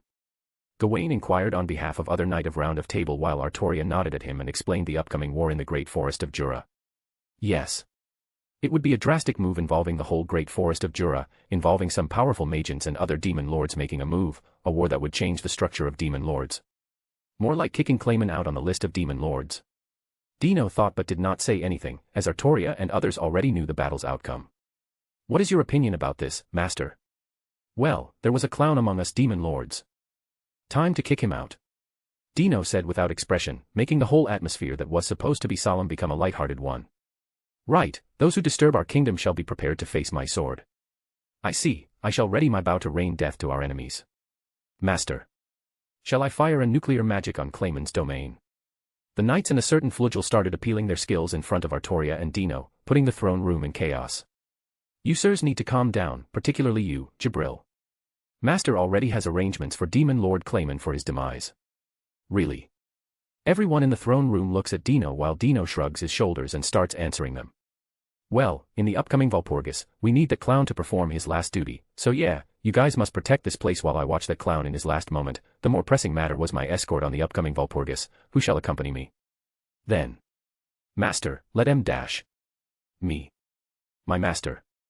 Young master, we, the fairy tale, are ready to accompany you if you request. No need for a request. I shall accompany master with my life at stake. These guys, shall I consider bringing? That was. Dino became speechless and then suddenly looked a particular direction. At the same time, everyone started arguing who's going to escort him, starting with Artoria herself as she held the golden sword of light in her hand, not compromising. Even her subjects opposed her decision. This aura. Master, that was. Suddenly a tremendous aura swept the whole kingdom of Avalon as the aura of True Dragon flooded the whole area. Looks like Rimuru unleashed Veldora. Hey, everyone. Sorry, I'm late. Rimuru said to his subordinates with an unknown man behind him. While everyone was worried about Rimuru when the aura of Storm Dragon suddenly swept through them. Rimuru-sama. You're all right. We were so worried. We suddenly sensed signs of the return of the Storm Dragon, Veldora-sama. I'm gonna explain that right now, but first, let me introduce you all to him. Rimuru said enthusiastically while the unknown man stood up straight as he arranged his clothing and hair, making Rimuru nudge him with his elbow. This is Veldora-kun. He's a tad shy around new people but tries to make friends with him. What dash? Veldora looks at Rimuru with betrayed expression as every one of the Tempest residents looks at Veldora with a silent pause. Simultaneously, a certain demon smiles with a knowing expression. Huh. Wait. I'm not shy around new people at all. It's just that not many people ever actually reached me alive. Exclamation point. Suddenly a dryad with green hair appears in front of Rimuru and starts kneeling in front of Veldora. Our guardian, Veldora-sama, I congratulate you on your return from the bottom of my heart. Ho, the dryads. I remember you guys. Thanks for taking care of our great forest of Jura. I am unworthy of such praise. Such a task is insufficient to repay you for taking us when we were separated from the Queen of Spirits. The dryad replied to Veldora with a joyful expression. Don't worry about that. Quahaha. Everyone looks at each other and suddenly kneels in front of Veldora with respect, who's still laughing like some certain anime character. So this is Tempest, this city is wonderful, just like our Avalon. Lancelot said with mesmerized expression as he could not help but praise the city while escorting Artoria to an upcoming meeting in the Tempest. Yes, Sir Lancelot, I could not help but agree with your statement. Badiev said with a smile, looking at the city of Tempest, free of world corruption and darkness, and Rimuru, waiting in front of his mansion, greeted them with his subordinates. I'm glad you're all right, Artoria-san. Yes, I'm also glad you're all right, Rimuru-dano. Rimuru and Artoria said simultaneously as they tried to handshake. Exclamation point. Notice by Raphael, warning an incredible amount of magicules could be found on an individual name Artoria Pendragon, analyze eyes complete. 100% certainly of individual name Artoria Pendragon was a true hero and queen of spirit. What's wrong, Rimuru-dano? Artoria tilted her head when Rimuru suddenly had a terrified expression on his face. No, nothing. Queen of spirit. Is not that Ramaris? And a hero. Don't tell me she's the one who's going to murder me. Like some anime plot. A battle between a hero and demon lord. No, I'm not Rimuru-dano. Rimuru, thinking something rude, suddenly widens his eyes as he looks at Artoria cautiously. Notice by Raphael, individual name Artoria Pendragon unconsciously uses her ultimate skill on Master, making resist, successful, isolating Great Spirit Ifrit in another space. I'm so sorry, Rimuru-dano, I'm still not used to my ability to perceive many things regarding the spirits. Perceived. Yes, the Ifrit inside you was connected to me, and by having that inside your stomach, I could perceive your thoughts. This woman was a monster. Rimuru thought while pretending to be tough outside while panicking inside as he escorted Artoria to the venue of the meetings between leaders or representatives of each nation that wanted to maintain their relationship on Great Forest of Jura or to further their relationship on them. Chapter 37, The Meeting of Humans and Monsters. Inside the venue of the meeting between the Alliance of Great Forest of Jura and its allies or future allies were Fuse of Blumend Kingdom, Gazel Dwargo of Dworgen Kingdom, and Erald Grimwald of Sorcerer's Dynasty Sarian, who's partially responsible to Rimuru for becoming Demon Lord due to Erin, whose real name is Elian Grimwald, a princess of Sorcerer's Dynasty Sarian. Now that we are gathered, let me introduce you guys to my ally since the foundation of Alliance of the Great Forest of Jura. Artoria Pendragonda. Rimuru said with enthusiasm as he introduced Artoria to others, making Fuse and Erald look at her, particularly Erald, who's been looking at her with shocked expressions the whole time, and Gazel, who's having a serious expression when he saw Artoria this time. An awakened true hero. Both said in their mind as they looked at each other with confirming gazes.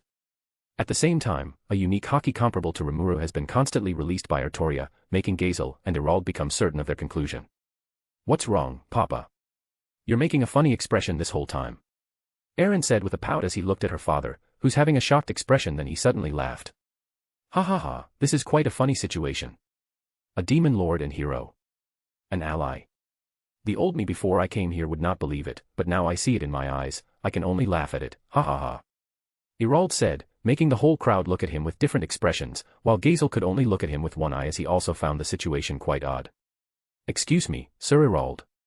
I do believe that a class or status between allies does not matter as long as they trust each other.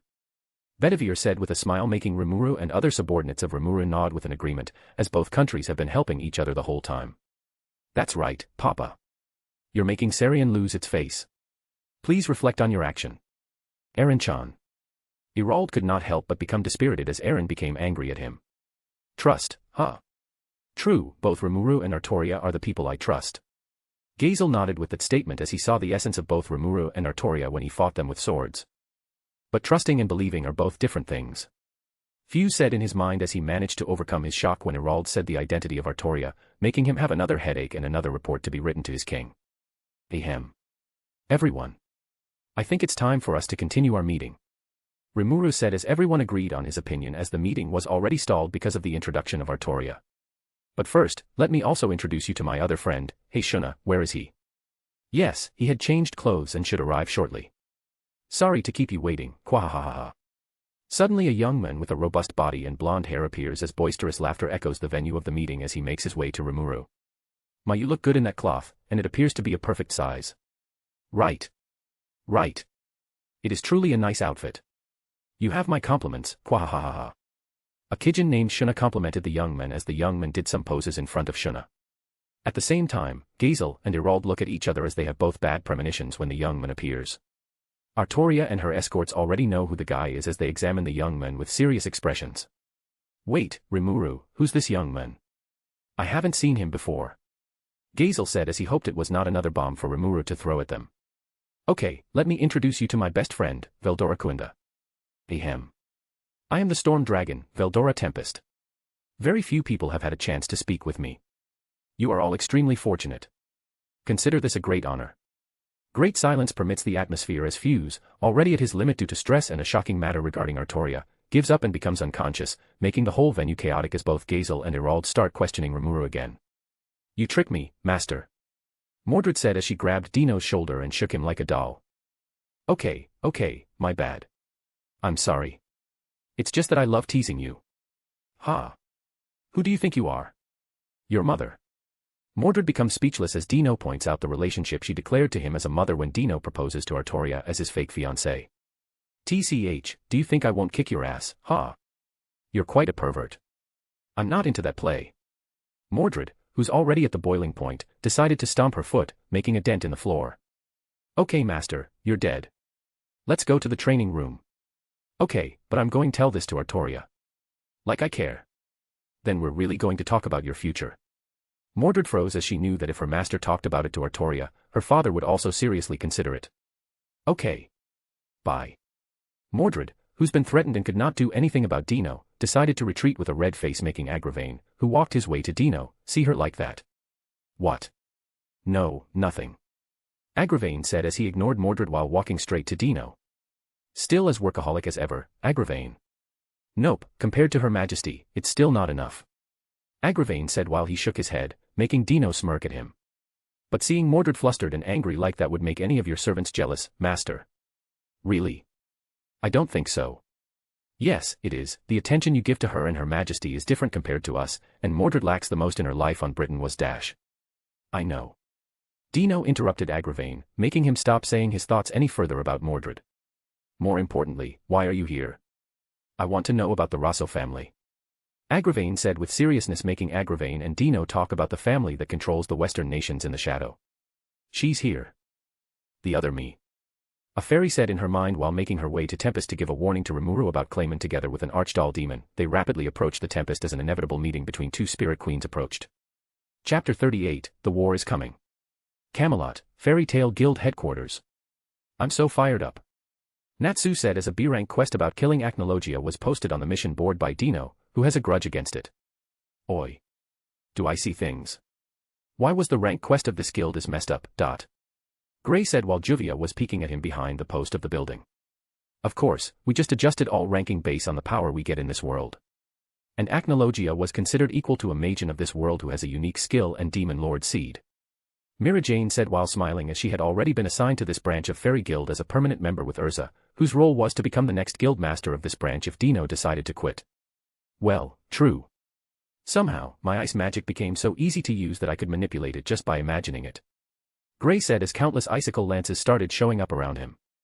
Yeah, but it is a shame that the other guild members could not enter this world. Lucy said while remembering the restriction placed by Dino himself when he created a pathway to this world onto theirs. This world was dangerous, a world that a doomsday could be triggered at any time because of the existences like demon lords and true dragons, so I'm going to restrict who could only enter this world. He said. Lucy said while she, Gray, and Natsu was preparing their journey to hunt Acnologia at Earthland. Still, are they going to be okay, Mira Jane? Freed questioned Mira Jane, who recommends and gives quests to local guild members of the branch. Fufu, don't worry. At worst, they would only die. Freed could not help but shudder still, and he knew Mira Jane was not lying, as Dino also bestowed the revival system upon them, making them unkillable by their world. So what's the condition of A and S rank of this world? Freed asks while preparing to hear an answer from Mira Jane, who smiles at him innocently as she says the impossible possibility of the quest. Of course, killing an awakened demon lord with unique skill would be an A-rank quest, killing an awakened demon lord with ultimate skill would be an S-rank quest, and defeating a catastrophe-level class like a true dragon or young master could consider an SS-rank quest. Tempest, Rimuru's domain. A great tension was happening in the meeting venue as the aura of Demon Lord's hockey spread in the spot between Demon Lord Rimuru and Irald Grimwald as the latter questioned him about what he would do with the unfathomable power he gained. What do you intend to do with your power as a Demon Lord? Rimuru Dano. Huh? Oh, is that all? Is that all? What do you mean by that? The confused Irald asked a question as Rimuru smiled at him, knowing he could answer Irald quickly. The answers are simple. I want to create a world that's comfortable to live in. A prosperous world where as many people as possible can always be smiling. And you really think you can create such a dream world in reality? Irald said with a troubled face as he started sweating, while Artoria just nodded at Rimuru like it's natural for a ruler to have that kind of wish. That's what this power is for. Ideals without power to back them are a joke, and power without ideals is just empty. How about Artoria Dano? What would you do with that power? They're nothing for me, say. I gained this power to protect my people's smiles. There's no way this path is a mistake. Artoria said without hesitation while Irald became shocked and now understood why these two that should not be allied become allies as both of them have a more or less similar goal. Ha ha ha. This is delightful. You two are delightful, Demon Lord Rimuru and Hero Artoria. Now even I can understand why you two awakened. Irald said as he laughed at the coincidence that happened and how impossible their wish was. Forgive my rudeness, Demon Lord Rimuru and Hero Artoria, as the emissary of the sorceress dynasty of Sarian. I request the establishment of diplomatic relations with the Alliance of Great Forest of Jura. Irald said as he kneeled, making her daughter also kneel together with the other two bloomin' idiots. Puppet Nation Gistav, Clayman's domain. I heard you're going to invade Eurasania. Laplace said as he played with juggling balls, making Clayamon, who was looking outside through his window with a wine glass, glance at him. Yes, Malim wiped out its capital, but the country still has a massive population. The settlements scattered throughout it are home to many humans, as well. They should be the perfect sacrifices for my awakening. Do you not agree? He's talking about total slaughter, including civilians. That seems a bit heavy-handed. Particularly I have a bad feeling about it, given the presence of that woman near that place. I think you're starting to panic a bit too much, Clayman. Laplace thought and then looked at Clayman, who thought his plan was nothing but perfect itself. Say, there's no need to act right before a big event like war purges, is there? Also, don't the demon lords have a mutual non-aggression pact? Ah, that won't be a problem. That slime killed my subordinate. This is his way of threatening to take my position as a demon lord, and it has become clear that Demon Lord Carrion instigated him to do so. That's what I'm going to tell them.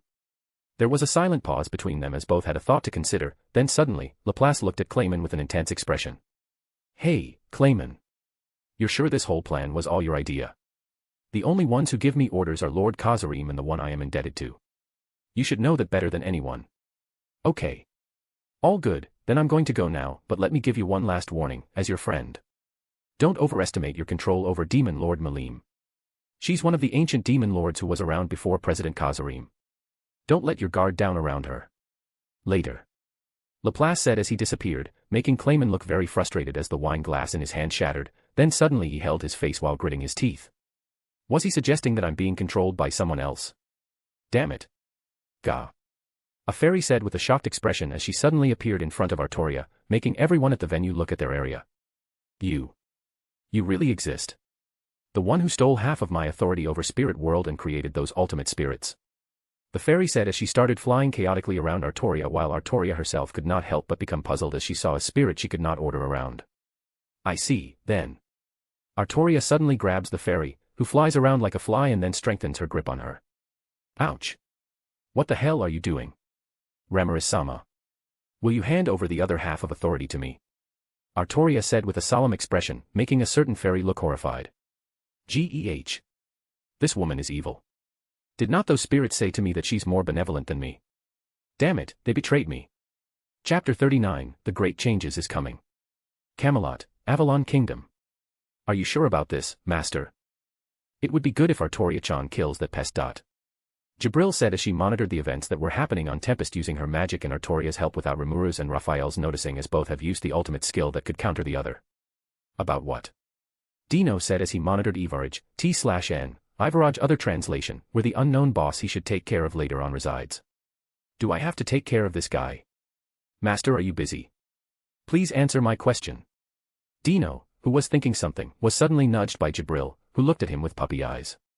You, right, there's no need for violence. Why do you guys always resort to violence? Dino said, even though he was also thinking of killing someone, making Jabril look at him with puzzlement. That was the most appropriate to do when it's like someone was trying to steal your food, then you wolf it down whole to gain all the benefits. Dino looks at Jabril with a twitch and then suddenly looks at Jabril's monitor. First of all, if Artoria did not kill her, there is nothing for us to butt in. Second, it would be a pain in the ass if that red A*S comes again. Lastly, we need Ramaris to take care of them for a moment. Them. Oh, you mean the egoless Excalibur and Rangaminiad in Spirit World? Jabril said while knowing what her master thought. Suddenly, her eyes widened as she detected the anomaly in the Spirit World, making her detect the other spirits besides Excalibur and Rangaminiad. Did you notice them? You're such a horrible master for them to manifest in this world, it might be coincidence and with your power that they manifested, but... Jabril said with doubt while Dino was smirking at her. Artoria must take care of them. Haha. Even though she can command all the spirits are mischievous. They won't tell all the truth unless you ask them. Dino said while changing the monitor to Spirit World, where significant changes were happening as the spirits, T/N, elementals, other terms, of Spirit World were now fighting with each other with the lead of a woman closely resembled by Artoria. In contrast, the other female spirits led the other spirits of each perspective group. Why did they manifest, Master? Well, most likely for Artoria to ascertain her aspect as Spirit Queen with the help of my ultimate skill that the world voice manifested them, to anchor her legacies to this world by manifesting all related to her about spirits but... Jabril asked her master, who was making a funny face when he sees now the current situation of Spirit World. Are not these guys from the Lost Belt not related to her? Akashic, oh. Dino said with shock while doubting his knowledge that the Akashic, his ultimate skill, managed to acquire from the data she collected as the whole room became quiet aside from the noises created by monitors. Tempest, Rimuru City. What are you talking about? The 7 fairies that you molded from great holy spirits. Morgan, Bargs, Baab and Sith, Meliacine, Avalon, Excalibur, and Rangaminiad. Ramaris said as she talked about the spirits that manifested in spirit world. The meeting was adjourned temporarily as Rimuru and others started their break as nighttime approached the tempest. I know Excalibur and Rangaminyad, maybe Avalon, but who are the others? Ramaris looked at Artoria with a shocked expression while contemplating why those spirits were created. Maybe they are created when she becomes a spirit queen, but those spirits are not to be trifled with, they are like primordial demons that shall not be summoned. Well, Excalibur and Rangaminyad are egoless but... Ramaris thought while Artoria was puzzled by her, she somehow had knowledge or revelation using her perspective abilities by forcefully acquiring that knowledge on the spirits. I see, maybe it was the influence of my legacy and master. Artoria said with a mutter and somehow annoyed as she frowned while having a theory of her own about why those spirits manifest. Huh. Nothing, then let me take care of them. Really? Ramaris said excitedly, making Trainee and the other Dryad sisters, who's been there the whole time, smile as they had been honored to be in the presence of the two spirit queens. Yash. Time to one pan, T/N one punch, them, one pan, one pan. Ramaris said as she gestured, punching the air as she was having trouble controlling the spirits that manifested on spirit world as they rampaged left and right to ascertain their dominance on each other. Yes, but first, let me take care of our current problem. Artoria said with seriousness, making Lancelot and Bedivere and her escorts nod their heads while the meeting continued with the agenda of killing Clayman and his cronies. Ice Continent, Palace of White Ice. A man with red hair with a deep shade of rouge who saw his friend, Demon Lord Leon Cromwell leave, then he stood up and held the wine in his hand while looking at the stormy sky of the Ice Continent with a smile. A great change is coming. The man said while holding his chest excitedly as the 1,000 years of boredom would change while a young woman in a strapless blue dress came to his side. It's been a while since I saw that excited face, guy. You would only show Rudra or Big Brother that face when you fight them. The young woman said while looking puzzled by her partner's behavior, while the men just looked at her with a smile. Velzard, won't you think this coming Walpurgis would be entertaining? Dino's strange behavior, that slime, and Rudra's doing a shady thing on Eastern Empire. Guy Crimson said while looking at his partner, whose curiosity had already managed to get her attention on Walpurgis because of her partner's intense behavior. Might you think that this coming Walpurgis would be entertaining? Maybe I shall see it to myself. The definition of ice itself, Velzard said with a smile as the banquet of demon lords was initiated not by Clayman's motives but by those who move in shadows. Chapter 40, Tying the Loose Ends. Tempest, Rimuru City, Strategy Meeting. Walpurgis, a banquet for demon lords. It looks like I should not miss that event. Rimuru said with contemplation as he looked at his subordinates, who also nodded at him as they would do as their lord wished. That's right. I already contacted Guy. You are good to go together with Artoria-chan while bringing 2 escorts. Ramaris said with a poof while emphasizing her flat chest. Good. Then all we need dash. No, I won't go with you, Rimuru-dano. Artoria, who's drinking her tea, said while her eyes were close together with Bedivere and Lancelot, who were also drinking their tea. Eh? Are you not going to come with us? Artoria-san. Wait, but you're a hero, that's right, it would be bad if you came there. Rimuru was surprised but suddenly compromised, knowing her nature as a hero, while Gazel and Erald also nodded their head with understanding. That's right, she may have to face all the demon lords there if she comes with us in the worst-case scenario, as we do not know their true nature and objective. Rimuru thought but someone objective his statement. No way. We're not that aggressive as long as you probably do not provoke one of them into a fight. Probably. Ramaris said, unsure about her statement, making Rimuru look at her with a twitch. No, as much as I want to accompany Rimuru-dano, I already have an arrangement with another person and... Artoria said as she finished drinking her tea, making Rimuru tilt his head as he still waited for her second statement. And... well, it won't be long after we meet again after this meeting.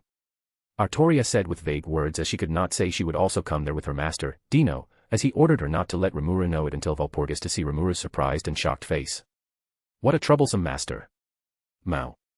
Just when I thought I could brag you to Guy and others. Ha. Ramaris sighed, not knowing that they would meet not long after this meeting as Walpurgis and war with Clayman would come soon. City of the Forgotten Dragon, Malim's domain. In a place where Dragonutes live with human appearance, the blood of dragon that runs through their veins makes them formidable and different from humans. Hence there's no standing army except the priest warriors in their community. Arg. Those detestable bastards. How dare they mock us with suggestions of cooperation? A priest warrior with a bald head growled, representing the city itself and Malim's combat partner, Midray. Midray-sama, we need just to do as they say this time. Their commander, Yamza, had a written order from Malim-sama. A person, also a priest warrior, said as he tried to appease Midray, who's on the verge of exploding because of many unreasonable orders from Yamza, one of the 5 fingers of Clayman. Quiet, Hermes. I know that. You don't need to tell me. Destroying Eurazania. I guess even Malim-sama has some issues, huh? Hermes said with a troubled face, not knowing what their Lord Malim was thinking. Watch your tongue, Hermes. Never doubt the actions of Malim-sama. I know, but it's because he's so soft on her that I have to suffer all the time. Hermes thinks as he scratches his face with troubled face while considering how Midray would always prioritize Malim. Still, the nerve of that damn Clayman. Imagine forcing Malim-sama to write an order like that. Right. But it was definitely her handwriting, and since it was an order, we had no choice. Clayman's army ate the entire contents of our third food storehouse. We only have 7 left. We're going to have a rough time until the next harvest season. Bastards. Midray said with veins popping on his bald head, making him look like a red melon as Hermes started laughing at him secretly. A red melon, hee. Midray and Hermes stop talking as a figure comes on their way with a mixture of black and white hair and a bastard sword on his back. Yamza, the magic swordsman of ice. TCH. Hermes, stand strong. Understood.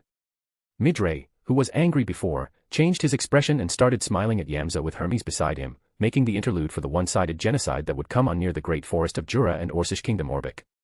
Camelot, Avalon Kingdom. In a plaza where thousands of knights assembled were 3 figures who gave orders to those knights while some Highland orc accompanied the knights to participate in this war. So Lancelot and Gawain would accompany the raid team raiding Clayman's castle. Dino amusedly said while Artoria was giving commands to her summoned knights, whose number was less than 1,000, but the power they harbor is more than enough to destroy the army of Clayman. Yes, master, it would be more than enough to burn his castle to tidbits. Just how angry she was with him. Dino thought while seeing Mordred and Tristan accompany those 1,000 armies while the former stuck out her tongue on him as she tried to mock him with sarcasm. Okay, she's dead. Dino thinking of some devious plan for Mordred suddenly made Mordred have a chill on her spine as her accurate instinct started warning her about a bleak future, making her turn to Dino with a glare. Asterisk glared. Ahem, master, I know that you are fond of teasing Sir Mordred, but please give us a motivational speech to our army. Agravain said with a serious expression while Artoria just continued to command the knights while glancing at him. Okay. Ahem. Everyone looks at Dino in the center of the plaza, making thousands of civilians gather with their friends and family as they anticipate Dino's speech. Kick their ass. Dino said smugly as the whole Camelot exploded with applause, making Artoria sigh while Agravain just glanced at him and said nothing as he brought the lifeless knights that invaded the Camelot to sortie. It is me, or this guy would also sortie. Dino said with doubt while asking Artoria a question. Yes, master, he's good at tying loose ends, so. Artoria confidently said while looking at Agravain with a nod. Hey, tying loose ends, you want to warn those merchants. Agravain said nothing, as the place was not right to talk about what he would do. Very well. *CK those Rosso family and those merchants from Empire. If my master said so. Agravain said as he started moving with the corpse that was once the Knights of Falmouth Kingdom, now a calamity for those who harbor great malice to His Majesty's Utopia. Chapter 41, A Great Revelation. Puppet Nation Gistav, Clayman's domain. 3 individuals could be seen in great fog on the way to Clayman's castle with one beautiful young woman accompanied by 2 dashing knights who's been trying to flirt with the young woman. In contrast, the young woman just smiled at their antics as certain slime already occupied her heart. You're always like this, Sir Lancelot. Not only our queen but also this lovely woman. My love for the queen is genuine. And how about you? You also have a wife.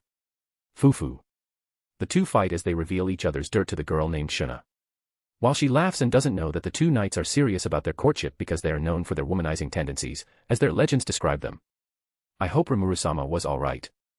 Shuna thought while stopping in her tracks as they could see the castle where their mortal enemy resided while Lancelot and Gawain stopped their bickering and looked at the castle with serious expressions. My lady, please be careful. The spirit of water that accompanied me was becoming restless. Yes, the spirit of fire also became restless, a foul magical energy was lingering in this place. The 2 knights said as the fog suddenly thickened, making the knights readied for their unique skills as the sacred sword manifested in their hands. Sir Gawain, if you please. Lancelot said, making Gawain nod at him seriously as he raised his sword upwards. At the same time, the spirits of fire started dancing around them, making a warm yet gentle feeling touch their skins.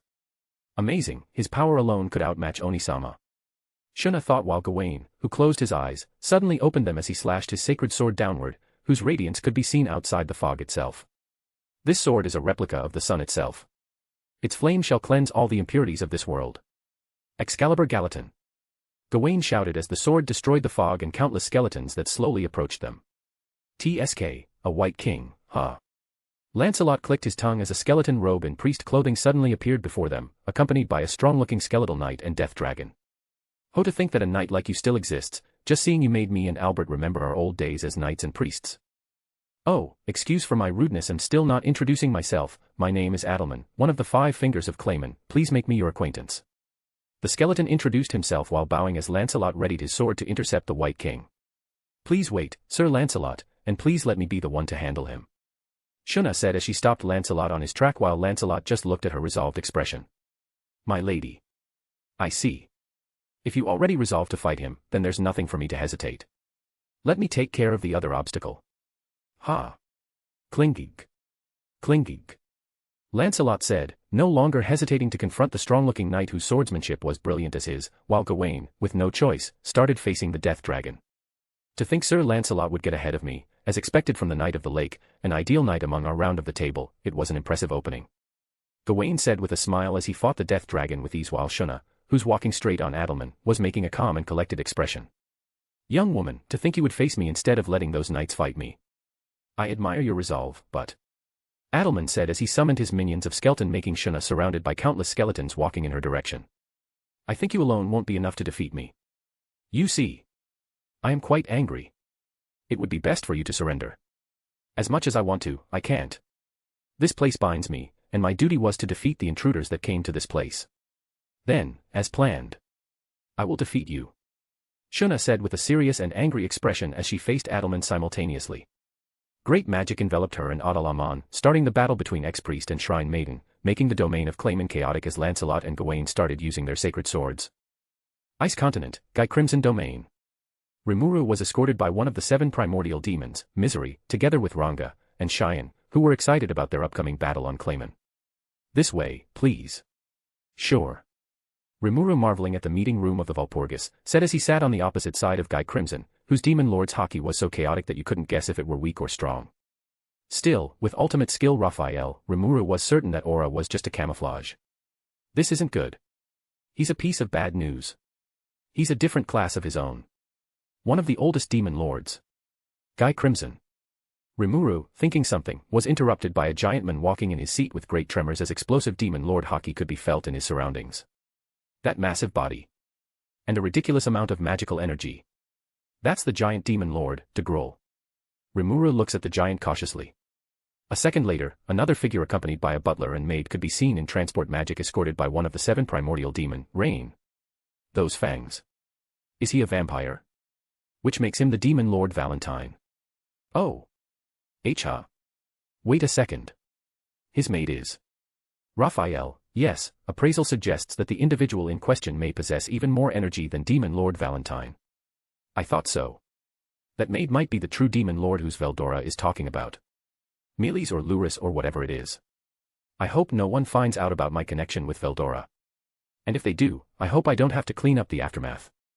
Rimuru hoped they wouldn't find out about his relationship with Veldora, who has a terrible history with demon lord Valentine. Yawn. Another figure accompanied by 2 women could be seen on another portal as great shock could be seen not only by Rimuru, but everyone in the meeting room of Valpurgis as the lazy and loner, supposed to be, was accompanied by 2 women whose strengths could be equal to some demon lords making the room quiet. Yo.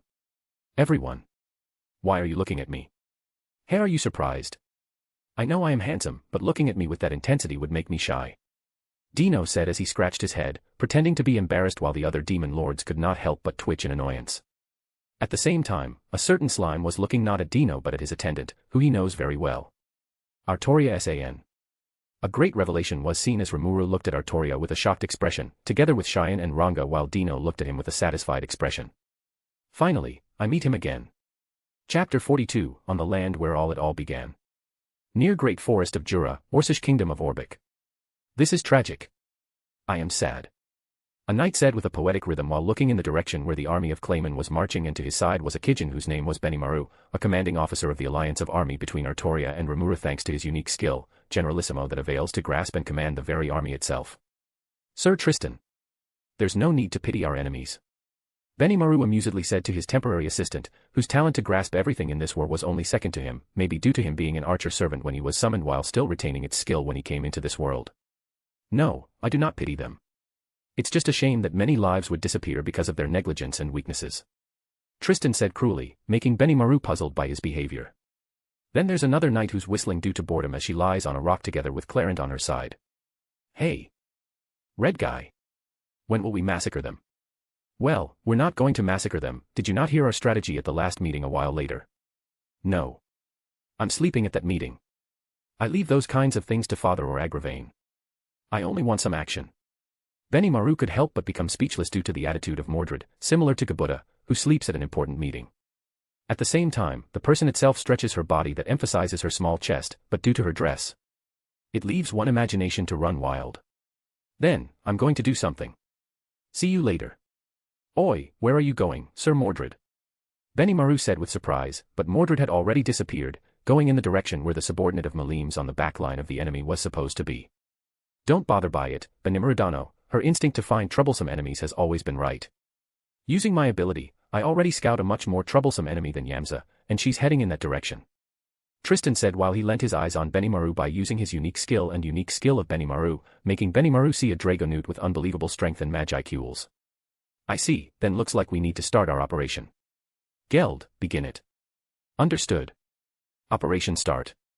Benimaru communicated to the orc, whose name was Geld, while the individual named Geld who's waiting for the ambush, nodded his head to his comrade as they started appearing. At the same time, they started raising their foot as Magicules started to gather beneath them and stomp on the land itself, making the countless soldier of Clayman who's marching fall on the pitfall. What the hell is happening? Gah. You. Backdash. Countless miserable voices could be heard on the battlefield. At the same time, Gabble and his comrades appeared and started stabbing those who could fly on the pitfall, making the situation become hell as one-sided genocide was happening inside it. Don't let a single man escape. Yeah, we know. Yoo. Vortex crash. Gabble-sama, so cool. Wah. Hey, watch it. Gabble uses his signature skill as he hauls all his enemies to the sides, making his comrade look at him with admiration while the individual who admired him avoided his enemy's surprise attack. Inside the great forest of Jura. I didn't expect it to be this one-sided.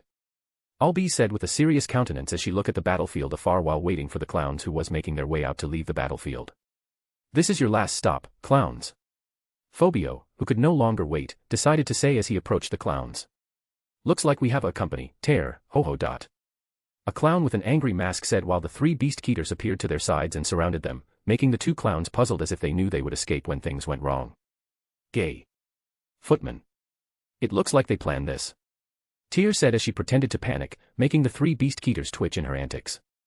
Ho-ho, well, even if they are three of them, it would still be impossible for them to stop us from escaping. True Yahoo Phobio Dano. A wannabe demon lord, did you miss us that badly? Phobio, who's been listening to their antics, became angry as he started showing his claws. Oi. Phobio, don't let them provoke you.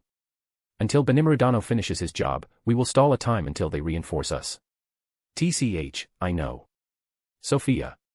Phobio said as the three beast-keeters started their battle with the clowns, whose strength was still unfathomable. I am sad, truly is. A melodies of harp could be heard nearby while the footstep of another person resounded around them, making Tear and Footman become agitated due to bad intuition they detected from that person itself. Footman dodge. Tears said as the melodies of harp echoed around them, making invincible arrow fire in their direction as sharp as wind of spirit, making Tear and Footman have a chill on their spine as they started to panic this time. Boom. This is a knight of the round, they are scary. Phobio thought while looking in the direction where Tristan appeared, making even Sophia, who's good at detecting someone, become surprised. It would be easy if you just received it, it's such a shame. Well, this time, let me put you guys on eternal rest. Tristan said as he started putting his hand on the harp again while the three beast-keeters started taking advantage of Tristan make and began attacking the clowns. Footman. Ruanan. Ho ho, I have a feeling that we're going to run away across the whole great forest of Jura. Don't jinx it. Tyr said as they started running away from their pursuers, making a nightmare marathon that would leave a trauma for Tyr and Footman in the coming future. Spirit world. Hey, looks like that Artoria of this world become a divine spirit on our original world. A world subjected to theoretical pruning phenomenon, then she somehow come here and managed to summon us using her legacies to become a queen spirit. What a joke, even in this world, you are still an eyesore as ever. A woman resembling Artoria said while she looked at her spirit subordinates who submitted to her while the others just trembled in fear as they could feel their queen's annoyance. Is this a parallel world? No, a different world, but much more abundant mana and authority to command the law of the universe itself as long as you have authority. Well, looks like I need to gather my old subordinate. Hey, you, lead me to their place. Why yes. A spirit said with enthusiasm as she brought her hand to her forehead in military style. I hope this dream will be a good one. The woman said as she looked at the distant sky painted with mosaic color, indicating the changes Artoria brought to the spirit world. Chapter 43, A Battle of Honor, Comedy, and Pitiful Pride. Puppet Nation Gistav, Clayman's Castle. Clink. Clink. A sword resounded between that once a skeleton swordsman, now a handsome man, and Lancelot as they parried their swords on each other. Clink. Really is. I am not mistaken, you are a knight worthy of clashing my sword. Lancelot said as he used the protection of the water spirit to alleviate his enemy's shortcoming due to its rotting body, a privilege given to him by the water spirit to grant his owner's wishes, the wish to fight this enemy with all his might. Why, you? Albert, who has been puzzled by the sudden strength, asks the question. He's supposed to be his enemy right now, but he could feel the power flowing through him thanks to Lancelot's power, the power of the Knight of the Lake. This is the only way I could pay respect to the once great knight. Albert, whose body was once rotting even though it was borrowed power, could feel his reflexes coming back to him when he was in his prime, a knight, a rising talent within the Western Holy Church, once being extended an invitation to join by the Holy Emperor's Imperial Guard but just decided to stay with his friend Adelman. Now, hold your sword. There is no need to hesitate. Lancelot said with seriousness, making Albert flinch due to his enemies will not defeat him but to fight him with all his might, a fight between a knight based on pure swordsmanship. You're going to regret this. Albert said with a smile. Now, his body has totally been repaired as there could no longer see its once defective rotting part, the body of the knight, through and through. Then, I will dedicate this fight to his majesty and master. Aron light release. Come. Albert shouted as the two clashed their swords, making the whole castle of Clayman to be more tattered. Countless pieces of debris started falling as clashes brought an aura even to destroy weak monsters, a fight between peaks of swordsmanship in this world. Avalon Kingdom, Camelot. A certain clown could be seen sneaking through the city itself even though he was dressed conspicuously. No one noticed him thanks to his boss making an item for him to hide his presence and also thanks to his skill as an infiltrator on his other job. Still, while I still feel I'm being monitored. No way, right? Laplace thought with great nervousness as sweets started to fall on his body while looking at a marvelous city that could only see in a fantasy book, a utopia in its really is the definition. Thanks to boss anti-skill transferring his power to this item, I somehow managed to bypass the barrier that stopped Tyr in this place, but why it's nagging me that someone just let pass in that barrier. Whoa, the heck? Why those fountains are flying? Laplace, who's been spying in this place, marvels at the phenomenon of flying objects thanks to Flugil's materialization magic. I now have a terrible feeling. I need to run away. I should infiltrate the Western Holy Church instead of this place. Laplace, who's been becoming restless, is stopped by a young girl who's eating her Apito's honey as she looks at Laplace with curiosity. Oh, young woman, you need to watch your step. You scared me. Waifus, the dragon god of infinity, just nodded her head and then decided to leave as she continued her strolling in the city itself. A strange clown. How that girl knows I'm donning my clown outfit. Laplace, no longer hesitating, decided to run away in the direction where he had come from while a certain Flugil was watching him with exciting eyes. Oya oya, where are you going? Are you done visiting our place? Jabril said as she appeared in front of Laplace out of nowhere with other Flugils, letting Laplace know he was really in a bad situation. Right, this place is amazing, but I have important business to attend to, like guessing at a children's party, if you excuse me. Fufu, why don't you come to our place to perform? Master Dino would like to see your performance. Laplace becomes shocked when Jabril says who her master is. Did you say, Dino? Dino, as in one of the 10 great demon lords. Laplace said with uncertainty while Jabril just tilted her head aside together with the other Flugils. Of course, who else aside from him? And right now, Master is now watching your friend's performance in Warpulges, was it? Clayman, you're F***ked up, no, we're F***ked, maybe Malim was just a trap. Laplace cried out in his head while Flugils started surrounding him. All the Flugils have a power equal to Calamity class disaster rank, making Laplace taste its affront aura when they clustered together to surround him. Wait. We could talk about this. Gawa. A miserable cry echoed in the peaceful city of Camelot as Flugil started playing with the new toy they had acquired. Even though Laplace was an ex-hero, with Jabril monitoring him, there was no hope for him to leave the city of Camelot. Valpurgis venue. How the hell did this happen? Dino thought while watching Artoria beat Clayman and his cronies senseless, making even the other demon lords cheer in the spectacle as a great barrier was created by Guy Crimson when Artoria suddenly beat Clayman when he came out in the portal. This is different from the plot.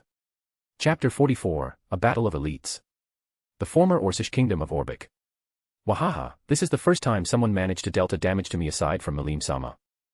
Show me your guts more, young missy. Okay, Baldy, you're dead. Mordred, who has been called a young missy by Midray, now has a menacing aura that is making Gabble and his comrade cower in fear while her sacred sword is now releasing unbelievably menacing magical energy due to its owner's emotions, a unique skill based on her owner's emotion and feelings. Wait, Mordred Dano I think dash. Shut up. Why yes. Gabble, who tried to appease Mordred, stood up straight and ordered his comrade to focus on the battle with other Dragonewts who had a human appearance like her sister Sauka. Be prepared, old Baldy. Come. Show me all you got, young missy. Mamam. Mordred aims to kick the face of Midray, but he manages to deflect it using his abnormal reflexes honed by fighting Malim on a routine basis. At the same time, Mordred continues to slash him with Clarent, that was cleaving the land left and right, making Midray not move recklessly. What a troublesome skill, Jai. What? Do you surrender now, old Baldy? Mordred, who's pissed, now thinks his master, who always teased her even though she tried to kill him on their weekly sparring. Still, with absolute strength and unbelievable swordsmanship equal to his father, she's always been beaten to a pulp, making it all accumulated anger to be released to any unfortunate person who would piss her. No. This is only starting. Real strength comes with great determination. Little missy, your determination to defeat me was splendid. Looks like you're more than enough to make me a little serious. But fortunately, a person who can contain her is now fighting her. Midray, a sparring partner of Malim, is not a joke as he released an aura equal to the true demon lord, making Mordred smile manically as she was experiencing the same feeling when she was fighting her master or father, an unbeatable wall for her to surpass. Now, come at me. All right. I'm going to freaking kill you. Awaya. A cry from a beast resounded as a familiar figure'd show up in the sky. The beast ate those who were defeated in the battle, making itself stronger, a calamity that once tried to destroy Tempest, Charybdis. This is bad. Hermes. Please evacuate those who were injured. We can't let that monster eat them. Yes. Midray said while looking at the beast who tried to havoc on the battlefield. He hurriedly looked at his opponent, who was readying to fight him with all her might, as Clarent released a bloodlust to kill its master's enemy, a spirit of pure destruction. Sorry young missy, it looks like we need to. No one should hinder my path. Clarent of Blood Arthur. The red light of pure destruction intercepted and evaporated the Carmelite-class Charybdis again as destruction havoc on its surroundings. Not only its path but even the space was also torn apart, making how serious it would be if Midray took it head-on. Are you a demon lord? Hermes said with fear as red clouds started to paint the sky, making Midray look at Mordred with an appraising look and a maniacal smile you would find in any warrior. Now that the disturber is dead, shall we continue our fight? Mordred provokes Midray as they continue their battle now that no one interrupts it. A battle that would continue with others being a casualty if not for Benimaru stopping it with all his might. Dash. A black knight intercepted a merchant going his way to Rosso family, a mysterious merchant trading information on Western countries. His identity was a close friend of the Eastern Empire Emperor Rudra, Damdara the Saint Fist. I feared. You shall not pass in this place alive. The Black Knight said as countless corrupted knights suddenly appeared and surrounded the carriage. I see. You were with the new power that came out of nowhere in the great forest of Jura, huh? Avalon Kingdom, was it? Dandara said with curiosity while looking at corrupted knights with cautiousness. Welp, it looks like my trade in this place would be halted. Sorry Yuki Kagurazaka, maybe this is time for me lay low. Dandara thought as he raised his fist that would become the primordial demon Violet's signature move. Still, that thing would only be possible if he managed to survive the vicious attack of Agravain, known for not letting his enemies escape. You're going to pay for what you did. Agravain said that as corrupted madness tried to swallow the carriage that Dandara resides in, hundreds of knights started to attack it, destroying the whole carriage. In contrast, Dandara started fighting Agravain, who could fight a primordial demon in the future. In contrast, Agravain began displaying the corrupted shadows that had previously killed Lancelot in his previous incarnation, a feat that was supposed to be impossible. Puppet Nation Gistav, Clayman's Castle. Overdrive. Shuna said as she intercepted Adalaman's disintegration, rewriting the same magic to its core. What? You overwrite my magic. Adalman said with disbelief as countless magic circles started manifesting around him, making a spectacular scene to be seen. Impressive, my lady. Gawain said, who already subdued the Death Dragon as he stomped his foot on the tail of Death Dragon, who became meek due to Gawain's unbelievable raw strength with EX rank strength as they watched the battle between Shuna and Adalman. Shingug. A pure white light envelopes the whole domain of Clayman as countless weak skeletal soldiers start to disappear, centering on Adalaman himself, making the whole area cleanse with pure, holy magical energy that comes from magic, disintegration, as foul mana no longer bound the very land itself that bound Adalman in this land. Shuna, who used her unique skill, started to lose her strength, but Gawain, on standby, caught her while looking very worried. Are you okay, my lady? Why yes, thanks for catching me. It looks like I let my hothead takes control of my body. No. It was an impressive fight, but it would be better if we evacuated immediately. Gawain said as he looked in the certain direction where his other comrade was fighting. Why? A tremendous explosion could be heard as the sharp sound of swords resounded. The aura of swords destroyed the castle of Clayman, while two figures could be seen fighting each other to death. Really, there's no need to go this far, Sir Lancelot. Gawain said with a wry smile as Shuna and Adalaman, who waken up after his defeat on Shuna, could not believe what they saw. Adalaman cried in happiness as he could see his friend in his prime while fighting Lancelot. Good, it was a magnificent fight, but I could not let myself be defeated. Now, please show me your fighting spirit. Aron light accelerating. Many water spirits began to dance beside them as Lancelot readied his sword, and Albert simply nodded as he raised his sword. As they did so, they both brought their swords forward. Here I come, Aron light overload. Hiya. Bam. When the two swords collide, Lancelot completely destroys Albert's sword as if he were slicing a piece of paper, leaving a large wound on his chest. I see it was not enough. Albert said with a sad smile while losing consciousness. While Lancelot just caught him as he saw a cut through his own cheeks. No, you are more than enough for me to acknowledge you, your swordsmanship was just as excellent as that of my master, Hakurodano, and my majesty. Lancelot remarked as his companions Gawain and Shuna approached him, bringing an end to the raid on Clayman Castle as they rounded up all of Clayman's remaining servants. Chapter 45, Clayman the Crazy P.R.O. Valpurgis Venue. Asterisk a particular demon lord's perspective. Hey, interesting. A demon lord thought while looking at the two women that Dino brought as he analyzed them using his skill but failed to do so, indicating that those two are a holder of ultimate skill. But they won't be able to hide the dragon aura they emit, hey. As I expected, this world was too partial to dragons and humans alike, just having the protection of a dragon is more than enough to be superior to the same class of monsters, much more those who have a direct influence on them. The demon lord thought as he guessed the origins of Artoria and Urza. The former has a dragon core, a human that was supposed to be born as a dragon, while the latter is the daughter of the dragon. Still, while both were hero, that woman was unique in her case, having a dragon influence, protection of the spirit world, being a hero and blessing of the demon lord. Dino, you're creating one of a hell person, she might have already had to surpass Rudra in just potential. The demon lord smirked, just imagining fighting Artoria at her full potential, making him excited for the future. At the same time, his partner noticed his expression, a battle maniac expression through and through. Fufu, you are having so much fun, I guess just seeing you enjoying this is more than worth it for me to come here. His partner thought as she communicated to him through telepathy while she hid her presence in Warpurges using her ultimate skill.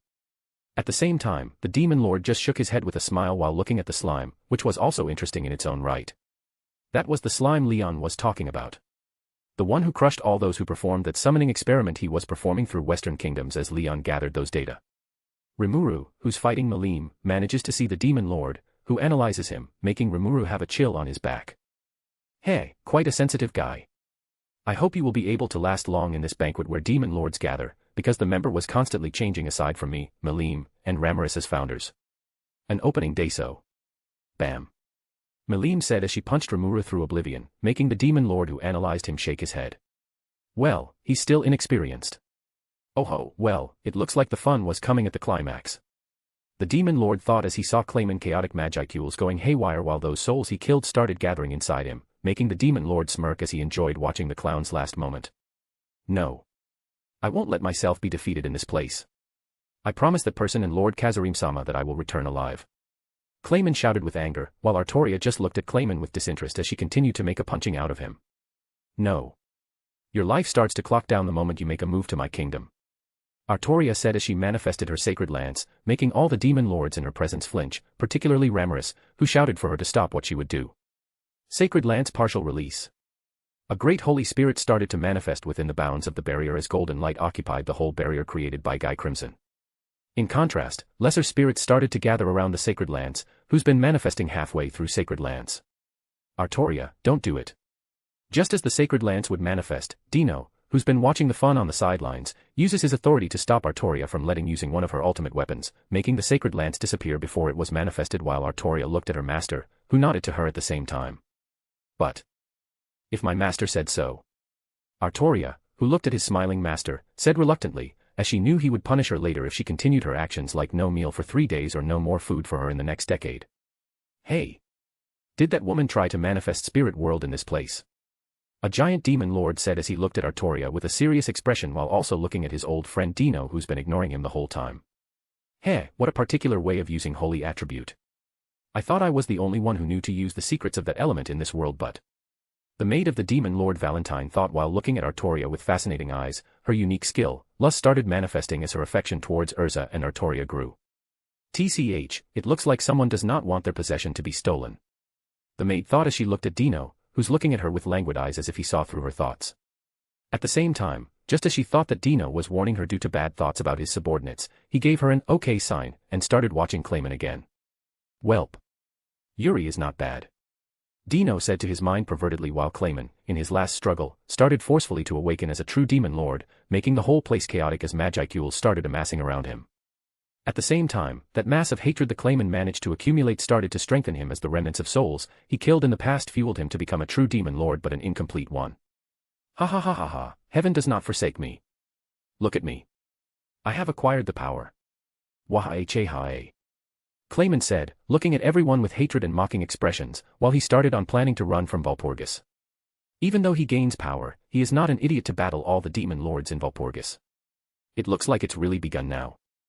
Even though some of the calculation of Raphael was off the mark, the goal of awakening Clayman was still achieved. Rimuru said while walking to Dino, while Dino yawned at the antics of Clayman while using his ultimate skill so that he won't be able to escape using his astral body. Dino-san. Please let me be the one to kill Clayman. Rimuru said with a serious expression so that he would have a right to become a demon lord due to him seizing Clayman's position as demon lord while Malim, who's supposed to be his enemy, was now eating Apito's honey with a delighted expression. Coo. Those are my stocks. Ha, there's no helping it. Rimuru thought while Dino looked at him with interesting eyes while evaluating the current Rimuru. Heh, for ultimate skills are more than for you to become a demon lord. Exclamation point. Wadash. Dino said with playfulness making all those who know about ultimate skill look at Rimuru with shocked expressions. At the same time, Rimuru had great turmoil in his head, including the ego of his ultimate skill, Raphael. Ha ha ha, interesting. If what Dino said is true, then you are more than qualified to join our ranks. Guy Crimson said with a smirk as he got more information about the slime that Dino protected on their last meeting, making him realize why Dino protected him. Okay, go ahead, kill him, don't let his astral body escape. Dino said while looking at Artoria with knowing eyes. Artoria nodded reluctantly, still wanting to beat Clayman to death, making Dino speechless. Thanks. Rimuru, who's back on the chaotic turmoil in his head, said cautiously while looking at his enemy with determination. Well, I'm going to think later why he knows about my skills, but more importantly, I need to make Clayman pay the price for messing with us.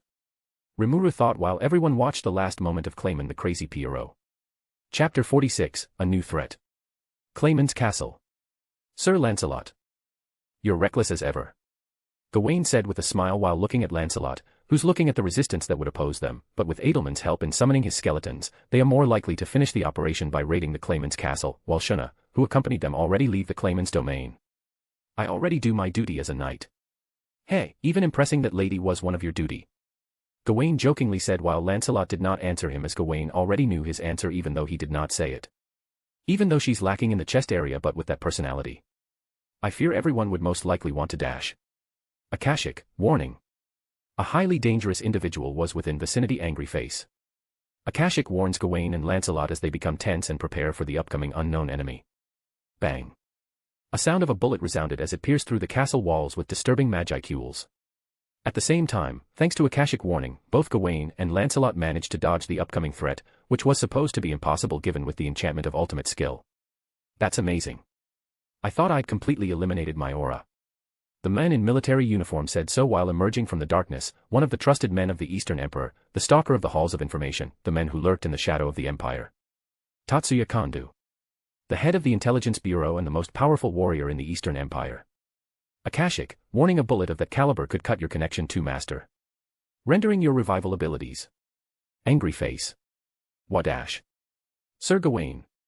Lancelot shouted as he slashed his sacred sword at Konda while Gawain, who's been taken by information given by Akashic, managed to calm himself down while holding his sacred sword upward. You guys, our Emperor wants to control. Splendid, 2 saints of your calibers are more than enough to join the Imperial Guardians of Emperor within the rank numbers of the 50s.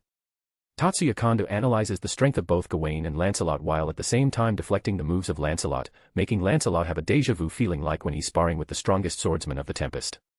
That swordsmanship. No, a much more refined technique. That's right, Tatsuya Kandu has a connection to the ogre village of Hakuru. Mainly, their swordsmanship was a copy of his original swordsmanship. Don't be needlessly resist, surrender. In this way, the honor of serving His Majesty Rudra the Emperor would be given to you. Konda said while preparing his Dominion bullet to fire on Lancelot and Gawain. You're insulting us. First Lieutenant Kondu, the head of the Intelligence Bureau of Eastern Empire. Even after being identified, Kondo was still expressionless as Gawain knows his identity due to Akashic giving him information when Kondo appeared using the information his master acquired, making all the abilities and threats of the individual named Tatsuya Kondo become visible both to Gawain and Lancelot. In this life, we would only serve His Majesty and Master. Anything else would not be worth talking about. With a different atmosphere, Gawain said while his sacred sword was releasing several ridiculous magicules. The dark territory of Clayman brightened as the sun appeared in the middle of the sky. Ho ho! Are you also going to be my opponent? Well, as much I would like to be your opponent, I don't like to do useless work. On the other hand, Kondo didn't look at Gawain and just sighed helplessly while deflecting Lancelot around light. At the same time, countless shadows appeared in the middle of the castle, numbering 50 individual persons. The Imperial Emperor's Order of the Near Guards, huh? Lancelot, who was back in the corner, said as all individual has a strength of a saint. At the same time, Gawain, who accumulates his strength, unleashed his sacred sword to buy time for himself and Lancelot until reinforcement came to their aid. My son will thwart any and every evil.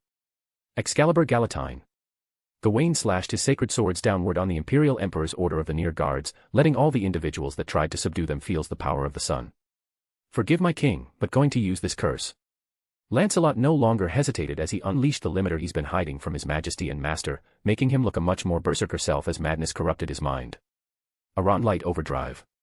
Lancelot said solemnly as another persona overtook his body, a persona that wanted nothing but punishment for the sins he committed to His Majesty, the proof of his disloyalty. Camelot, Avalon Kingdom. Akashic, individual named Jibril, as the authority given to me by my master, I order you to aid Lancelot and Gawain together with your subordinates ASAP. Angry face. A moment of notice manages her way to Jibril while still interrogating the clown who dares to infiltrate her master's territory without permission. At the same time, hundreds of Flugel flock to the imaginary world of Avalon, a world created by Artoria when she becomes a true hero. This is also where the true body of Waifus resides as a significant number of magicules accumulated within the world itself. That's right, they are inside the Great Holy Spirit, now an individual closely resembling Merlin, the advisor of the king. She is one of the ultimate weapons recently created by Artoria, a reincarnation of Merlin, prototype, itself while calling herself Lady Avalon. Big Brother and Sir Lancelot was in trouble. A young girl said while looking restless. She's one of the Knights of Round of Table recently summoned by Artoria when she becomes a true hero, the sister of Gawain and once attendant of Lancelot, the 7th seat, Gareth the Beautiful Hands. Gawain, help us. We're in big trouble. Crying face. Gawain posts a message to his little sister Gareth while Gareth shows Gawain's message to Jibril and Lady Avalon, who already knows the situation thanks to the Akashic Information Network. Making all the other guys comment on his message, like LOL, funny and angry emojis. Oya looks like some pest wants to mess with my master's subordinate. Ufufu, this is bad.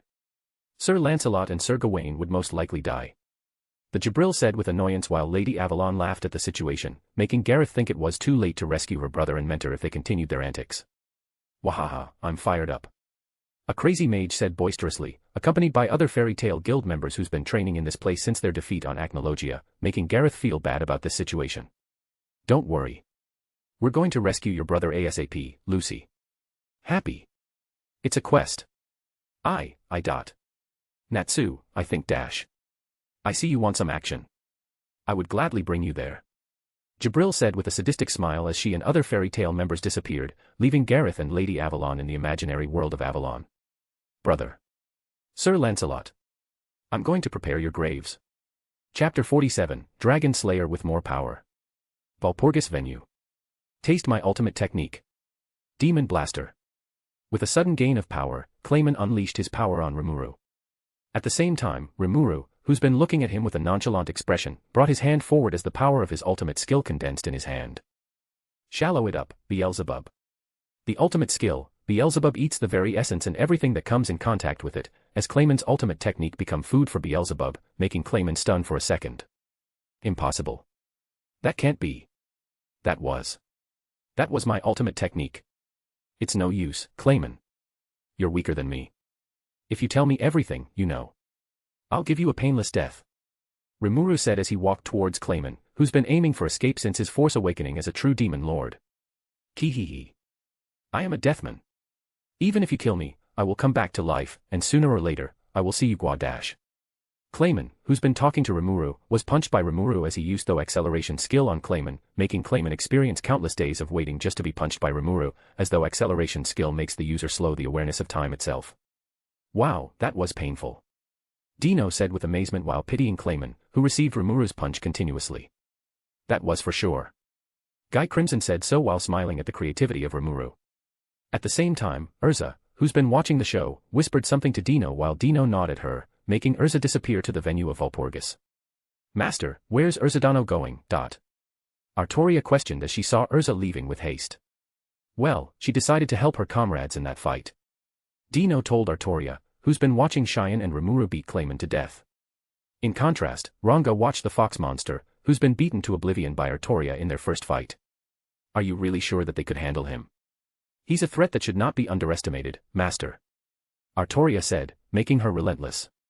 She would go to that place if her master hesitated for a second as she was worried for her subordinates. No worries. Urza was going there with Jibril. Even the strongest warrior of the Empire would need to think twice before going to war with us. And there's an idiot there who has a great plot armor in that team. I feel much more sorry about that Konda guy as he won't achieve his goal of controlling some of my subordinates due to the unpredictable behavior of that idiot. Dino smirked as he watched not just Rimuru's fight but also the fight of his subordinate using his ultimate skill. Welp, let's see your current power, the guy who eats Ophis Infinity Snake carelessly. The dragon that resides inside you also had already recovered, becoming close to the level of dragon lords of this world. Igneel was its name, right? Dino thought as he compared the dragon that resided inside Natsu to the strongest dragon that could be seen in this world, dragon lords, who had abilities comparable to the demon lords. Clayman's domain. A great battle was happening within the parameters of Clayman as the near guards and flugels with fairy tale members battle out with each other, having casualties on both sides. Well, if the Empire knew the resurrection abilities of Dino's subordinate, the near guards would most likely retreat right away. Dragons Infinity Crimson, roar. Mamam. Suddenly a powerful purple darkened light pierced the very heaven itself as the power was equivalent to Malim's Dragon Nova. A comparable skill that destroys the capital of Eurasania, Dino, who monitors Natsu from Warpugis, spills the tea he's drinking as he laughs at the Natsu's ridiculous behavior. Oi, that idiot, how come he becomes this strong? A naked guy said while looking at his comrade's ridiculous power-up. Don't tell me. Because he eats those snakes that Ophis has given to us before we embark on defeating Acnologia. Lucy said while sweating profusely as she remembered the idiot's antics when they were defeated by Acnologia and decided to eat the snakes given to them by Waifus, making the idiot blast Acnologia to a faraway place as they retreat with haste on this world. Not only that, that power of that thing inside him also lends him some of his power. Urza, though, while looking at his comrade with complicated feelings due to a sudden power-up just like her when she battles a primordial angel, though it was one-sided if not for Fry lending her ultimate skill and gaining an ultimate skill for herself. Wahaha, did you see that, Lucy? Happy? Natsuyu. Lucy became speechless as Natsu became a zombie as great exhaustion started showing in his body. I feel sleepy. Thud. Still, with that great power, there would be a backlash, making Natsu unconscious due to the significant consumption of magiceuls that he was exhausted. Still, thanks to his antics, a cautious person decided to retreat as he suspected that a true dragon or Malim itself had decided to show up in this battle. Natsubaka. Lucy shouted while Piggy backed up Natsu on the backline of the battle. At the same time, the near guards of the Emperor of the Eastern Empire decided to retreat as their superior commanded them to retreat with haste. TCH, looks like some unwanted guests decided to show up. Konda said while looking at the power unleashed by Natsu, making him mistaken about the identity that tried to help Lancelot and others. Oya, you're going to run away. You're just like that clown Ne. Jabril said while provoking Konda to stay and battle with her while Lancelot and Gawain were resting as they were battling those near guards of Emperor until Jabril and others showed up, making them lose their unconsciousness while smiling as they make out alive in this adversity. I'm not interested in a battle I can't win with certainty. Your power alone was comparable to White Primordial with an ultimate skill, making you as dangerous as those demons, much less that thing that has arrived. Konda said without emotion while he started using his ultimate skill to retreat due to the sudden appearance of unwanted guests. At the same time, he brought his gun forward and then flicked the trigger of the gun, making a bullet with domination properties fired at Jabril, while Jibril just smiled at him menacingly.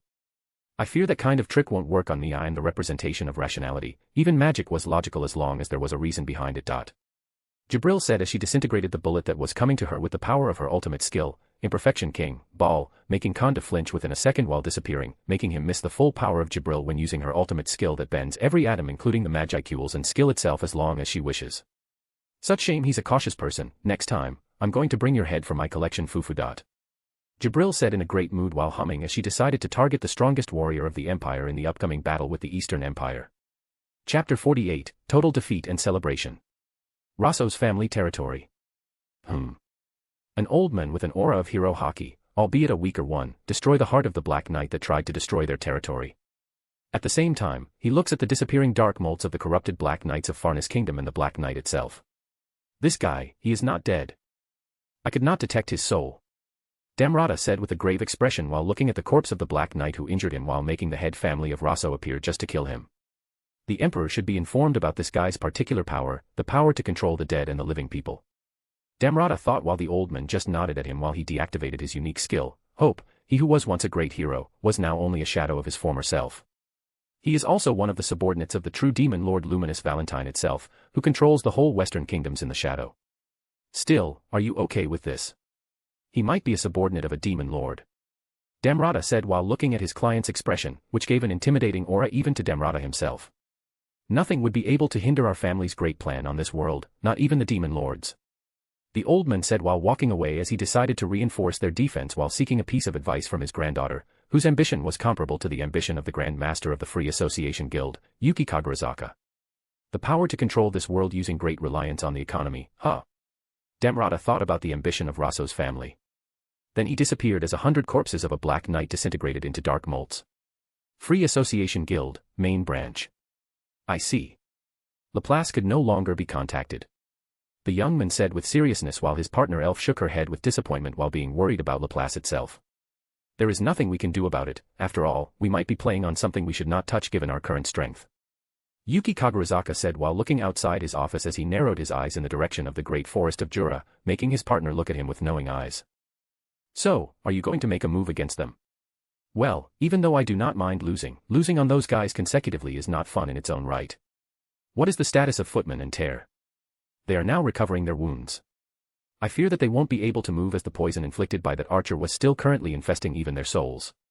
A total defeat, Yuki Kagarazaka said as he predicted what would happen to Clayman on Valpurgis, making him plan a much more devious scheme for his enemies in the great forest of Jura, even though some of its results were their fault, to begin with. Maybe I should use Hinata, even though I plan to lay low, I think playing a prank on them was still fine, as I have a feeling that the Demon Lord already knows about us from the beginning. Yuki Kagarizaka, though, while walking in the direction where Tyr and Footman are currently resting, as he used his anti-skill on Tyr and Footman, making the poison inflicted by Tristan to disappeared. Valpurgis venue. She's really a subordinate of the Demon Lord Dino and also that woman that rescued me from Hinata Sakaguchi. Rimuru Tempest thought as he monitored his ally and benefactors. At the same time, he had already destroyed Clayman's last effort as he used his ultimate skill, Beelzebub, on him, making the clown of Valpurgis disappear into oblivion. Head dash. Clap clap. The sound of the clap resounded from Guy Crimson, making Rimuru look at him with cautiousness and annoyance. Splendid. That was a good show. From today on, I will allow you to refer to yourself as a Demon Lord. Any objections? Guy Crimson declared while looking at other Demon Lords' opinions. Still, with Guy Crimson acknowledging Rimuru as a Demon Lord, they did not deny his entry to their group aside from Demon Lord Valentine's objection, making Rimuru officially join the ranks of Demon Lords. You guys. I have a spicy news nota. Milim, who already finished Apito's honey, raises her hand while looking at Dino with an innocent smile. Oh. What is it, Milim? I hope it's not another of your nonsense talking. Guy said while looking at Milim with curiosity. At the same time, Dino, who's been napping since Kondo's escape from his subordinate, woke up due to a bad premonition he detected from Milim.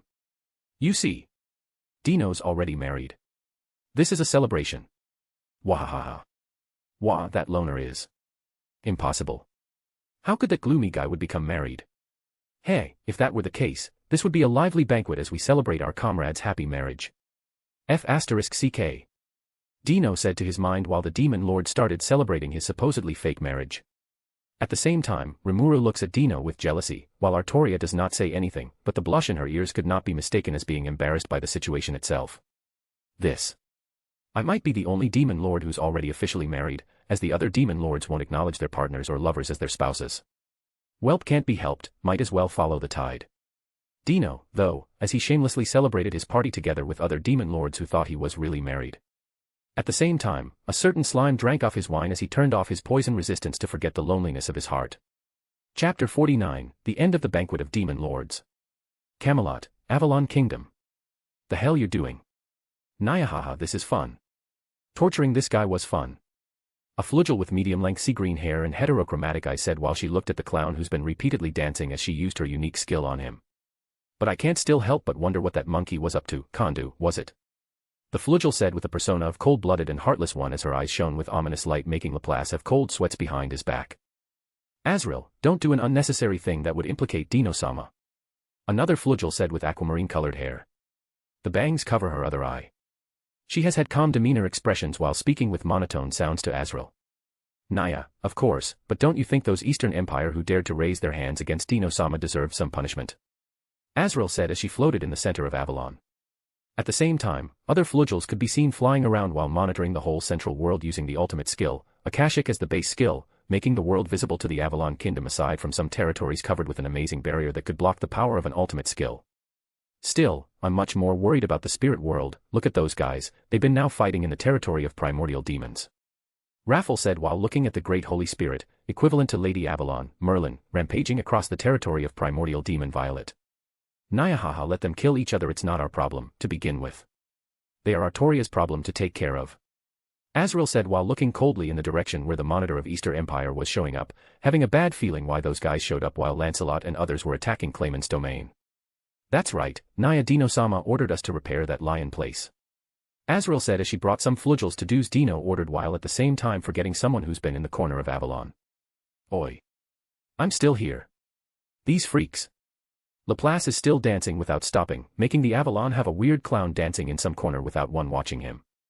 I hope the boss will be able to rescue me. Valpurgis venue. I see. Fry was stepping down on her position as a demon lord. Yes, I've been subordinate of Dino-sama since our plan to bring Clayman down. Demon Lord Fry said while looking at everyone on Valpurgis with a smile. At the same time, Carrion, who's been silent since the meeting of Warpages, decided to show his face while looking menacingly at Dino, who glanced at him lazily. Oi, you did not forget about me, right? Oh, you still exist. I'm glad you did not die playing with Milim. Dino said jokingly, making Carrion explode with anger as he pointed out all the faults of why he suffered so much in Milim's hand. At the same time, the culprit of said person just looked to the side, pretending nothing to do with the victim itself. Bastard. How are you going to repair my country? Don't worry, your country has been repaired already. Huh.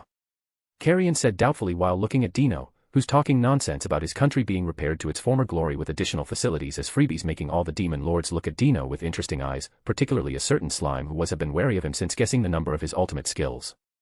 TCH, how about the mental damage or trauma that I and my subordinates suffered because of your little scheme? There's nothing we can do about that, just treat it as training to toughen your mental strength or something. You.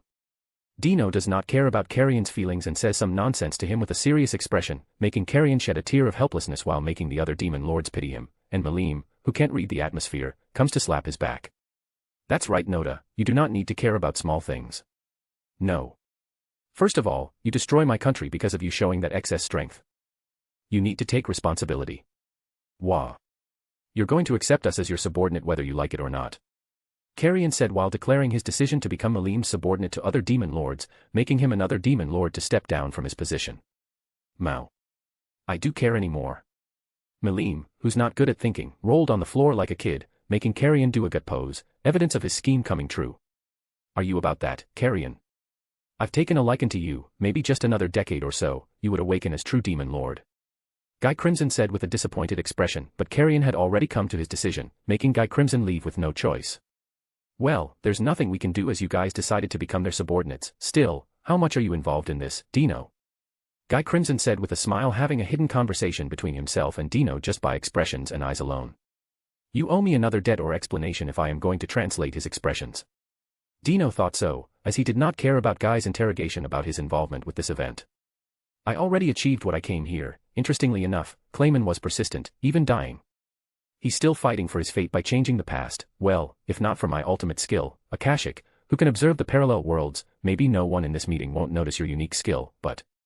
Dino, amazed by Clayman's abilities, decides to intervene with the phenomena of Clayman coming to the past and keep his astral soul in an orb-like object, marking the end of the banquet of demon lords. What is it, Raphael-san? Rimuru becomes suspicious of his partner, who has become restless since Dino's usage of ultimate skill, making it sense the changing phenomena. Still, due to information being rewritten, it won't detect any changes aside from the early warning it perceives. Observation error. Are you okay? Rimuru worriedly said to his partner, who's been restless since Dino probed them about his ultimate skills a while ago. Chapter 50, Moderate Clown Troupe. Valpurgis Venue, Guy's Party. The moment the Valpurgis ended, both Leon Crownwell and Roy Valentine, who act as the double body of Luminous Valentine in her position as Demon Lord, decided to leave after the territories were distributed according to their covered areas, making Rimuru, Dino, and Malim have some territories or widen their territories. In contrast, the other Demon Lords decided to stay for Guy's party, and they started drinking and eating some food and wine that came from Guy and Rimuru. Octogram, you're good at naming Rimuru. Dino said lazily while smirking inside, as he's the culprit behind why Rimuru was forced to name their group after Fry and Carrion's abdication, making the start of hellish naming of their group if not for Dino's intervention as he recommended Rimuru that was good at naming his subordinate alike to other demon lords. Yeah, thanks to someone. Rimuru answers Dino with sarcasm while tasting the food created by Guy's subordinate. At the same time, the other demon lords praise the wine that comes from Rimuru, making him in a good mood since the death of Clayman. Nom nom nom. Still, if there were some anomalies in this party, it would be Artoria, who's been munching on the food, maybe because she was not content with what had happened earlier that she started venting all of her frustration on the food. Hey, quite a subordinate you have there, Dino. De Gruel said curiosity as he felt that his friend's nature changed when he kicked him out of his territories. Well, sorry about this guy, she's quite a gluttony. No need to apologize. I acknowledge all the people at this table as my equal. Guy said to Dino, not caring about Artoria's attitude, as all the persons at the table have the ability to defeat him, even though some of them have little chance of defeating him. Still, having a chance and not having a chance to defeat him was a big factor, even for Guy himself. Aside from some escorts of demon lords, as they were the subordinate of the demon lords themselves, Guy won't acknowledge anyone just because they are demon lords or have a power equivalent to the demon lords, meaning that he acknowledges Artoria as one of the potentials who could defeat him someday. Dino thought inside him, having guessed Guy's motive in his sentence. At the same time, Malim, who's been denied by Rimuru to drink alcohol, look in Dino's direction with vigor. That's right, Deso. Her potential could outmatch Ramaris in her prime, hee. Gah. That was impossible. I am eternal invincible in my prime. Remember how I smacked you to your senses when you wreaked havoc in the past? Ramaris denied Malim's statement as she shouted at her irritatingly. At the same time, she boosts her past achievement on how she supposedly defeated Malim even though it is not accurately true. No, I don't remember. Ramaris was speechless as Malim did not remember how Ramaris sacrificed herself as Queen of Spirits to stop Malim and Guy's doomsday battle in the past. Nom nom nom. Artoria, the center of the topic, just continued eating her food while ignoring the commotion around her, making Fry, who was behind Dino, replacing Urza as Dino's escort, smile wryly at Artoria. Moderate clown troop base. That's a lie. I don't believe that Clayman and Laplace were dead. The clown with the angry mask said, still recovering due to Tristan poisoning them using his unique skill, while the clown with the crying mask was crying due to the bad news they received from their leader. President Kazalim. Given the current situation and Laplace and Clayman not responding to us, it might already be too late. A beautiful female elf with violet eyes and blonde hair wearing formal attire said to her subordinate with a serious expression. She is the former demon lord that Leon Crownwell defeated in the past and also the current partner in the crime of Yuki Kagarazaka, the Curse Lord Kazalim. My connection to them was severed. I don't feel their souls anymore. Kazalim said with sadness as she was also affected by the disappearance of her subordinates, making her hate Rimuru and the mysterious demon lord in the great forest of Jura. My adorable subordinates, take a good rest and watch us as we're going to realize our dreams. Kazalim also started crying as she mourned her subordinates' disappearance from this world. Bang. Wadash. At the same time, when all the moderate clown troop started mourning their supposedly dead comrade, an angel with unbelievable beauty with an aura of death itself appeared before them while kicking a clown with a happy mask in his butt repeatedly who's holding some kind of orb housing a certain soul. Expressed Jabrillery Fufu, how's this? Did you awaken in some fetishes? Ah, you're crazy. I already apologized, so please stop kicking my butt. This, how strange, according to my master's record, kicking a pathetic monkey like you repeatedly would awaken in some kind of fetish. Jabril, who reads her master's information, particularly some dirty books, does not know it is only a fictional story. Still, with Jabril's total trust in her master, she won't doubt any information that comes from her master's memories. Then, let's cut it. According to master's memory, cutting that part would enlighten you in some meaning. Gahhh help me, President Kazalim, footman, tear. Laplace said as he ran towards his comrades, who were looking at them dumbfoundedly. At the same time, Kazalim, looking at Laplace, feels her connection with Clayman, who she thought to die because of a severed connection between them. Don't tell me. Kazalim thought as she eyed their unexpected guess warily while Footman and Tear assumed a combat stance, ready to intercept their unwanted guess. Wait. President Kazalim. She's not an enemy or an enemy we can face. Laplace said hurriedly as he stopped the tension that was brewing between his comrade and Jabril. What do you mean, Laplace? This, you should probably know who is this, right? Laplace said as he showed the orb that houses Clayman's souls, making Kazalim and others look at each other as they drop their combat stance. At the same time, Jabril, looking at them with an interested eye, smiles at them. Well, it's a shame I thought I could play with you guys, you're such a killjoy clowny dot. Jabril said while looking at Laplace with cold eyes, making Laplace chill on his back as he remembered the trauma he experienced in Avalon. I see, an angel. It looks like you guys want to have a negotiation with us. A young guy with black hair spoke. Jabril narrowed her eyes in his direction because she sensed a danger coming from him. It was Yuki Kagarazaka, the Grand Master of the Free Guild. Master is right, this guy was dangerous, but why is Dino-sama still not disposing of him? I want to kill him but... Jabril might do some wicked plans for Yuki Kagarazaka if not for her master's warning before she came here. Chapter 51, The One Who Wants to Unify the World. Rimuru City, Jura Tempest Federation. Nisama. Why are you injured? Shuna panicky said while looking worriedly at her big brother's injuries that came from stopping the battle between Mordred and Midray. She returned to Rimuru City with Adalaman and his comrade when she heard her brother had sustained an injury. This is nothing, just scratches. Benimaru said with difficulty making Shuna worried about him. Benimarudano was gallant. He managed to suppress those monsters before they started killing each other, just thinking about it makes this amazing me tremble in fear. Gabble, a former lizardman now a Dragonute, said while shivering with anxiety and excitement as he described how Benimaru stopped Mordred and Midray in mid-fight. Nisama, is not that dangerous. No, as the commander of the allied army, it was my duty to stop my comrade's reckless action. Benimaru said while smiling wryly at Shuna as the young woman started treating his wounds using Rimuru's high potion. I'm just glad that no one dies among us. Still making me see and experience those two fights makes me feel that the world is still big. I need to train more. Benimaru said with conviction while Shuna and Gabble looked at each other, not knowing what to do about their commander's behavior towards fighting. Camelot, Avalon Kingdom. After the fight on the castle of Clayman, Lancelot and Gawain, together with others who came later to attack the castle, came with casualties. However, some of those casualties were already resurrected after their fight with Nir's guards of the Eastern Empire. Yo. I heard that our enemy has beaten you up, guys. Mordred said to the three knights who's been recovering after their fights, particularly Agravain, who had just been resurrected recently after his death battle on Damrata and Granbel Rosso. Humph, I heard a bald priest has also beaten you up. Agravain said sarcastically, making Mordred boil in anger by remembering how she was beaten in close-to-close combat while she unleashed her unique skill recklessly on Midray, making the whole environment more barren if not for Benimaru stopping them mid-fight. Ha! If not for that red Kijin, I will kill that bastard Baldy. Well, I don't know about that. What dash? Agravain ignores Mordred as he leaves the room to report to his king. Gawain, who's near them, sighs as he shakes his head. Ha, to think that all of us face an adversary other than those who do not Sorty or Tristan himself. Gawain said with a wry smile as he looked at Tristan, who's drinking some tea at the table while talking to three musketeers of Carrion, who's been uncomfortable due to the immense presence of all powerhouses in one place. No, those clowns are quite persistent, they even managed to escape my arrows.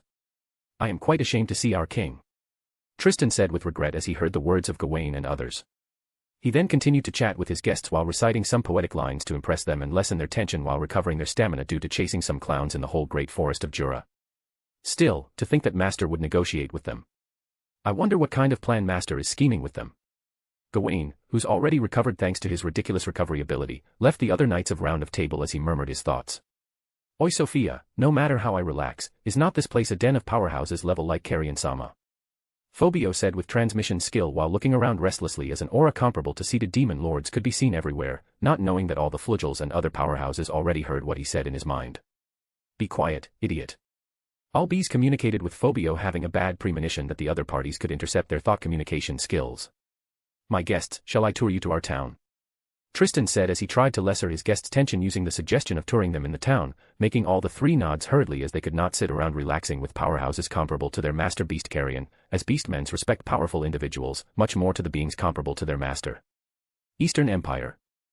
Good job, Kondo. A young man said with dignity befitting of an emperor.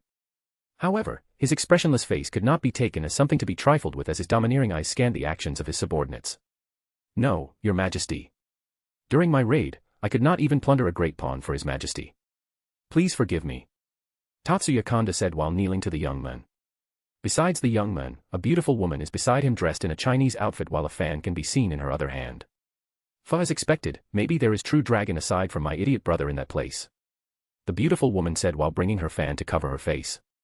She is the definition of fire itself, one of the 5 true dragons that exist in this world, Velgrind the Scorched Dragon. The very opposite of her sister Velzard the White Ice Dragon. What do you think we should do about that place? Crush it as soon as possible, your majesty. Kanda said seriously, knowing the danger of leaving a powerhouse that could threaten the empire itself. The power balance between Guy and Rudra would be broken due to another uncontrollable piece. Hey, you think highly of them for you to evaluate them in that way. Worry not, my friend. Soon, this battle between Guy and me would come to a conclusion. The young man said as he pressed his hand on his chest to suppress the rebellious ultimate skill given to him by the original creator of this world. He is the man who Guy Crimson acknowledges as equal in this world, not as demon lord but as human, the one who dreams of unifying all humanity in his rules while defeating all the demon lords in this world led by Guy Crimson.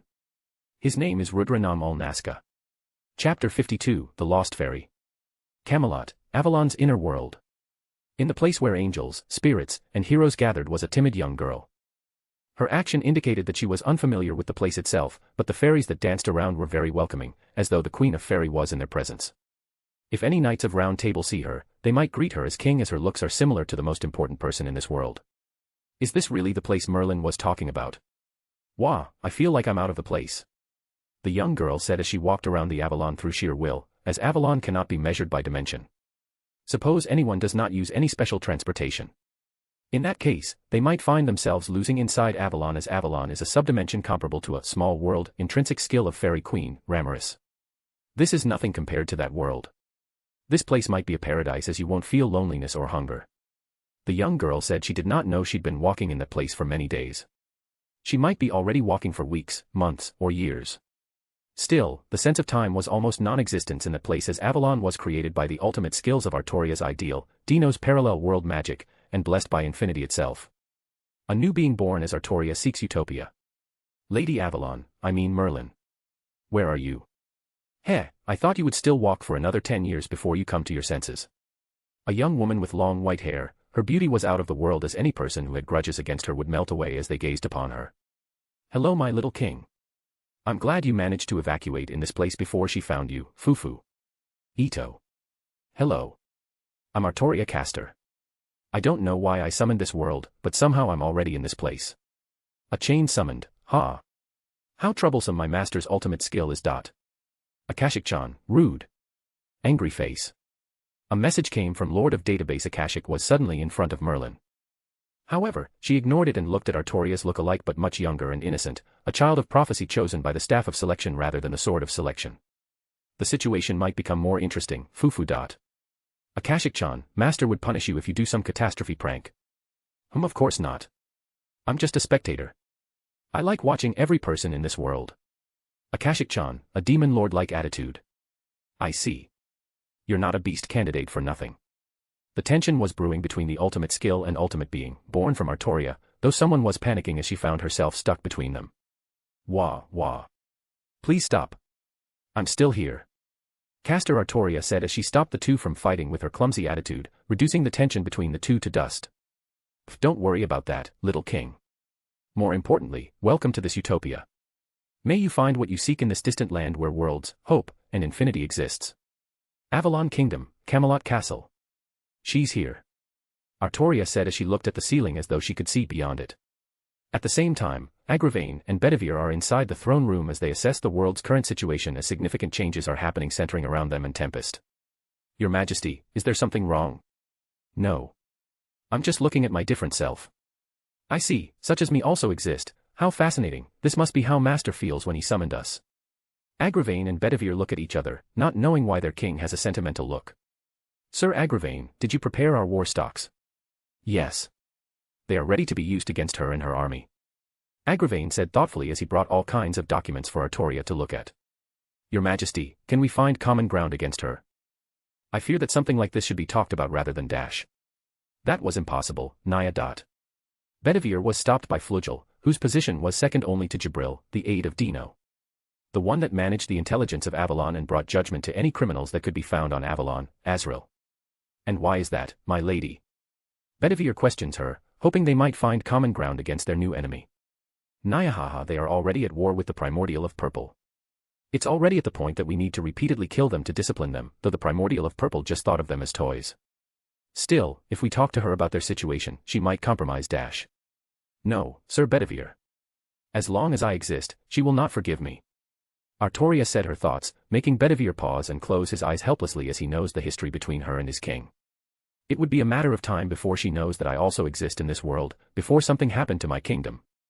I'm going to make a move.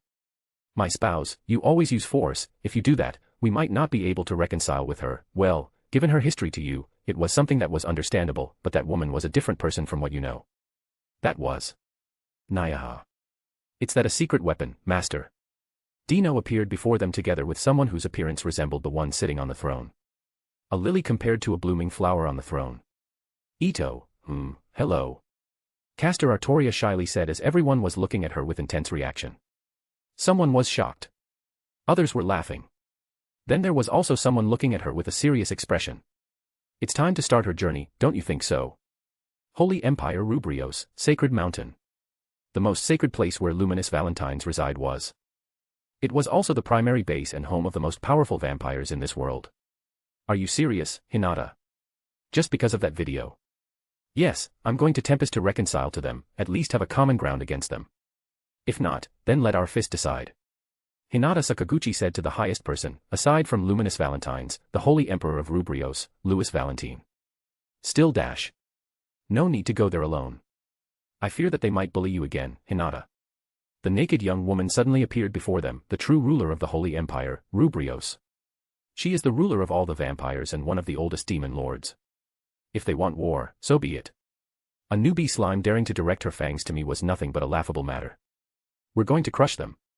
An aloof voice and her condescending attitude were nothing but beauty itself. She was the definition of the goddess of itself, the fifth seat of the octagram, Luminous Valentine.